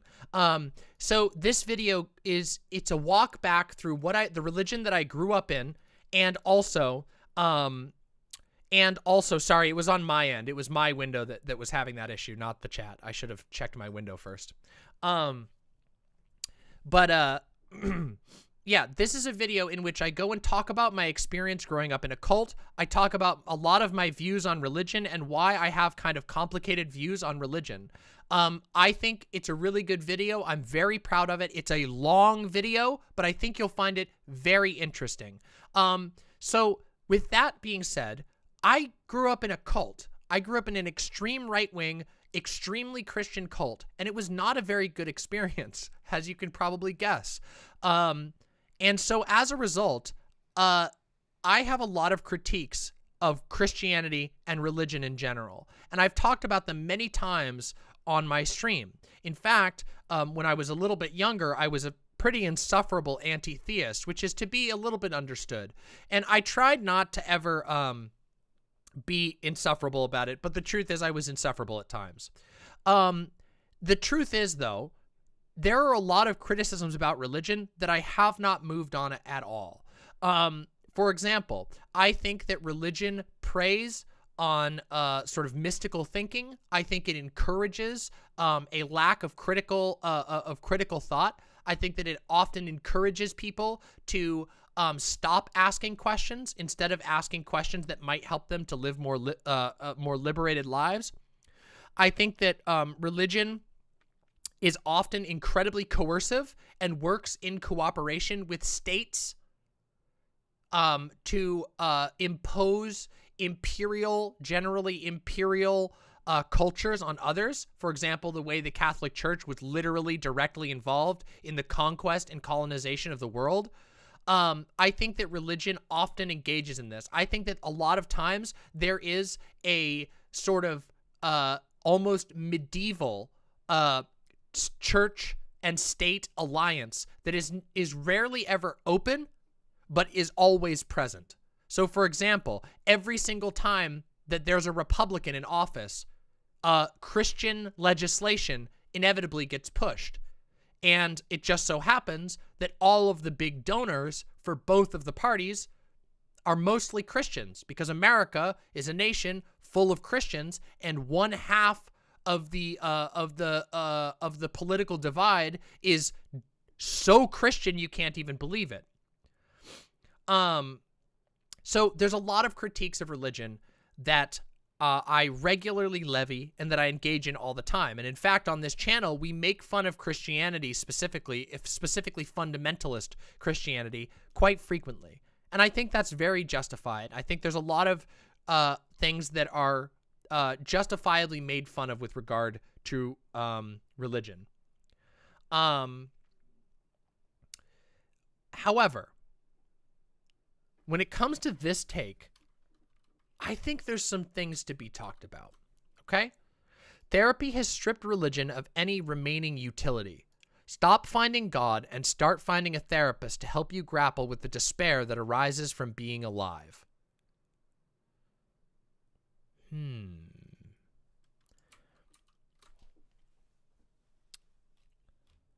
So the first thing I want to talk about with regard to this take, the idea that a therapist can be a replacement for an organic social network is so disgustingly unhealthy. It is so unhealthy, okay? So this has nothing to do with religion versus therapy. But the idea that you can just replace the need for a social life by occasionally or a social net or social engagements or a community, the idea that you can just not have a community and can instead replace that with a therapist is really inaccurate and extremely reductive. Yeah, it's a lot of pressure to put on a therapist, first of all, but secondly, that's not even what therapists are supposed to do.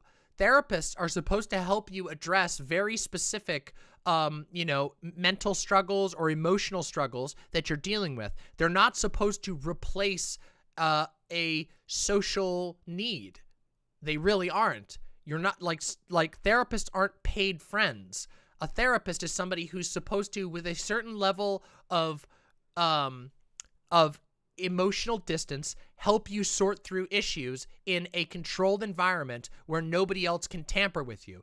There is a lot of good things that can come from therapy. I have benefited greatly from therapy at certain times in my life, and there are other times in which I haven't. But therapy's main value is that you can sit down in a quiet room where no one else is listening to you and have a private conversation with an informed individual who wants to help you. That is awesome. That is a good thing. I think it's great that people can seek that thing out. And I myself have found value. Now, that doesn't mean that all therapy is the same, or that all of the underlying philosophies that go into modern therapy are good, because God knows that's not entirely true, and we're going to talk about that. But I think one of the things that this tweet fails to address is the fact that religion is not just a belief. Religion is not just a person having a belief. Rhodes says, if I'm reading this right, the steel man of this is assuming they mean like going to confessional or trying to get therapy from your pastor, right? Yes. However, I mean, that is the steel man of the argument. However, I don't think that's what's being presented here. Keep in mind that therapy has stripped religion of any remaining utility is a broad statement of all utility of religion. This statement was not even, this was not like tailored to just discuss counseling, religious counseling. And I think that's one of the areas where this take runs into some issues. I've talked about this before on my channel, that the reason why right-wingers have, have such incredible political tenacity in certain areas is because the churches are ingrained in their politics, and churches meet needs.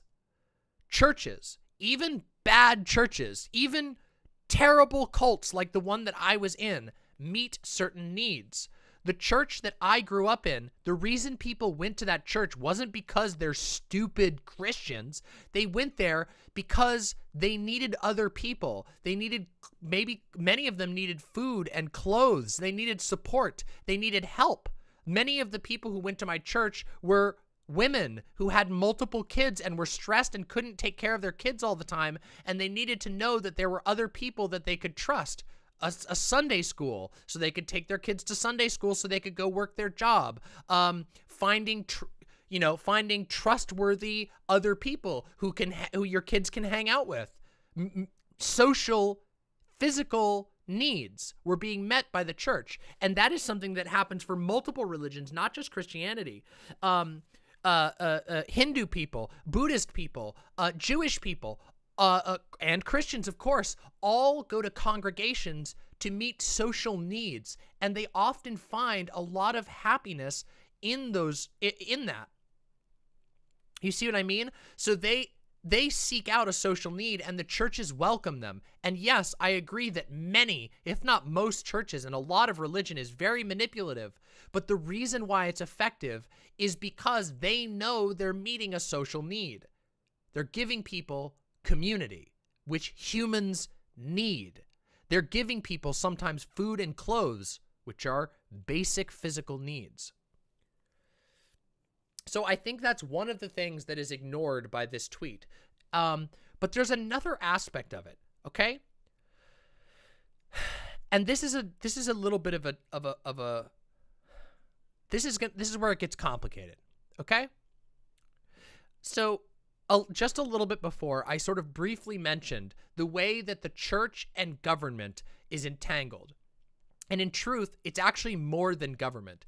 It's religion, churches, government, and society are all very entangled. And they're very entangled specifically, extra specifically, here in the United States. And also in a couple of other countries, like some prominent examples being Saudi Arabia, a religious monarchy. Canada, no, I'm just kidding. Canada is technically a religious monarchy, but we know that they have some sort of democratic process, okay? And there are ways that you can observe how these things function. Okay, so let's talk about this, right? Let's say that you are a medieval peasant, okay? Let's take it one step further. Let's say you are a gay medieval peasant, okay? And you go and you're like, oh my God, I know I'm not supposed to be gay. I feel bad about this because everybody in my life tells me I need to keep it a secret. And I'm going to go talk to my priest. I'm going to go talk to my minister, and I'm going to go, get counseling for this thing that's troubling me. And you go, and in secret silence in the confessional booth, you confess to your pastor that you've been having gay urges. Now, your pastor tells you that he's there to help you, and he might actually help you. Your pastor might have fed you when you were hungry. Your pastor might have counseled you when you had a family member die. Your pastor might have sung songs with you at the funeral of your loved one, or helped you work in the fields. You might have genuine social connections. But let me ask you, what is their goal when they advise you whether you should act on or be gay? What are they going to tell you? Well, you know what they're going to tell you.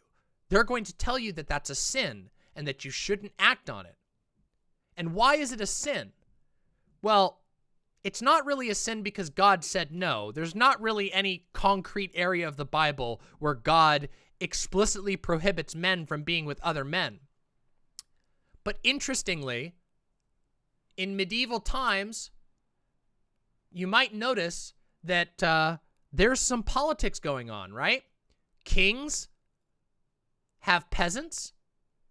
Peasants work the land and staff the armies. Peasants need to have children so that the land can keep being run and tilled, and so that the armies can keep being staffed, which means they want you to reproduce, which means they don't want you to undermine the order. And being gay is deviant. And deviance takes things out of the intended order of the kings. Now, this is a simplified schema, but you can see how the family structure, heteronormativity, is not just a product of like random prejudice, but rather is a product of power, of control. It is a product of pursuing power. The king needs families to reproduce. The king needs peasants and soldiers to have children, and they can't be doing that if they're gay. They can't be doing that if they're if there's undermining of the way things have been, because keep in mind that kings also rely on divine right to their claim to power. So you see how this is starting to get tangled up, and all of a sudden you can't trust that priest anymore, can you?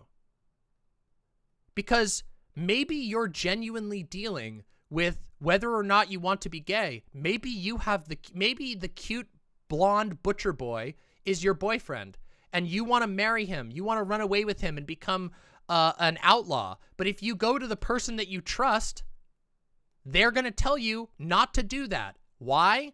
Because it would not be good. Maybe it would be sinful. Maybe they'll tell you it's sinful, but maybe they don't. Let's give them credence. Let's say this priest is a little bit less discriminatory, and he says, well,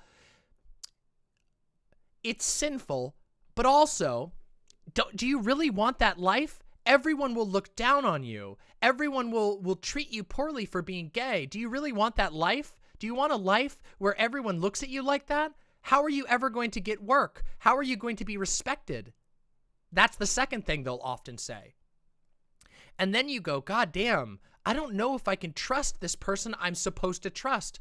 I don't know who I'm supposed to turn to when the person that society gave me as a guide is clearly not guiding me, but is pushing me into a specific order. Do you see what I'm getting at? Does all this make sense? Is everybody following? I'm sorry. Yeah. I hope that makes sense. What I'm trying to say is that there is an entanglement of political forces and advice. If you seek a king is not going to advise you to do something that undermines their power. Likewise, the church is not going to advise you to do something that undermines its power. And this brings us to therapy. Okay. So, therapy. Now, you might think, well, therapy is nothing like going to church. You don't have to sing. You don't have to say anything. You don't have to, give them, you do have to give them money if you live in America, hilariously. But it's very different, right? So let's talk about the future, okay? Let's say you are a gay working class individual in the modern day, and you're like, I feel like no matter what I do, I am discriminated against for being gay. I am discriminated against for all of these things. And I hate working. And I hate it, and it makes me depressed. And I don't ever want to go into work, and I fear it. And so you start having, you know, maybe PTSD episodes. Maybe you go to work and you just can't find yourself working anymore. You go into work and the discrimination is terrible, and you're like, fuck, I don't like doing this anymore. I've come to hate work. I don't want to work anymore. And you go and you try to talk to your therapist about that. How different do you think the therapist's advice is going to be than the medieval priest when it comes to that particular topic? Interesting, isn't it? Because if you go to a therapist, now a therapist doesn't necessarily have any problem with you being gay, but therapists have a goal, and a therapist's goal is to help you become functional. In fact, many people will talk about this, that the goal of therapists is in a lot of cases to make you feel good enough to go back to work. In fact, as somebody who's been in therapy, that is what a lot of therapy focuses on. If you're unwell and you can't work, they will focus on getting you work, even if it is advice that isn't good for you. So that's a little bit weird, isn't it? The idea that even now, the sort of societally acceptable counselors have things that they will not counsel you on, even if it would technically be best for you. So let's return to the tweet. Okay? Therapy has stripped religion of any remaining utility. Stop finding God and start finding a therapist to help you grapple with the despair that arises from being alive.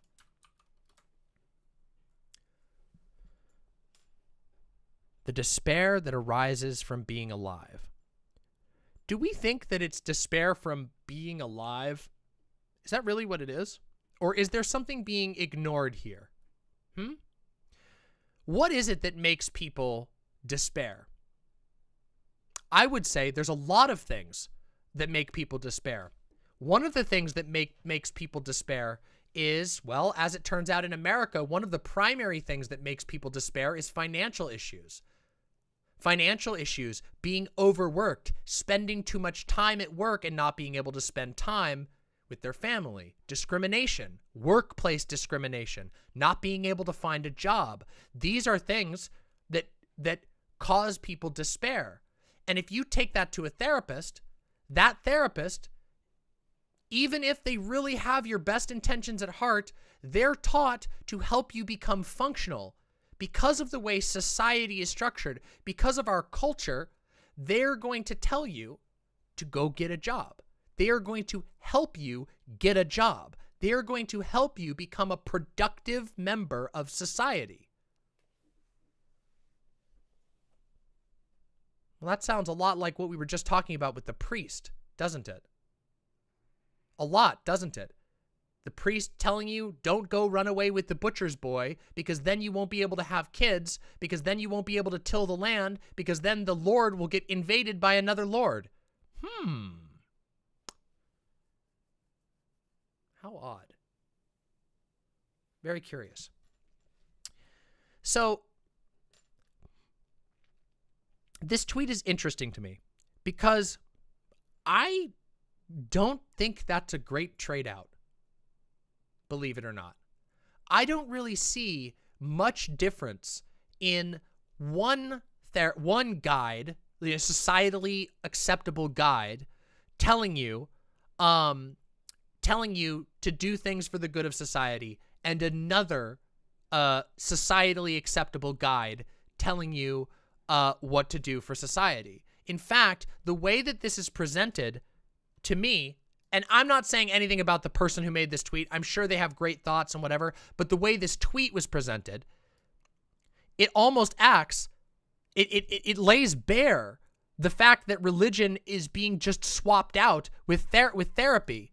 And that in some ways, therapy has some of the same problems that religion does, which is that the overall arc, the underlying ideology and philosophy that is there can affect the outcome and the value for you. And I think that's an interesting thing to think about, because I don't know that we would be better off, much of a better off society, if people started treating therapists as the source of solution for their despair. In fact, I know for a fact that because everybody has to pay for therapy, that most people would simply not have anyone, because lots of people can't afford a therapist, literally. And that also points a little bit to the classism of our society. You know what? Everybody had access to a priest back in the day. You went to your local parish and you had a priest. You don't get access for sure to a therapist. Now, I'm not saying that it's better for sure, or that it's worse. I'm not saying that it's worse now. I'm just saying that certain aspects of our current society pretty openly lay bare the classism of our current existence. In medieval society, you were ruled by kings, but hey, you had a local counselor.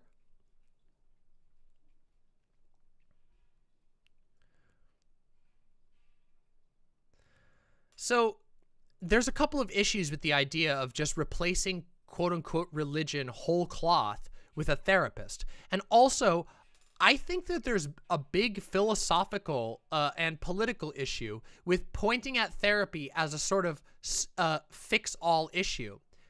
It's very weird, isn't it, that our society basically says, yes, society sucks, and you will need a therapist to survive in it, but we shouldn't save society. You should just go to your therapist. Isn't that kind of fucked up? The idea that, like, no. We all acknowledge that society causes despair, that the way that we live our lives is causing us extreme despair. Just go to therapy, Fivehead. I find that answer doesn't sit well with me. And in fact, it seems very weak. And in fact, this is where it's going to get really weird. Okay, everybody? Ready? I understand why conservatives would get mad at this. Why religious people would get mad at this. Can you imagine that if you're a believer in a religion and you go to church and people are loving to you and whatever, and you know, maybe you just fit in. We're not counting the gay person, because obviously gay people don't have a good time in church.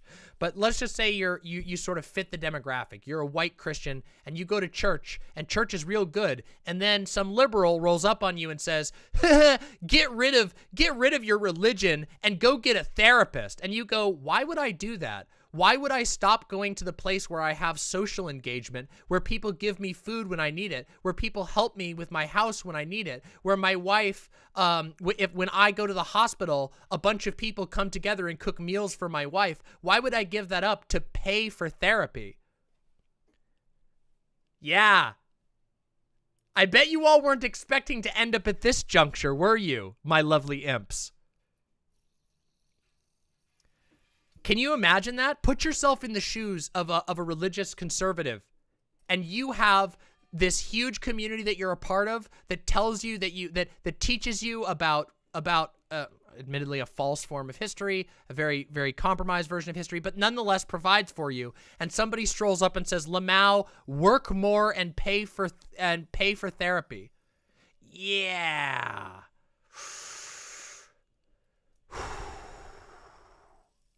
Yikes. So there's the other problem with it. And I think this is a problem that that lefties deal with, but specifically liberals deal with.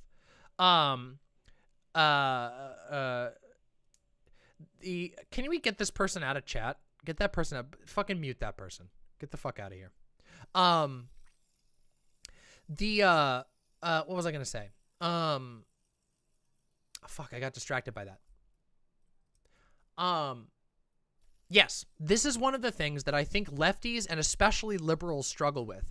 Liberals and lefties do not actually understand, well, some lefties do, but a lot of them don't actually understand community. And I don't entirely blame them.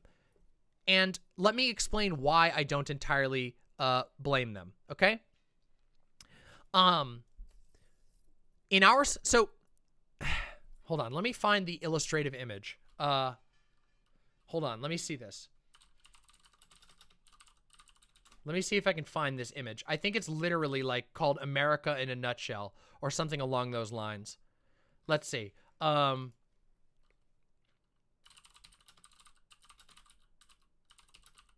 me see if I can find it real quick.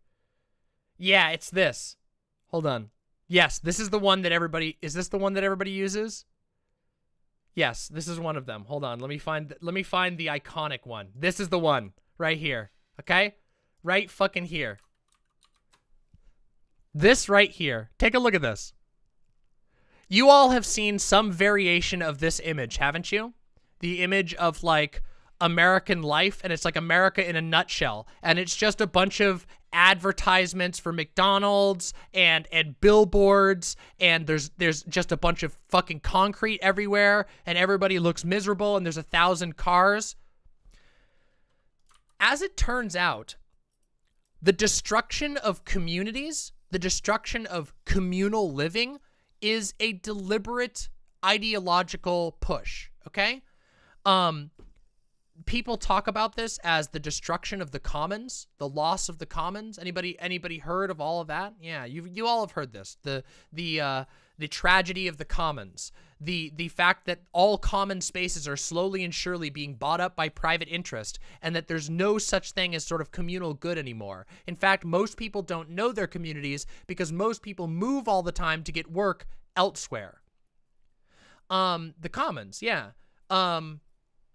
And it's very interesting that in a society where the value of sort of communal goodness, the value of publicly shared things, the value of things that are not owned by anyone, but that are shared by everyone, has been totally and utterly destroyed. Why? Well, because in a world of private property, private ownership and privatization reigns supreme. So if you just think about it for a second, we live in a capitalist country. Neoliberals are capitalists, liberals are capitalists. Far-right conservatives don't give a shit about capitalism. They give a shit about religion, and therefore they're totally fine with using capitalism, and because their churches are tax exempt anyway, they don't care. And meanwhile, liberals who very much believe in the free market and believe in privatization, they're destroying the public commons. They're destroying communities. They are downplaying the value of togetherness. They are downplaying the value of social engagement. What is it? The quote from Margaret Thatcher, the ultimate neoliberal, the original neoliberal Margaret Thatcher. There is no society. There are only individuals and families. Weird. So if we go back and we walk through this, what we see now is we live in a very strange situation where the sort of predominant worldview, the sort of liberal worldview, deprioritizes social engagement and connectiveness, community engagement and connectiveness to an incredible degree, and undermines those things so that there aren't any public arts programs anymore. There aren't any there are barely any public television projects, public radio projects. There's any of these things are gone. Public rec centers, even public parks are disappearing more and more. These are places where people would go to fulfill social needs, to spend time together where they didn't have to pay any money, to counsel one another, to do things together, to build projects together, community gardens, community rec centers, public arts projects where artists would literally be able to get money to live together and work on projects. Gone. Which means liberals have nothing left but therapy. And conservatives, well, they're going to keep making their religious communities just like they always have. They're never going to stop doing that. In fact, they've gotten arguably better at it thanks to the internet.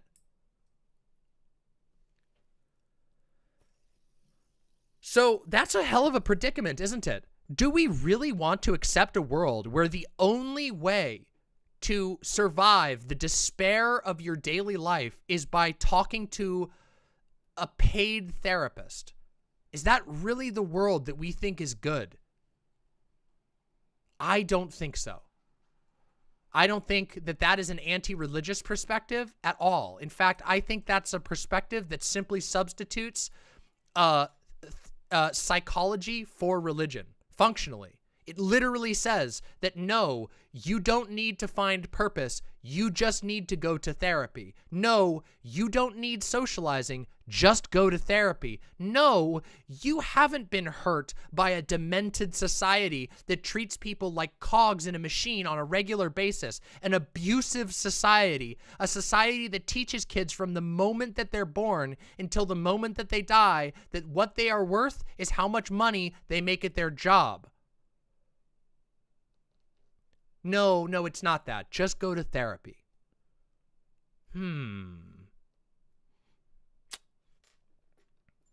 Guys, I don't even have to go into a critique of psychiatry or modern psychology or modern therapy to talk about this. And by the way, this is not to say that there isn't value in therapy. In fact, I specifically opened this section talking about the ways that I was benefited by therapy. Therapy can be helpful and is helpful. Therapy is a really useful tool at times, but it isn't a replacement. It shouldn't be a replacement for robust communities, for communities of peers, for communities of mentors and mentees, for communities of people who are organically connected to one another and organically care about each other without having to pay each other for it, without turning it into a transaction. Does that make sense? So it's funny that to a certain degree, I do think that a lot of people who are religious would benefit from some therapy. Some people get lost in religion because they have a lot of trauma that they don't know how to escape, and they get pulled into religious communities that do harm to them. But I don't think that you can just say, go to therapy, Fivehead. Yes, intention's nasty. Yes, fan that flame. Sound Judgment says, therapy is invaluable as a tool for helping people in mental distress, but why not actually try and fix societal issues that cause so much mental distress themselves? See, that's the interesting thing too, which is that therapy doesn't even propose to be able to fix all of societal ills, but religions do. Now, I think religions do falsely, but religions offer something that therapy doesn't. And if capitalism does indeed keep getting worse, if capitalism gets harsher, which I genuinely believe there is an overwhelming amount of evidence that this is the case. Mathematically, capitalism is not sustainable. We don't have anywhere else left to exploit. It's only the whole planet, we've globalized the planet. The only way that things go from here is by further exploiting the people that exist on the planet. There's no space. So if that's the case, do we really think that society is going to get better by just having people go to a therapist? Niana says, sorry to repost, but Demon Mom, a lot of modern media is taking on the appearance of being therapeutic. And Kanto, for example. And I'm made very uncomfortable about all of our media trying to swaddle up real-world problems into therapy-looking mediated realities. It looks like things that can help you, but I more feel it's coming to give you the sense of things getting better when they're just there to distract you. I think that's a valid critique as well. But keep in mind that churches don't play... therapists don't play fair either, but churches offer a world. They offer a vision. They wrap politics, community, and emotional well-being into one nice tied-up bow, one nice little bundle. And as more and more people are squeezed out of financial well-being, as less people get access to therapists, where are people going to turn? They're not, some people are just going to die. But others are going to turn to religion out of desperation. That's not a good thing. That's a very bad thing, actually. People flooding into extremist religions in America, the land of cults, is not a good thing. I can tell you this is not a good thing. And you can't fix this with just go to therapy. We have to take a very serious look at what is causing people to live lives of despair. Don't we? At least I would hope so. I would hope that people would genuinely want to address what the fuck is causing us to talk about society and talk about life as if it's a perpetual march of despair.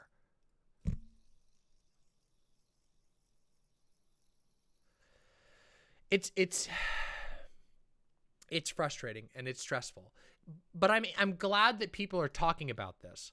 I'm glad that people are talking about this this tweet. And I know there was more discussion as well about this from this same person.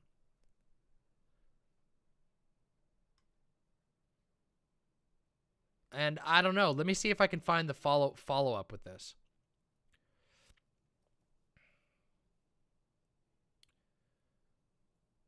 Oh.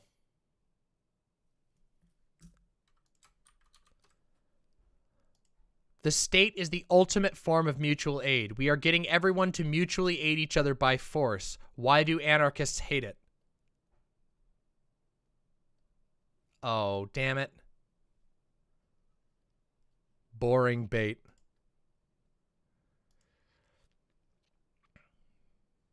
Anarchists genuinely have a child's conception of a welfare state. Leaving non-workers to the mercy of mutual aid or gift economies is a stupid, incomprehensible, and evil idea. By the way, guys, this right here, this sentiment, I know this guy is doing bait shit, but this sentiment right here is exactly why the liberals are going to lose to fascists. Just so you know. That is why liberals are going to lose to fascists, not even to conservatives. That sentiment right there. Because the idea that right now that the welfare state is doing anything for fucking anybody when we just went through COVID and the welfare state did jack shit and over 1 million Americans died from an easily preventable disease. Unironically, this is the sort of thing that leads conservatives to conclude that liberals are brain-dead idiots with no connection to the real world. You know that in rural communities during COVID, it was churches. It was churches, community groups, random get-togethers of families that made people survive. You do realize that, right? Like, we know where the money from PPP went.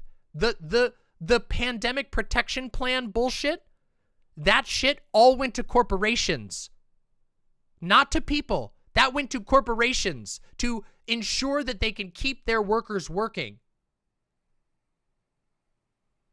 So it really is like, yeah. Oh, this is great. Oh, look, Doe mentioned this. Doe is here. Yes, it's definitely the anarchists who are operating on misconceptions here. This is a really funny, it's a really funny thing. I think Doe mentioned this. Hold on, let me explain this. I think I actually retweeted Doe talking about this. Hold on, let me grab it. Right here. This is it right here, okay? Oh, look, it's about this. When I finally figure out what an anarchist state is, it's over for you, bitches. It is funny that even when you're directly pointing out that two frameworks are failing at overlapping, SOCDEMs cannot help themselves from just trying harder to force the failed overlap. I've never had a conversation with a SOCDEM that didn't go this way. Literally, never. And this is true. Doe nailed it right here by saying that the two frameworks are... Notice that in the original tweet, anarchists genuinely have a child's conception of a welfare state. This guy doesn't realize that anarchists don't advocate for a welfare state. That is not how anarchists approach politics. Anarchists are all about building dual power, about liberating power from those who would hold it away from you. Anarchists are about saying, no one gets to tell us what to do, even a democratically elected state. I've talked about this. Let me ask you this. My skeptics, my anarchist skeptics in the audience, if it was voted tomorrow by democracy, that tomorrow the conservatives took control and they voted that it was okay to kill all trans people, would you go along with that? Would you lay down and die? Would you let your trans countrymen and women die?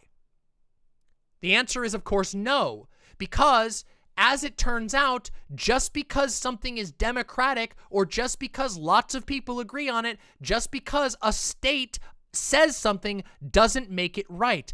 Anarchists acknowledge this and say no one ever should have the power to execute, to persecute another group of people. We should build systems that prevent any person from taking that power, because every individual and group of individual should be empowered to make decisions for themselves, even if you disagree with them.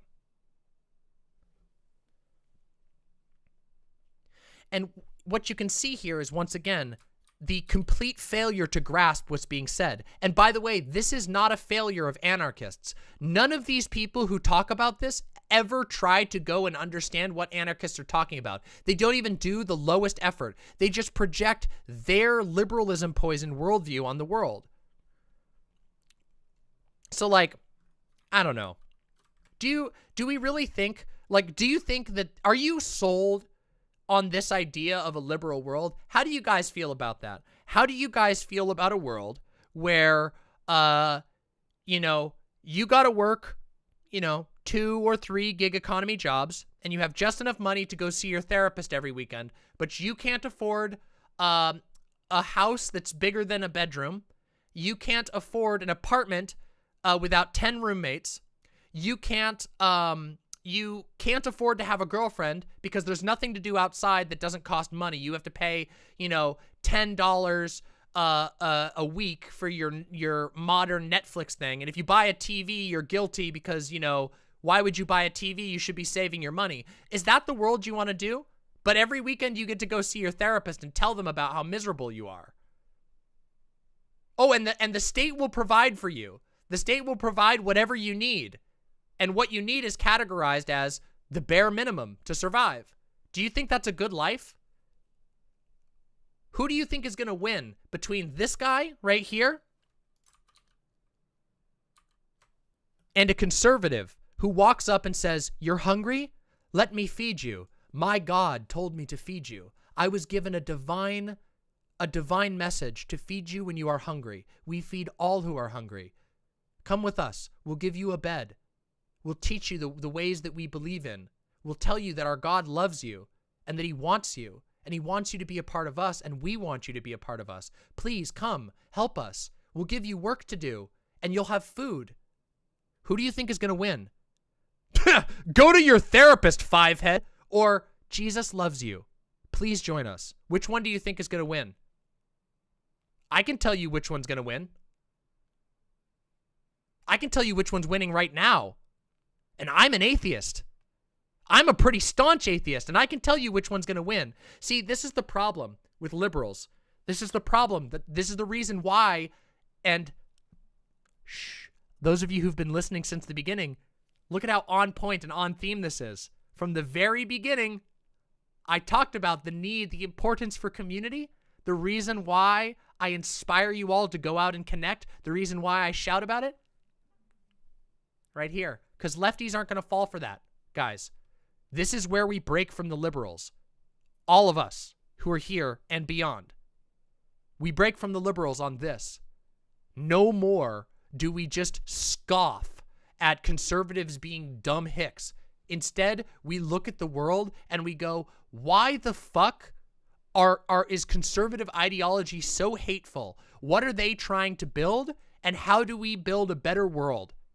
Because the liberals aren't going to do that. The liberals have their world. This is the liberal world.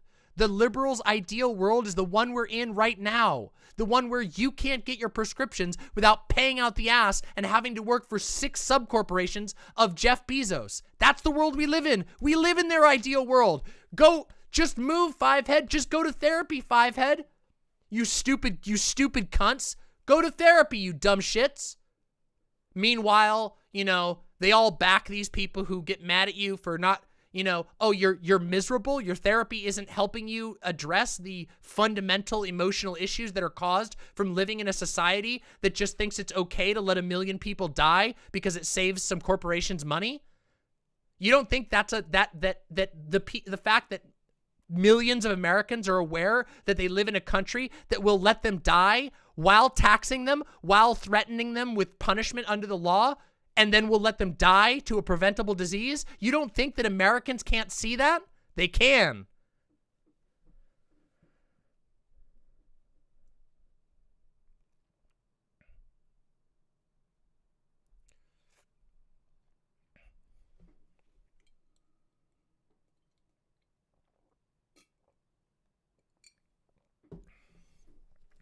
But remember, everybody, just go to therapy. There's nothing wrong with this society. There's nothing wrong with the status quo. There's nothing about the status quo that is driving people into apocalyptic churches. You always, when you see people flocking to apocalypse cults all over the United States, of which there are many now, by the way, QAnon is not the only apocalyptic conspiracy movement. No, cults are thriving in America right now. Even non-Christian cults like Falun Gong are thriving in America right now. Why is that? Does anybody ever ask why that is? Well, liberals don't. Liberals just go, they're just unwashed. They're just unwashed savages from a red state. That's what liberals say. Now, there's some truth to some of that. Yes, there are a lot of unwashed fucking Republican savages out there. But let's be real. That's not the reason that there's a lot of conservatives right now. That's not the reason that Christianity is on the rise again right now. It's because those religions have a history of providing community. They have a history of providing a concrete vision of a better future. They make promises and they take material action instead of just scoffing smugly. And you all know I'm very harsh to conservatives. You all know that I say very openly every conservative is a fucking liar, because they are. Every conservative has to lie. That's part of their ideology. It's necessitated. You don't think you're going to bring the dominion of Christianity onto the world without a couple of broken eggs, do you? But that doesn't mean that there aren't reasons, tactical, strategic reasons for how these people come into power and how they spread their ideology. And liberals just don't know how to address it. Liberals don't know. They just can't. All they know is scoffing because they've convinced themselves that this is the way the world is supposed to be. Unironically, conservative liberal, or not conservative, capitalist liberals, which is basically all liberals, capitalist liberals literally think this is the ideal world. They do. If you ask them, they think this is the best the world has ever been and ever will be. You're not going to get much better than minor reforms to capitalism. They think capitalism will spread across the stars until we have enough robots to make us not have to work anymore, and that a vision of a better future will only happen because rich people will develop the technology. It's a fantastical worldview, and it's a boring worldview. It's a boring worldview that doesn't even sell as well as the old religious narratives.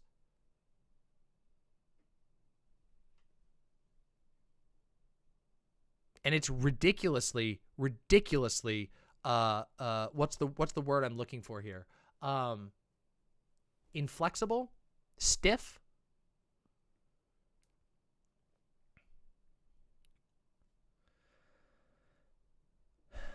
Fuck it, I'm calling communism the real movement that abolishes high control groups that take advantage of people's needs for community to abuse them instead. Eddie says, I feel that libs don't care. You can see them ruin homeless camps all the time. The problems need to be out of sight, out of mind. Well, yes, it is no surprise that in liberal capitalist cities, they regularly use the cops to clear homeless encampments while simultaneously saying they're better than conservatives, which is, liberals are better than conservatives, but their ideology still has huge problems and ends in the same place. There's a joke that liberalism is the moderate wing of fascism. You ever heard that joke? And it's a joke that's said tongue-in-cheek because there is some truth to that statement, which is that liberalism puts the nice face, but they never really provide meaningful pushback to fascists. And they will always throw radicals under the bus to appease the conservative section of society.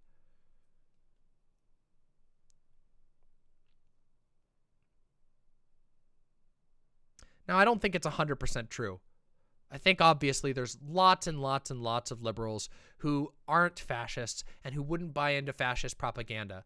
But the truth is that ideologically, liberalism often leads to fascism because liberalism ultimately puts the productive forces of capitalism at the primary.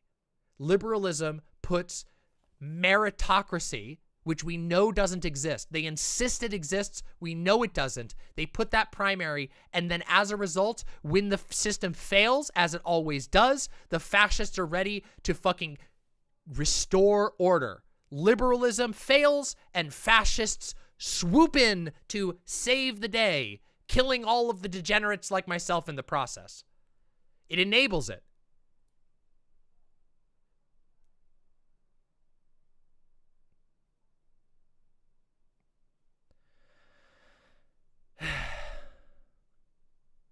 This is funny. Look at this. Oh, we didn't even look at this. Here's a great example.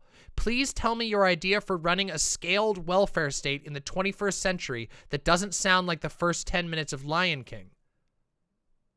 Hey, maybe we wouldn't need a scaled welfare state if our society didn't force us to all move into a rotating line of cities that are currently where the tech bubble is. Maybe people would be able to have stability of their own. Maybe communities would have stability of their own if we didn't live in a fucked up, hyper-exploitative, profit-minded, absurd oligarchy. You know, it's funny. They sit here with this stupid shit telling you that, oh, it sounds like the first 10 minutes of Lion King. You want to hear what sounds like the first 10 minutes of much worse than Lion King? Let's talk about, let's do a little charitable summary of the liberal world order. 5 guys own more than almost every single person on the planet, and those 5 guys are 2 of those 5 guys are Elon Musk and Jeff Bezos. Elon Musk, who spends his days tweeting soy Reddit jokes on the internet while sitting on billions of dollars. As people starve and die, he sits on money tweeting cringe-ass humor. He is one of our gods. The liberal gods. That's the order that they tell you. And you're telling me that doesn't sound as stupid, as ridiculous as Lion King? Hey, everybody, let's have an imaginary conversation with a fucking Let's have an imaginary conversation with an alien. Hello, alien. Alien says, hello, human. And goes, so what's it like where you're from? Well, the vast majority of the world lives in abject poverty, but 5 dudes at the top who we've decided are meritocratically superior to us, mostly spend all of their time posting memes and shooting themselves into space for fun.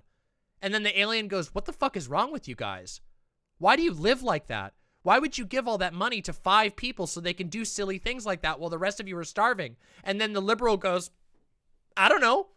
See, capitalism is the most effective system of economy that has ever existed, I'll have you know. And then the alien goes, I'm getting the fuck out of here.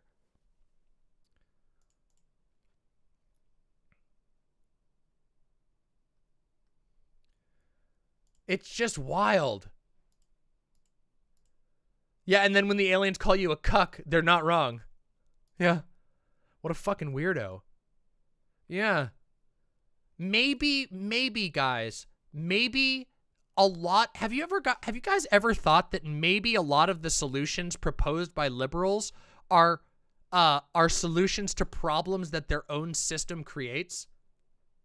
Like, for example, we need to have a massive welfare state. which I would agree would be better than not having a welfare state, provided that capitalism is still around. But why do you, if somebody says we should get rid of capitalism, why would you respond with, well, how do we build the welfare system that we need because of capitalism if you get rid of capitalism? You get rid of the thing that's causing the horrible need. You stop living in a system that forces people into poverty. That we need, the only reason people propose a welfare system is because we live in an economic system that demands tons of people be poor in order to generate demand.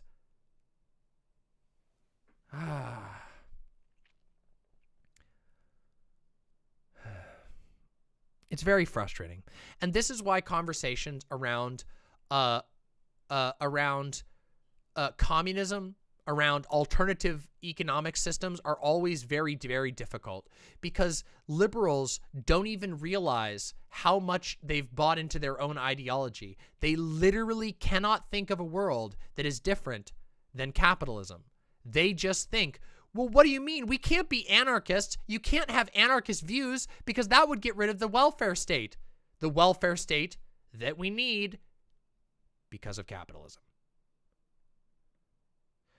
Finez Live says, we make the food, we serve the food, we build the houses, we create everything, and yet we get scraps. Interesting how that works. Interesting that increasingly our society aims to divide people from one another, put control into the hands of corporations. Overwhelmingly so. Guys, the gig economy is terrifying.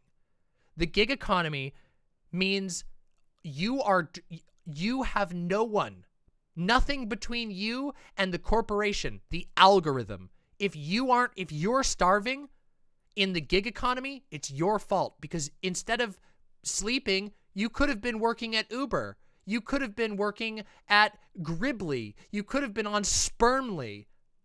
Haven't you thought, why didn't you, you can't pay your rent, but you jacked off last night. Why didn't you use Spermly to send that sperm to somebody else? You could have been making money, you lazy fuck.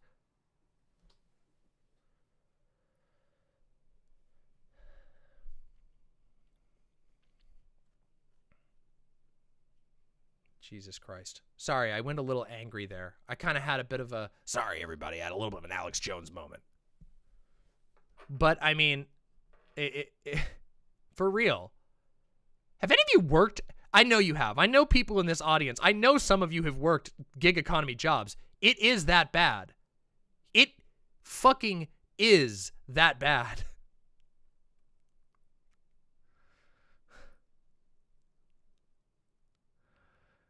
I saw one that was called Swimply recently. I'm not kidding you. I saw a fucking app that was called Swimply that was like Airbnb except for people's private pools. So if you are a rich person and you have a pool, you can rent it out to people on Swimply. But guess what? You can only do Swimply if you're rich enough to have a pool. Just like you can only do Uber if you're already good enough to have a car. And if not, well, you're just one of the forgotten. Do you guys realize that? I keep saying this, but like, do you realize that more and more people are falling into poverty every year in America, rapidly in the era of COVID? And none of them are getting the stuff that they need. The welfare state doesn't exist. The vast majority of people who fall into poverty just fall into poverty and just suffer. And nobody ever hears about them because they don't have phones to post about it on social media.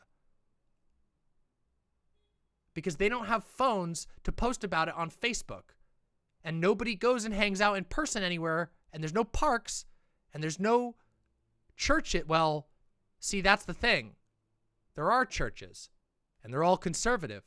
And when those people who fell into poverty walk into the church, they don't get a liberal telling them, just work harder, capitalism is great, things are fine, you're going to do fine, go to therapy. No, they have somebody who says, welcome to the army of the Lord, brother.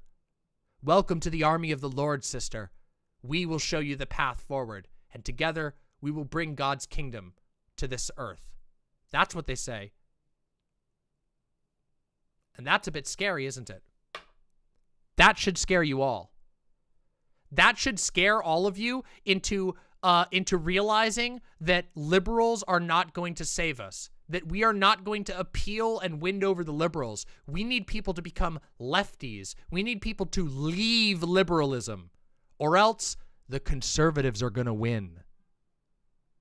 Because the conservatives have a bold, terrifying, horrible vision of the future, but they do have one. Unironically, I don't oppose queer churches. Of course, I have the same critiques for any church that I do, but I don't oppose queer churches. There are lots of very good religious people, and there are religions that are less toxic than others. And I don't think religion is inherently bad. I think that people can have very healthy beliefs that offer a sense of community, but that people should be careful and avoid dogma. But I do think that we really need to seriously, all of us, everybody who's listening to this, and of course you know, obviously, by the fact that I'm talking about it and spend time finding articles to share with you guys about it, finding things to talk about, you know I'm thinking about it. But I need you all to also think about this.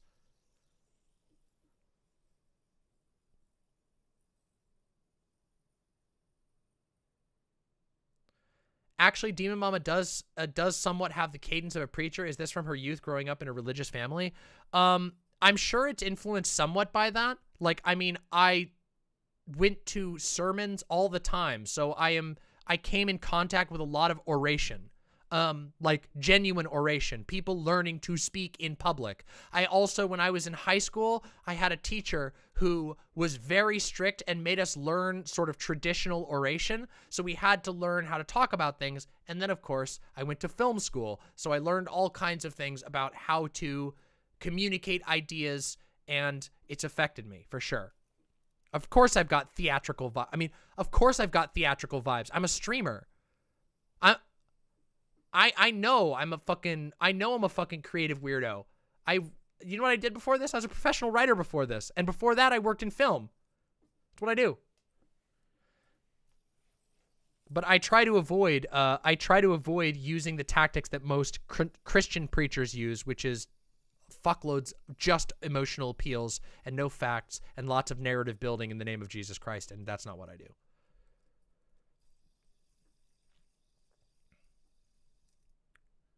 My ex is really cool and very Christian. They're trans and gay and seemed really happy with their church. Genuinely seemed like a good community. They had to really search for a church queer friendly enough, though. Yes. Now, here's the thing. That really does exist. I've talked about this with regards to Jewish communities in America many times. A lot of Jewish communities, a lot of synagogues are very progressive, very accepting religious spaces. Which is fascinating. All over the country, there are super progressive synagogues that do incredible work. And now there are, of course, very conservative synagogues as well. But the fact that there are world-famous progressive synagogues that regularly do stuff to help trans people, to help gay people, that have been allies in liberation since the civil rights movement. That is really cool, and it's a proof of concept that no, actually, religion and, like, progressive values, religion and acceptance are not mutually exclusive. And rather, it's a lot more about the structure of the religion, how strict and hierarchical the actual religion is. Because as it turns out, Reform Judaism is super accepting and also very flexible and also really genuinely faithful. There's no difference in the faith level between somebody who just believes in a more progressive religion. Those people believe just as much as anybody else.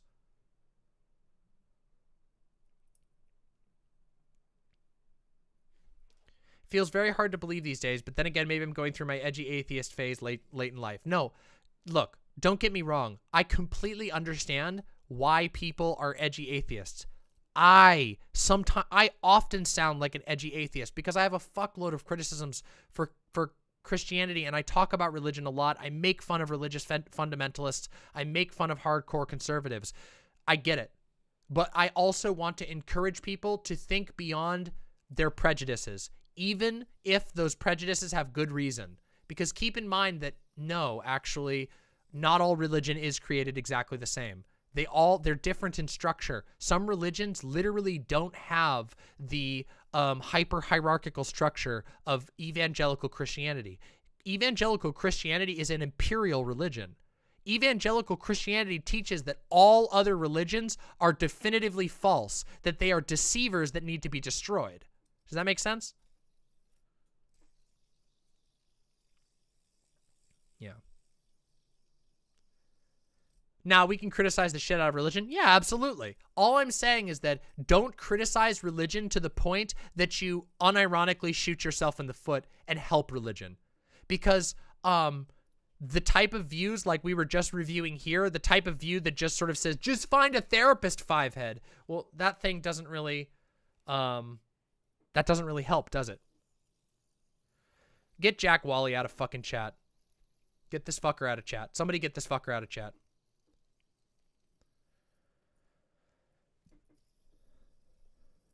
Okay, I'll do it myself, I guess. There we go. Thank you. Thank you, Gayfish. Appreciate that. Philosophy 101. Affirming your belief doesn't actually prove yourself right as much as everyone trying to disprove your belief. I mean, that's true.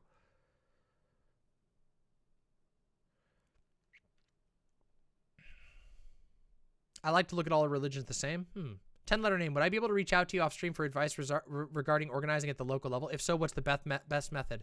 Shoot me a DM on Twitter or a DM on Discord. If you shoot me a friend request on Discord, I'll try and get to it as soon as I can. You can also send me a DM on Twitter. I believe my DMs are open, so you should be able to send it to me. And yeah, we can talk about it. You know, I'm not like the most skilled local organizer, but I have some connections and I have some advice I could probably give. Yeah. It's wild. Fucking wild shit. Yeah, I think that more or less settles this particular issue. No, I don't think that therapy replaces religion. I don't think that having a therapist replaces religion. And I don't think that saying so is a particularly good tactic. In fact, it's kind of a stupid thing to say that seems very underbaked and mostly designed to just make people mad. Which, I mean, congratulations. You've made people mad, but you've also validated exactly what conservatives say about liberals. You know? At the same time, you did make a lot of people mad, but you also did so in a way that specifically empowers conservatives' position.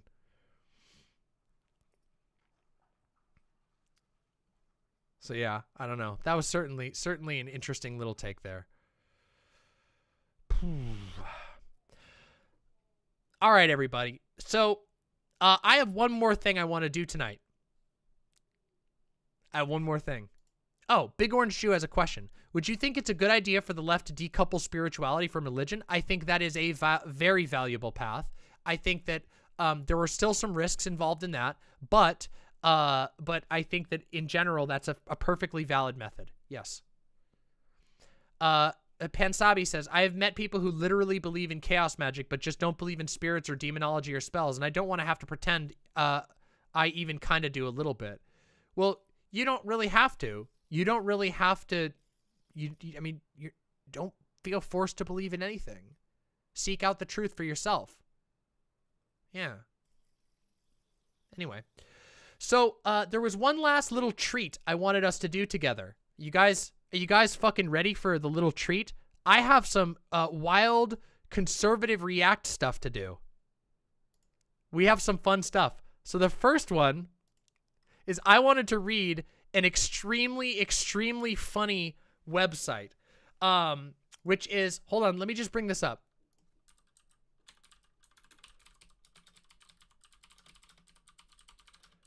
Okay, I was tuned onto a very, very interesting little website, okay? Hold on. Let me find the actual website. I have to find the link here.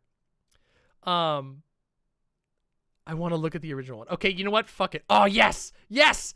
This is a website called sexinchrist.com. Are you all ready? Here we go. Sexinchrist.com. Sexuality according to the word of God. So the treat is that after I told you all that we need to think about religion better, we are going to make fun of extremist, fundamentalist religion. And what we're going to do is we're going to talk about the many, many, many articles on this incredible Sex in Christ website. Okay? This is going to be, in my opinion, a very fun little endeavor that we get to embark on together. Okay? Should we start? What do we want to do? Oral sex in God's will? Viagra in God's will? Threesomes within a Christian marriage? Reader question and answers? Masturbation, God's great gift to us? A proposal for Christian pornography? Bondage in Christ? BDSM in a Christian marriage? Fisting in God's will? Barefoot before or bare before God? Shaving in the Bible? A philosophical argument for masturbation? I know which one we should do. A proposal for Christian pornography. Many readers have written in to ask us about pornography. Is it acceptable for Christians to view adult entertainment? Our stance on pornography is directly informed by our position on sex and sexuality with regard to Christianity. Depending on the circumstances, the act of intercourse can either be a defilement of the body and soul through lust and an indulgence of the senses, or it can be a celebration of God-given sexuality that uplifts the bodies and spirits of both partners. Likewise, pornography could either be degrading and sinful, as it almost always is, or it could depict acts that, when viewed appropriately, could enhance the sexual and sensual relationships of believers. Erotica with biblical foundations. Consider the Song of Solomon, a deeply sensual and erotic book of the Bible, which describes in lyrical detail the sexual and romantic relationship between a bride and bridegroom. Their dialogue relates to spiritual matters, but relates spirituality through a loving physical relationship between husband and wife. This is the model of erotic edutainment that we are proposing. We believe that under the right circumstances and given the correct content, such adult media has the potential to enrich the sexual lives of married Christian partners. Of course, there is little, if any, adult entertainment currently on the market that reflects these values and would be a good choice for Christians. That leads us to call for a new kind of porn. Porn that upholds the Christian ethos. Christ-centered porn, meant to be viewed by Christians and tailored to their unique needs. We challenge Christians in the adult industry, yes, they do exist and you know who you are, to step up and truly walk their walk and live their faith by producing pornography that men and women of God can view without compromising their relationship with their Savior or their relationship with their spouse. Christians have so many questions about sexuality, what is acceptable or not, how to express sexual desires to their husband or wife, how to have more fulfilling sex life, and much, much more. Unfortunately, few in the church are willing to talk openly and in detail about these matters. Most sexual guides for Christians are vague or coy, glossing over graphic details. Believers need sexual resources that are unafraid to actually demonstrate and show them what healthy sexuality in a Christian marriage looks like. For these relations, we believe there is both a need and a demand for Christian adult entertainment, and so we are issuing this manifesto calling for a new paradigm in pornography. Here we go, everybody. Toward a framework for Christian porn. It must depict only married couples engaging in sexual acts. This means that any sexual partners in a Christian porn production must be husband and wife, both on and off screen. All actors must be married in real life and portrayed married couples on screen. They must only be depicted having sex with their wedded spouses.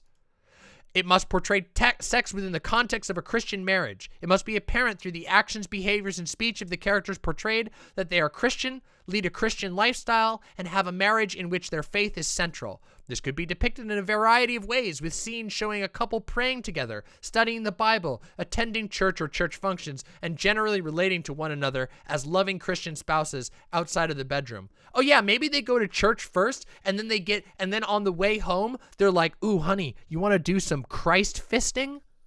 Oh yeah, give me the Christ fist. And then the lady just like You know, the wife is just like, oh, my Christian husband, I love you. And then the husband's like, here it comes. And he goes, "Ah!" and then over the video, you just see Jesus's face just fade over the fist as he punches really hard into his wife's ass. Love it. Let's continue. It must be instructional. Part of the mission of Christian pornography is to graphically educate married believers in how to achieve more sexual pleasure, intimacy, and closeness in their relationships. It can do this by dramatizing various sexual techniques and positions so that couples can learn how to incorporate them into their lovemaking routines. In their on-screen roles, the actors should model both correct sexual techniques and appropriate sexual attitudes by being respectful and treating one another's bodies as the sacred gift from God that they are. That means that the woman can never be on top, by the way.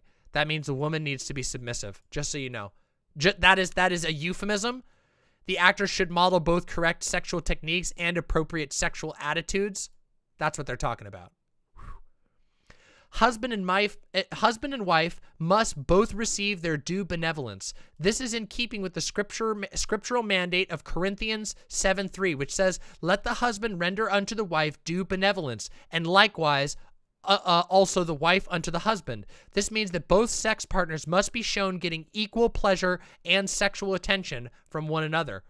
Well, that's good, I guess. Very egalitarian. No extramarital sex unless it is to illustrate the downfalls of adultery. Ooh, technicality! You can show extramarital affairs. Ooh, we're gonna have lots of downfalls of adultery. Ooh. The spouses in a Christian porn production must never have adulterous relations unless they and their partner suffer and are punished fittingly for their sins. In deference to modern conventions, the punishment does not have to be the one mandated by God, i.e. being stoned to death. Oh no! Oh no! Uh-oh! Oh God! Whew. Okay, I'm getting a little sweaty there. That's a little worrisome.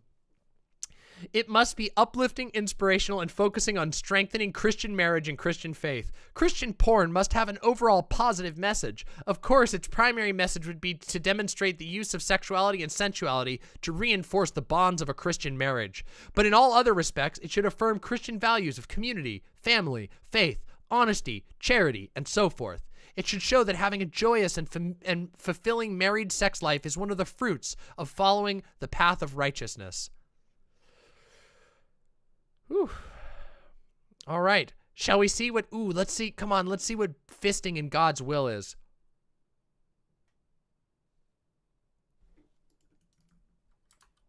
The fist of might.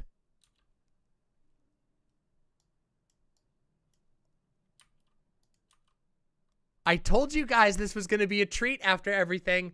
I told you all this was the treat after a long day of heavy stuff. Fisting and God's will.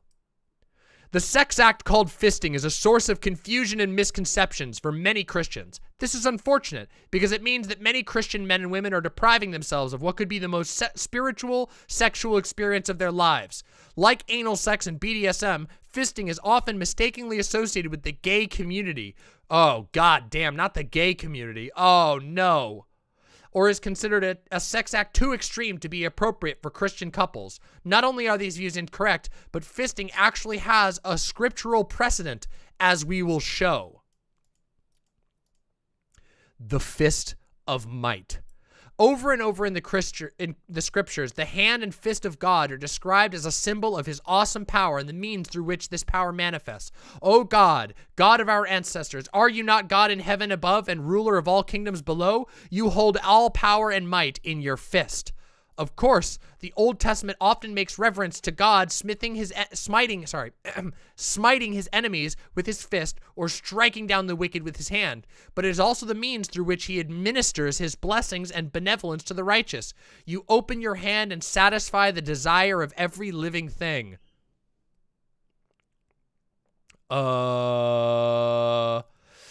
Through the hand of the Lord, he guides us to do his will, touches our lives, expresses his love, and provides for our needs with his abundance. The biblical significance of the hand is important because in the act of fisting, one partner, usually male, inserts his entire hand and fist into the vagina or rectum of his partner. Rather than copulating with his penis, he penetrates her with his fist. Given the powerful symbolism of the fist, it is no surprise that couples who have partaken in the practice of fisting have described it as being a profoundly spiritual experience. On a symbolic and sexual level, a wife who is fisted by her husband has the experience of surrendering completely to the divine love and power of the Lord, as embodied by her partner's hand. The husband, in turn, has the experience of touching and caressing her inwardly in such a deep and intimate manner as God touches our own souls with his grace.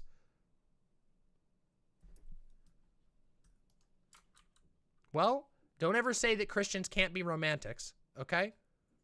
I've never heard somebody write about this in the... Hi, Yoda. Hi. Hi, baby. Everything okay? She just wanted to come in and say hi. She probably smells my food. Hi, Yoda. We're reading about ridiculous Christian sex writing, huh? Well, Yoda can't sing right now. I can't pick her up because her tail's got an injury on it. She injured her tail a couple of weeks ago. This is just high effort trolling? No, I don't think so.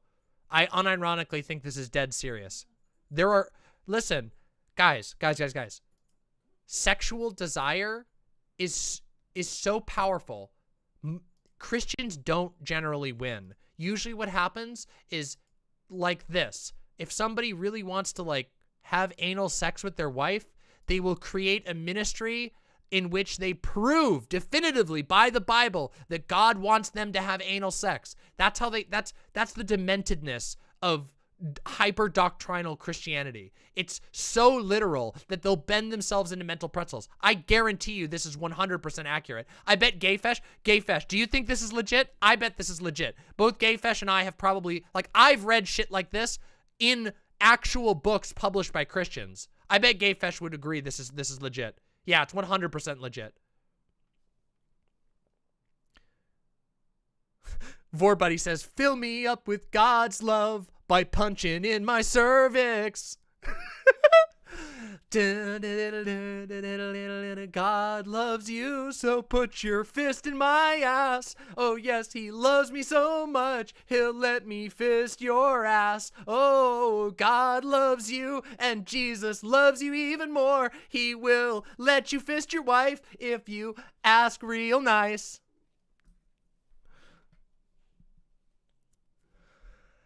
Go ahead, clip it, have fun. Powerful yet gentle. In Song of Solomon, the Bible describes the act of fisting and the profound erotic bliss it induces. It is the voice of my beloved. He knocks, saying, open for me, my sister, my love, my dove, my perfect one. My love thrust his hand through the opening, and my feelings were stirred for him. Here we see the lover gently coaxing his companion to open up to him, metaphorically knocking at her door, preparing her sexually and emotionally to receive his hand inside of her. Gradually, he works more and more fingers into her until the moment when her vagina yields and his hand slips fully inside her, thrusting through the opening. She then describes the powerful passion that this arouses in her as she envelops his entire hand inside her body. Many couples describe this moment as the fist makes full penetration into the vaginal opening as a transcendent and sexual revelation. As the woman's body accommodates her husband's hand, both may experience a sense of physical, sexual, emotional, and spiritual oneness. Stop laughing! Stop! Stop laughing! There's nothing funny about this. This is serious business of God's will. Stop. Some common misconceptions about fisting are that it is very painful or somehow violent or abusive. This is far from the truth. Not always. And as we can see from the above description, it can be gentle, loving, and highly erotic act. Fisting does not have to be painful if it is performed correctly, using enough lubrication and patience. The hand is inserted in a slow and controlled manner and is preceded and followed by other sexual stimulation, which may even lead to orgasm. Both the vagina and the rectum are extremely elastic. A vagina, after all, can stretch to accommodate a full-term baby. And in fact, a woman who has been blessed with motherhood can more easily enjoy fisting because her vaginal opening is more flexible. That's a myth. That's a myth. The act of fisting is physically challenging to perform, requiring patience on the part of the active partner and relaxation on the part of the receiving partner. It cannot be rushed, and the two participants must communicate closely, with the fister carefully observing and attending to his partner's comfort and limits, and the fistee directing her partner as to when to push forward and hold back as he works his hand into her. A Christian couple can use fisting to build trust and intimacy between them, as well as strengthening their relationship with the Lord. You heard it here, folks. Good Christians can use fisting to empower their relationship with God. Jesus loves fisting. Fisting is an act of faith. Before attempting fisting, a Christian husband and wife should pray together and ask for divine guidance. The husband should ask that God guide his hand and work through him, and for the skill and patience to fist his wife correctly and maximize her pleasure. The wife should pray for openness and readiness to receive God's love and grace in the form of her husband's hand. Both should treat the act of fisting as a divine spiritual mystery to be entered into with reverence and awe, especially the husband. In another spiritual interpretation of fisting, as he inserts his hand into his wife's vagina, a man is symbolically reenacting the moment of truth following Christ's resurrection from the tomb. What? When doubting Thomas touches the wounds in the Savior's flesh, then he said to Thomas, "Put your fingers here and observe my hands. Reach out your hand and put it into my side. Don't be an unbeliever, but a believer." Okay, that's a stretch, guys. That's a fucking stretch. Even for the Christians, that's a stretch. Thomas's doubt would not be satisfied until he physically felt the wounds in Christ's body and penetrated his flesh with his hand. Likewise, the spiritual and sexual power of fisting cannot be known unless experienced physically. Role reversal. So far, we have only discussed the husband fisting his wife, but some couples may wonder if it's appropriate for a wife to fist her husband if he enjoys anal stimulation. In most cases, a wife indulging her husband's desire to receive light anal play is not problematic in the context of a healthy sexual relationship. A wife may even anally penetrate her partner with a strap-on if he enjoys this, and if their respective roles as husband and wife are secure outside of the bedroom. However, because of the intense nature of the act of fisting and the degree of surrender and submission involved, a couple should first look into their own hearts and pray for guidance as to whether it is wise for a wife to fist the husband.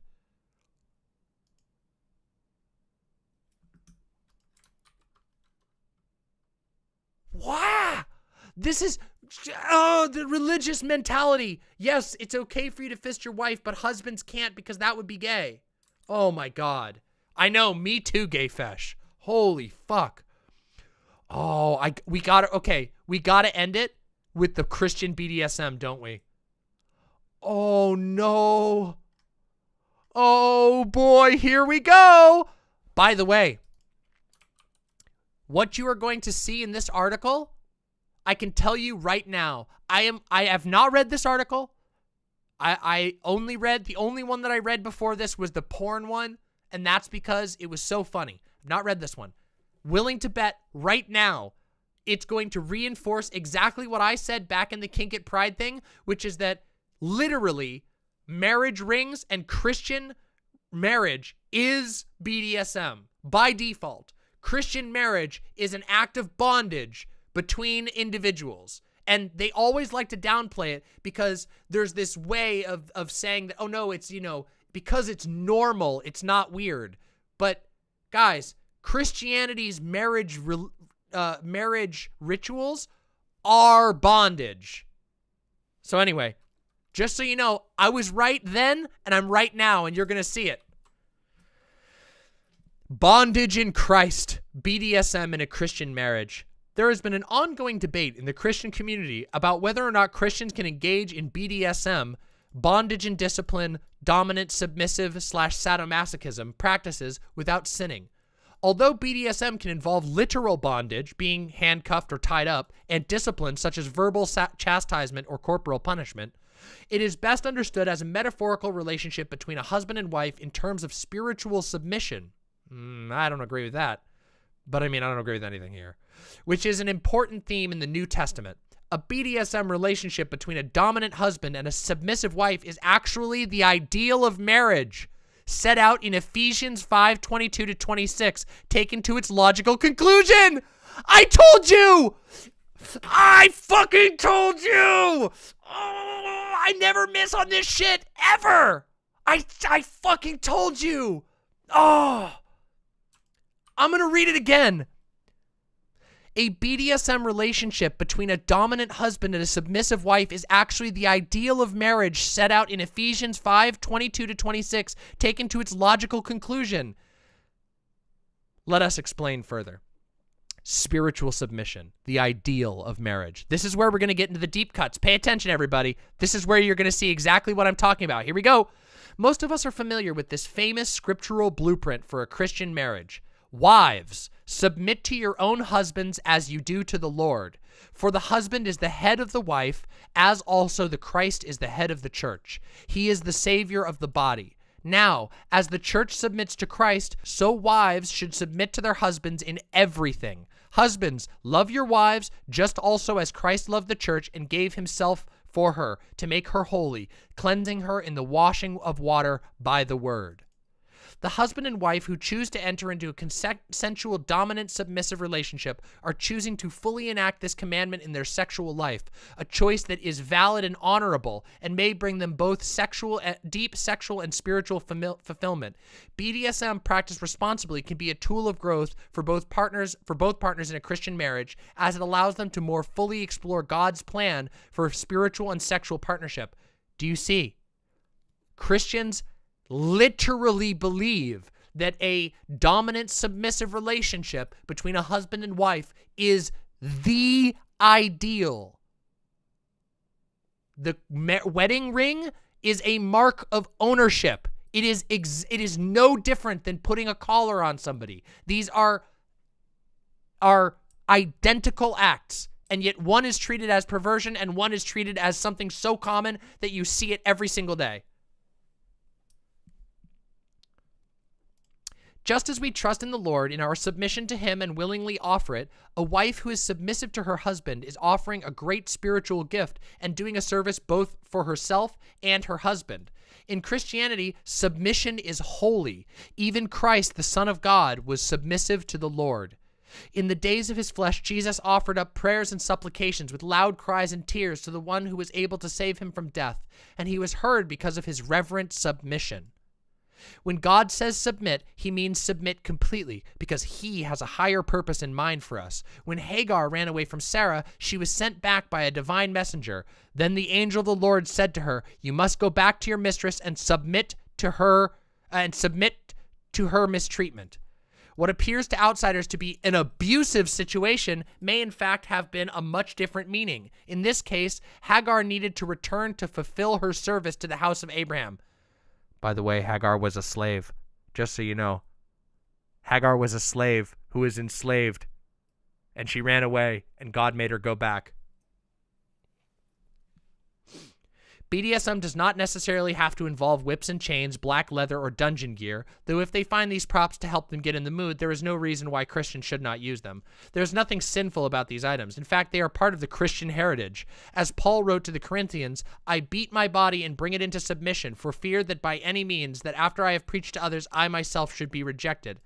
Many S&M devices, such as floggers, whips, clamps, chastity belts, and cat-o'-nine-tails, bear close resemblance to a wide array of devices early Christian penitents used to whip their bodies and mortify their flesh. They did this to submit their bodies to Christ, to emulate his suffering on the cross, and to purify themselves spiritually and attain a closer union with God.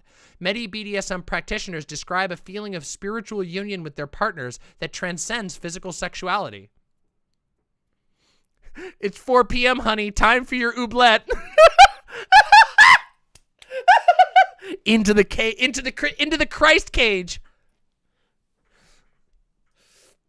Yes, they're referring to subspace there, by the way, for those of you who are in the know on this terminology. Subspace is a term that refers to the sort of pleasurable generally pleasurable feeling of dissociation that submissives often get after particularly intense, usually after intense BDSM sessions. It's generally explained as sort of like a euphoric but a little bit dissociated environment. Hey, Vermin, good to see you. Yeah, Christ-approved subspace, everybody. A lot of people like it. Yeah, it's a good type of head fog. I mean, of course, there are times where subspace can be a little bit difficult, but yeah. Loving bondage and discipline. Bondage and discipline are a part of the spiritual tradition of Christianity and are reflected in how a loving, all-knowing God guides his followers and instructs them in his will. If people are bound with chains and trapped by the cords of affliction, God tells them what they have done and how arrogantly they have transgressed. He opens their ears to correction and insists they repent from iniquity. Excuse me. If they serve him obediently, they will end their days in prosperity and their years in happiness. As God looks after us in Christian BDSM, the husband looks after his wife and spiritual growth and her physical needs, and the wife submits to her husband for guidance and fulfillment. For these reasons, the husband may find it appropriate to discipline her as needed in a spirit of love. He disciplines her as God disciplines all of us believers, and as we read in Hebrews, this may smart at the time, but it's always for our good, for our own good. Okay, guys.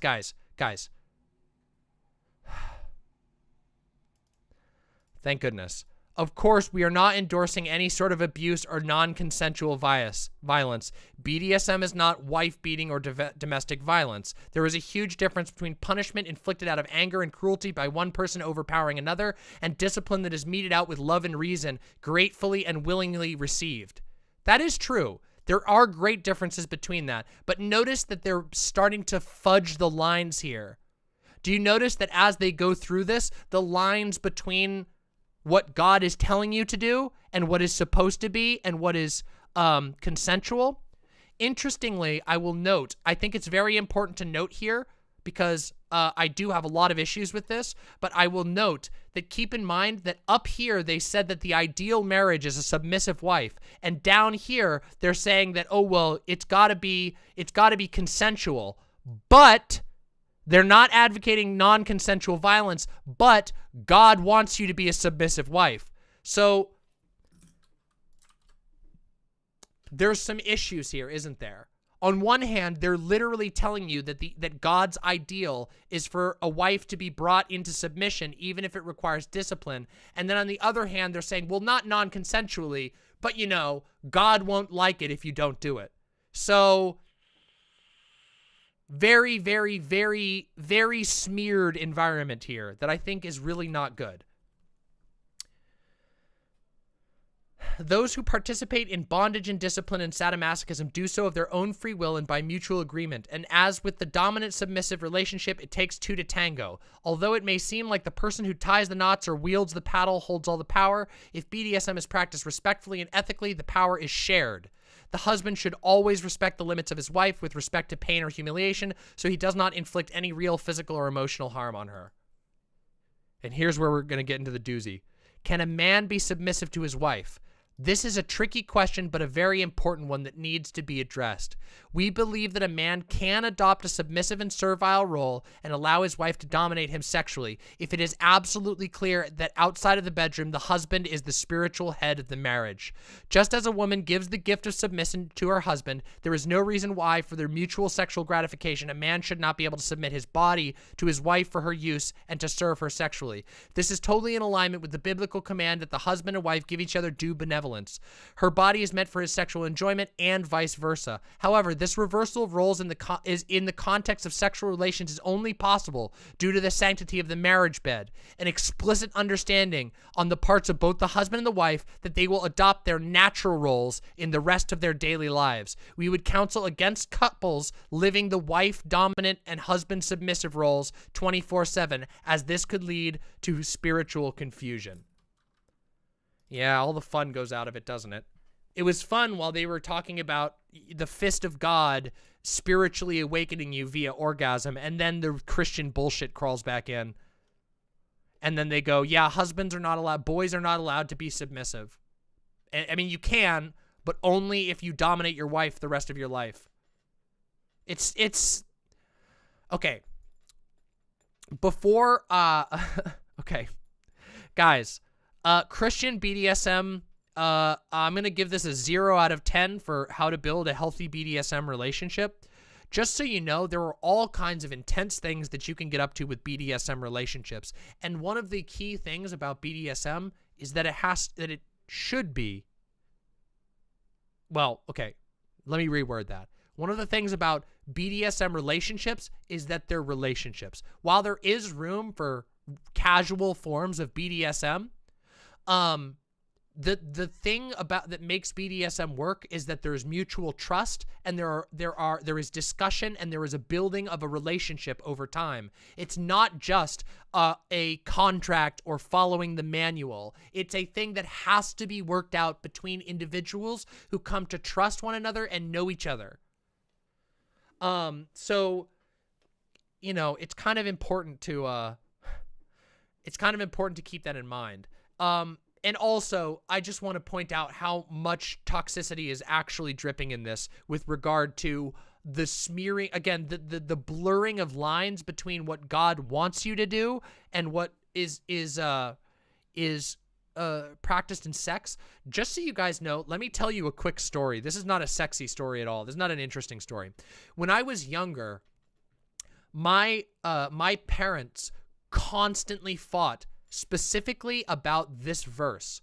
Wives, submit to your own husbands as to the Lord, for the husband is the head of the wife, as is also Christ the head of the church.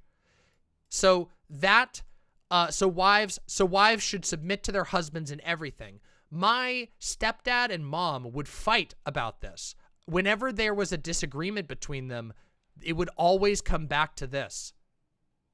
Because basically, my stepdad would always say, well, you're supposed to submit to me. You're supposed to listen to me. And if my mom didn't do that, well, there comes the Bible verse again. Thought we were supposed to be Christians. Yeah, see, Lady Hopium saying that as well. My dad would pull that verse on my mom as well. Yeah, it's gross, isn't it? And this is why this particular article bothers me so much. This article bothers me because I know damn well how Christians treat that verse, and what they mean is that, yes, women need to submit in everything. They say do benevolence. They say that it's an equal relationship, but they also explicitly say that it's not an equal relationship and that a wife should submit to her husband in everything. It's very fucked up. Oh, there's a crazy amount, the kid. There's a crazy amount in Christian groups. Christians, there are a unironically large amount of Christians who do not believe that you can violate your wife's consent because she's your property, because she made a vow to you. I'm not kidding you. That is a incredibly common belief among Christians. Dennis Prager wrote about that. Dennis Prager currently has an article still up about that. It's very, very bad.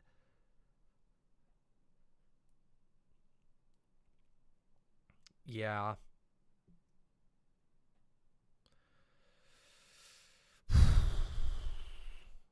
Yeah, it's still up. Of course it is. Yeah, I could probably look it up right now.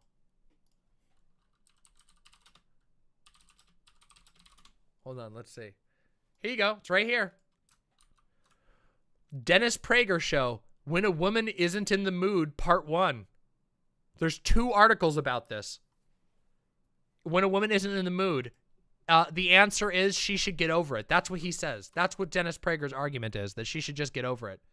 She needs to serve her husband. And I'm pretty sure he pulls on that quote during this article.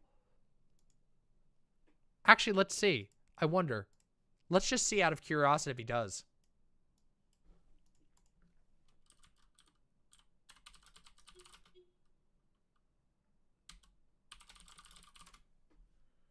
When a woman isn't in the mood. Hold on, let me see.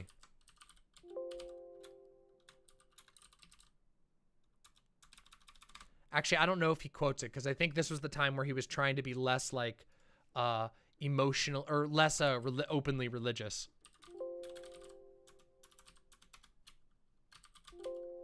Okay, he doesn't quote it. Damn. He's Jewish, and that's a New Testament quote? Yeah, but Dennis Prager quotes the Bible all the time, even though he's Jewish. He does that all the time anyway.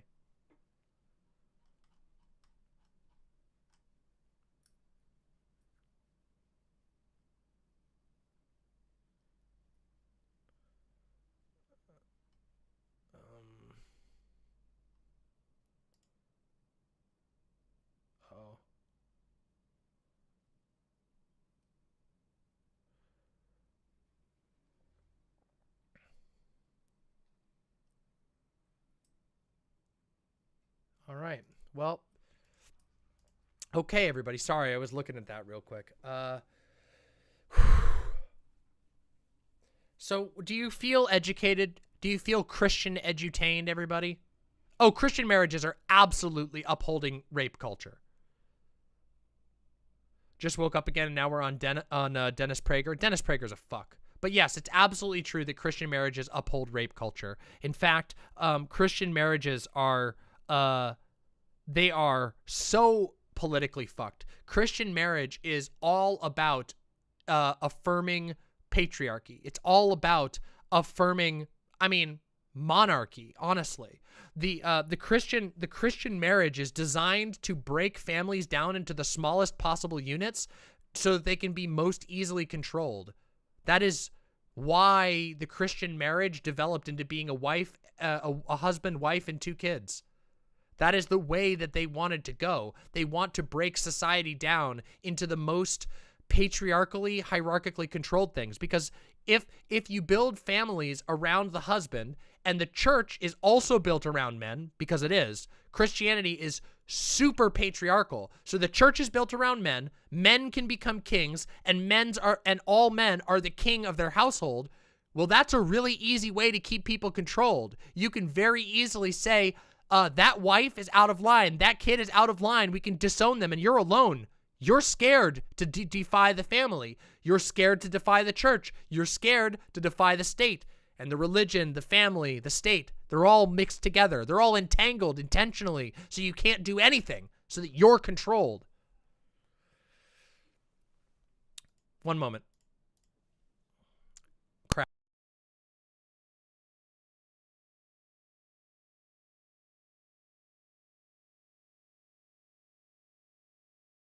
Sorry about that. Crashed again.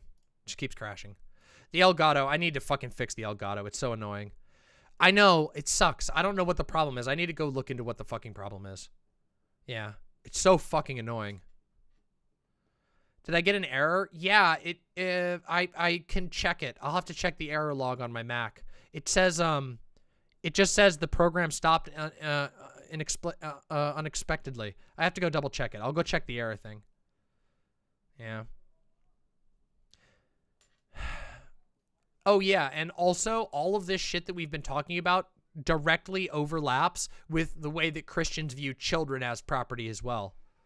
Sound Judgment says, it's a complicated narrative to retell, but the history of authoritarian Christianity as the dominant religion in Europe has had extremely far-reaching implications in basically every area of life for anyone in a place affected by colonial expansion from Europe, so damn near everywhere. Yes, thank you. Sound Judgment brings up an excellent point, which is that, remember, that when I said earlier that Christianity, fundamentalist Christianity, is an imperial religion, that most of Christianity is an imperial religion, I mean that.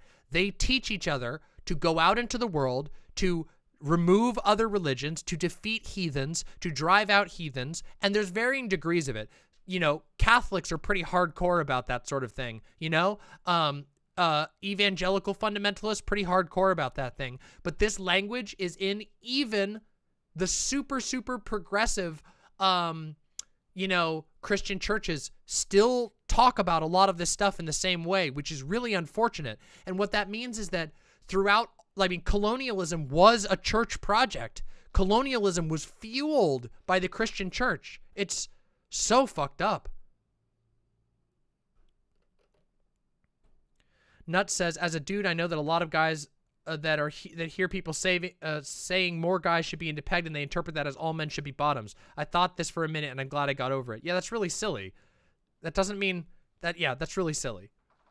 Just because you like getting pegged doesn't mean you're permanently a bottom forever. That's so silly. Colonialism was a function of the church consolidating. Of course it was. The church was able to finance conquests and gather worldwide money and income. You know that churches, okay guys, churches like missionaries would go overseas, they would establish a church, they would get native followers from that place, they would convert them to Christianity, and those native followers would pay tithes. They would give money, tribute to the church, which would then get sent overseas. The church got itself powerful and rich by exporting, by playing religious imperialism. And of course, the Crusades. We don't even need. We can get really into the Crusades, but colonialism was another form of this. Residential schools, another form of this. And notice how frequently the state aligns with the church. Isn't that interesting? Now, nowadays, it's a little more messy.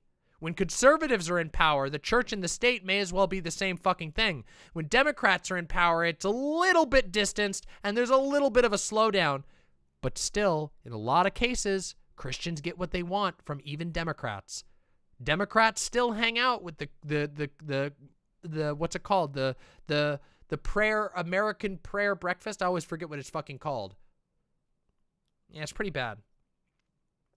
The kid says, as someone who studies sex sociology, so much of sexuality is based on interpretations of gender and the dichotomy between masculine and feminine. The more secure you are in your gender expression and gender identity, the more open you often are to doing things in bed. That is absolutely true.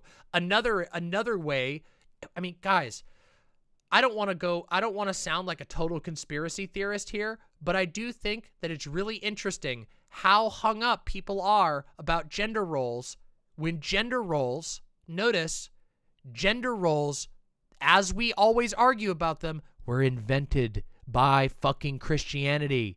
Christianity imposed the gender roles, the strict binary of feminine woman and masculine man, of dominant husband and submissive wife. These were built by Christianity. Other versions have existed until Christianity took over the entire world. It's religious imperialism, and it affects even gender. I know, your brain is imploding. Oh! There's a really good Fundy Fridays on that. That sounds great.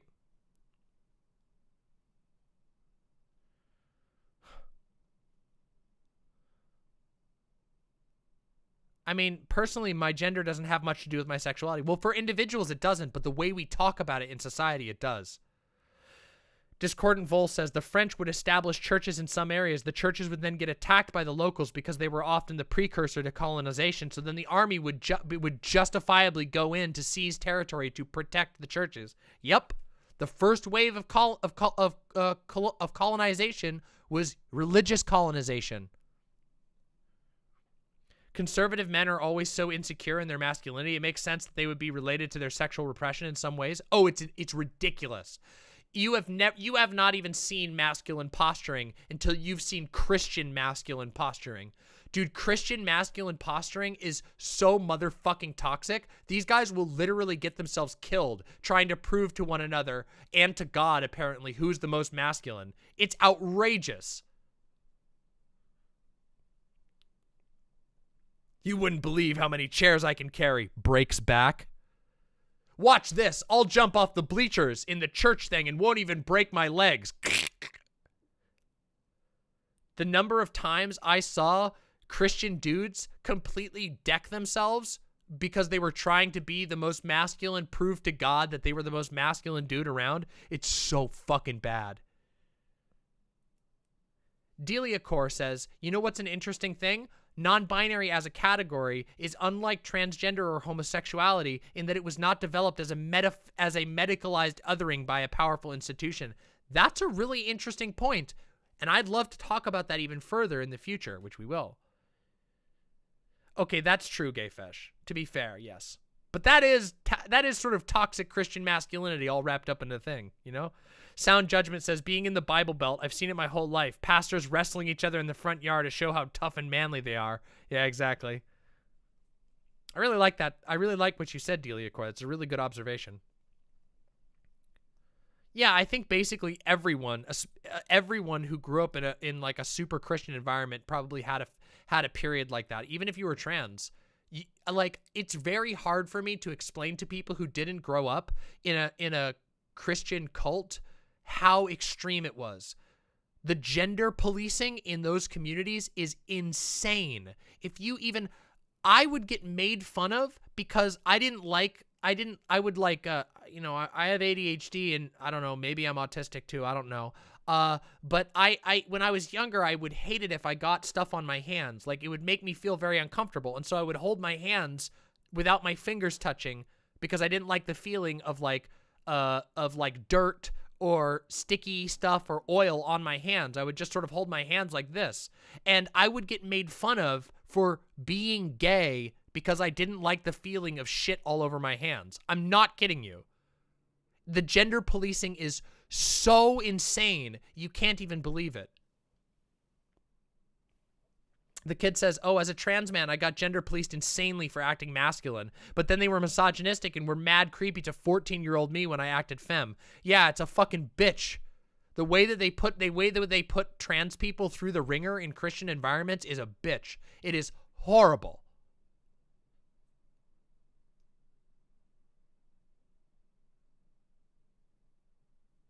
Of course. That's another one, of course. Big Orange Jew says, the amount of unironic, closeted gay stuff that happens from Christian communities is wild. It's fucking crazy.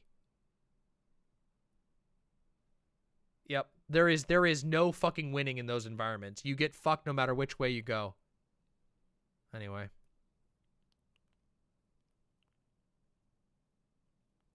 Fucking impossible. You got girl police for cross... Oh my god! Oh my god, Bonks Daily.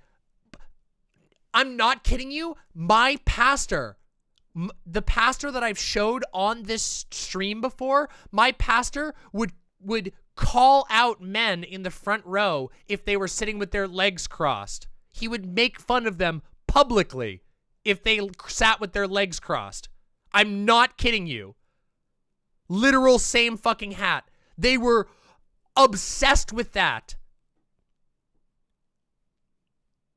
Holy shit.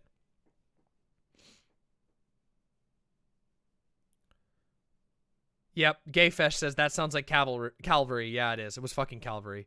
So many Christian dudes would be considered queer-coded if they were characters in a Disney film. Yup. The kid says, same for me. Having one leg folded over my other was, they would be obsessed with it. They were so obsessed with it. For them, they thought that sitting cross-legged meant that you were gay. Unironically. God, it's so fucking weird. I'm so glad I'm out of there. See, that's the thing. That's the thing. This is the takeaway of the whole religious part, the religious half of this stream of us talking about all the religious shit. This is why we have to do better. This is why we can't just become fedora-tipping liberals. We have to do better. Otherwise, these motherfuckers are going to take over. Ugly Pie says, yes, oh my god, I might have said this before, but as a teen, I worked at a Christian camp for kids like 7 to 13, and they literally split the kids up and sent the boys to play at the lake, while the girls had to attend a sermon about how they can't wear two-piece swimsuits because their belly buttons will tempt boys from the path of Jesus. Holy fuck. That was so common. The splitting up and letting guys go do fun things while girls have to sit inside and listen to some shit was incredibly common.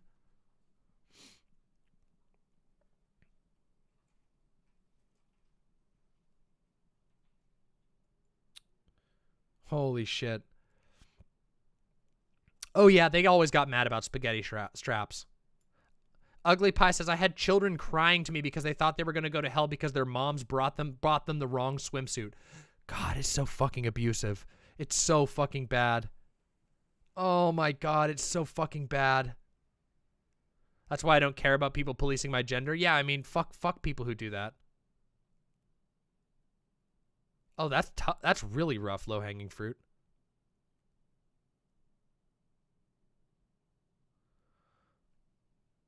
Nuts, did you just weird champ yourself?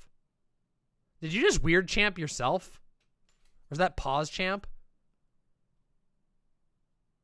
Nuts just fucking pog-o'd himself.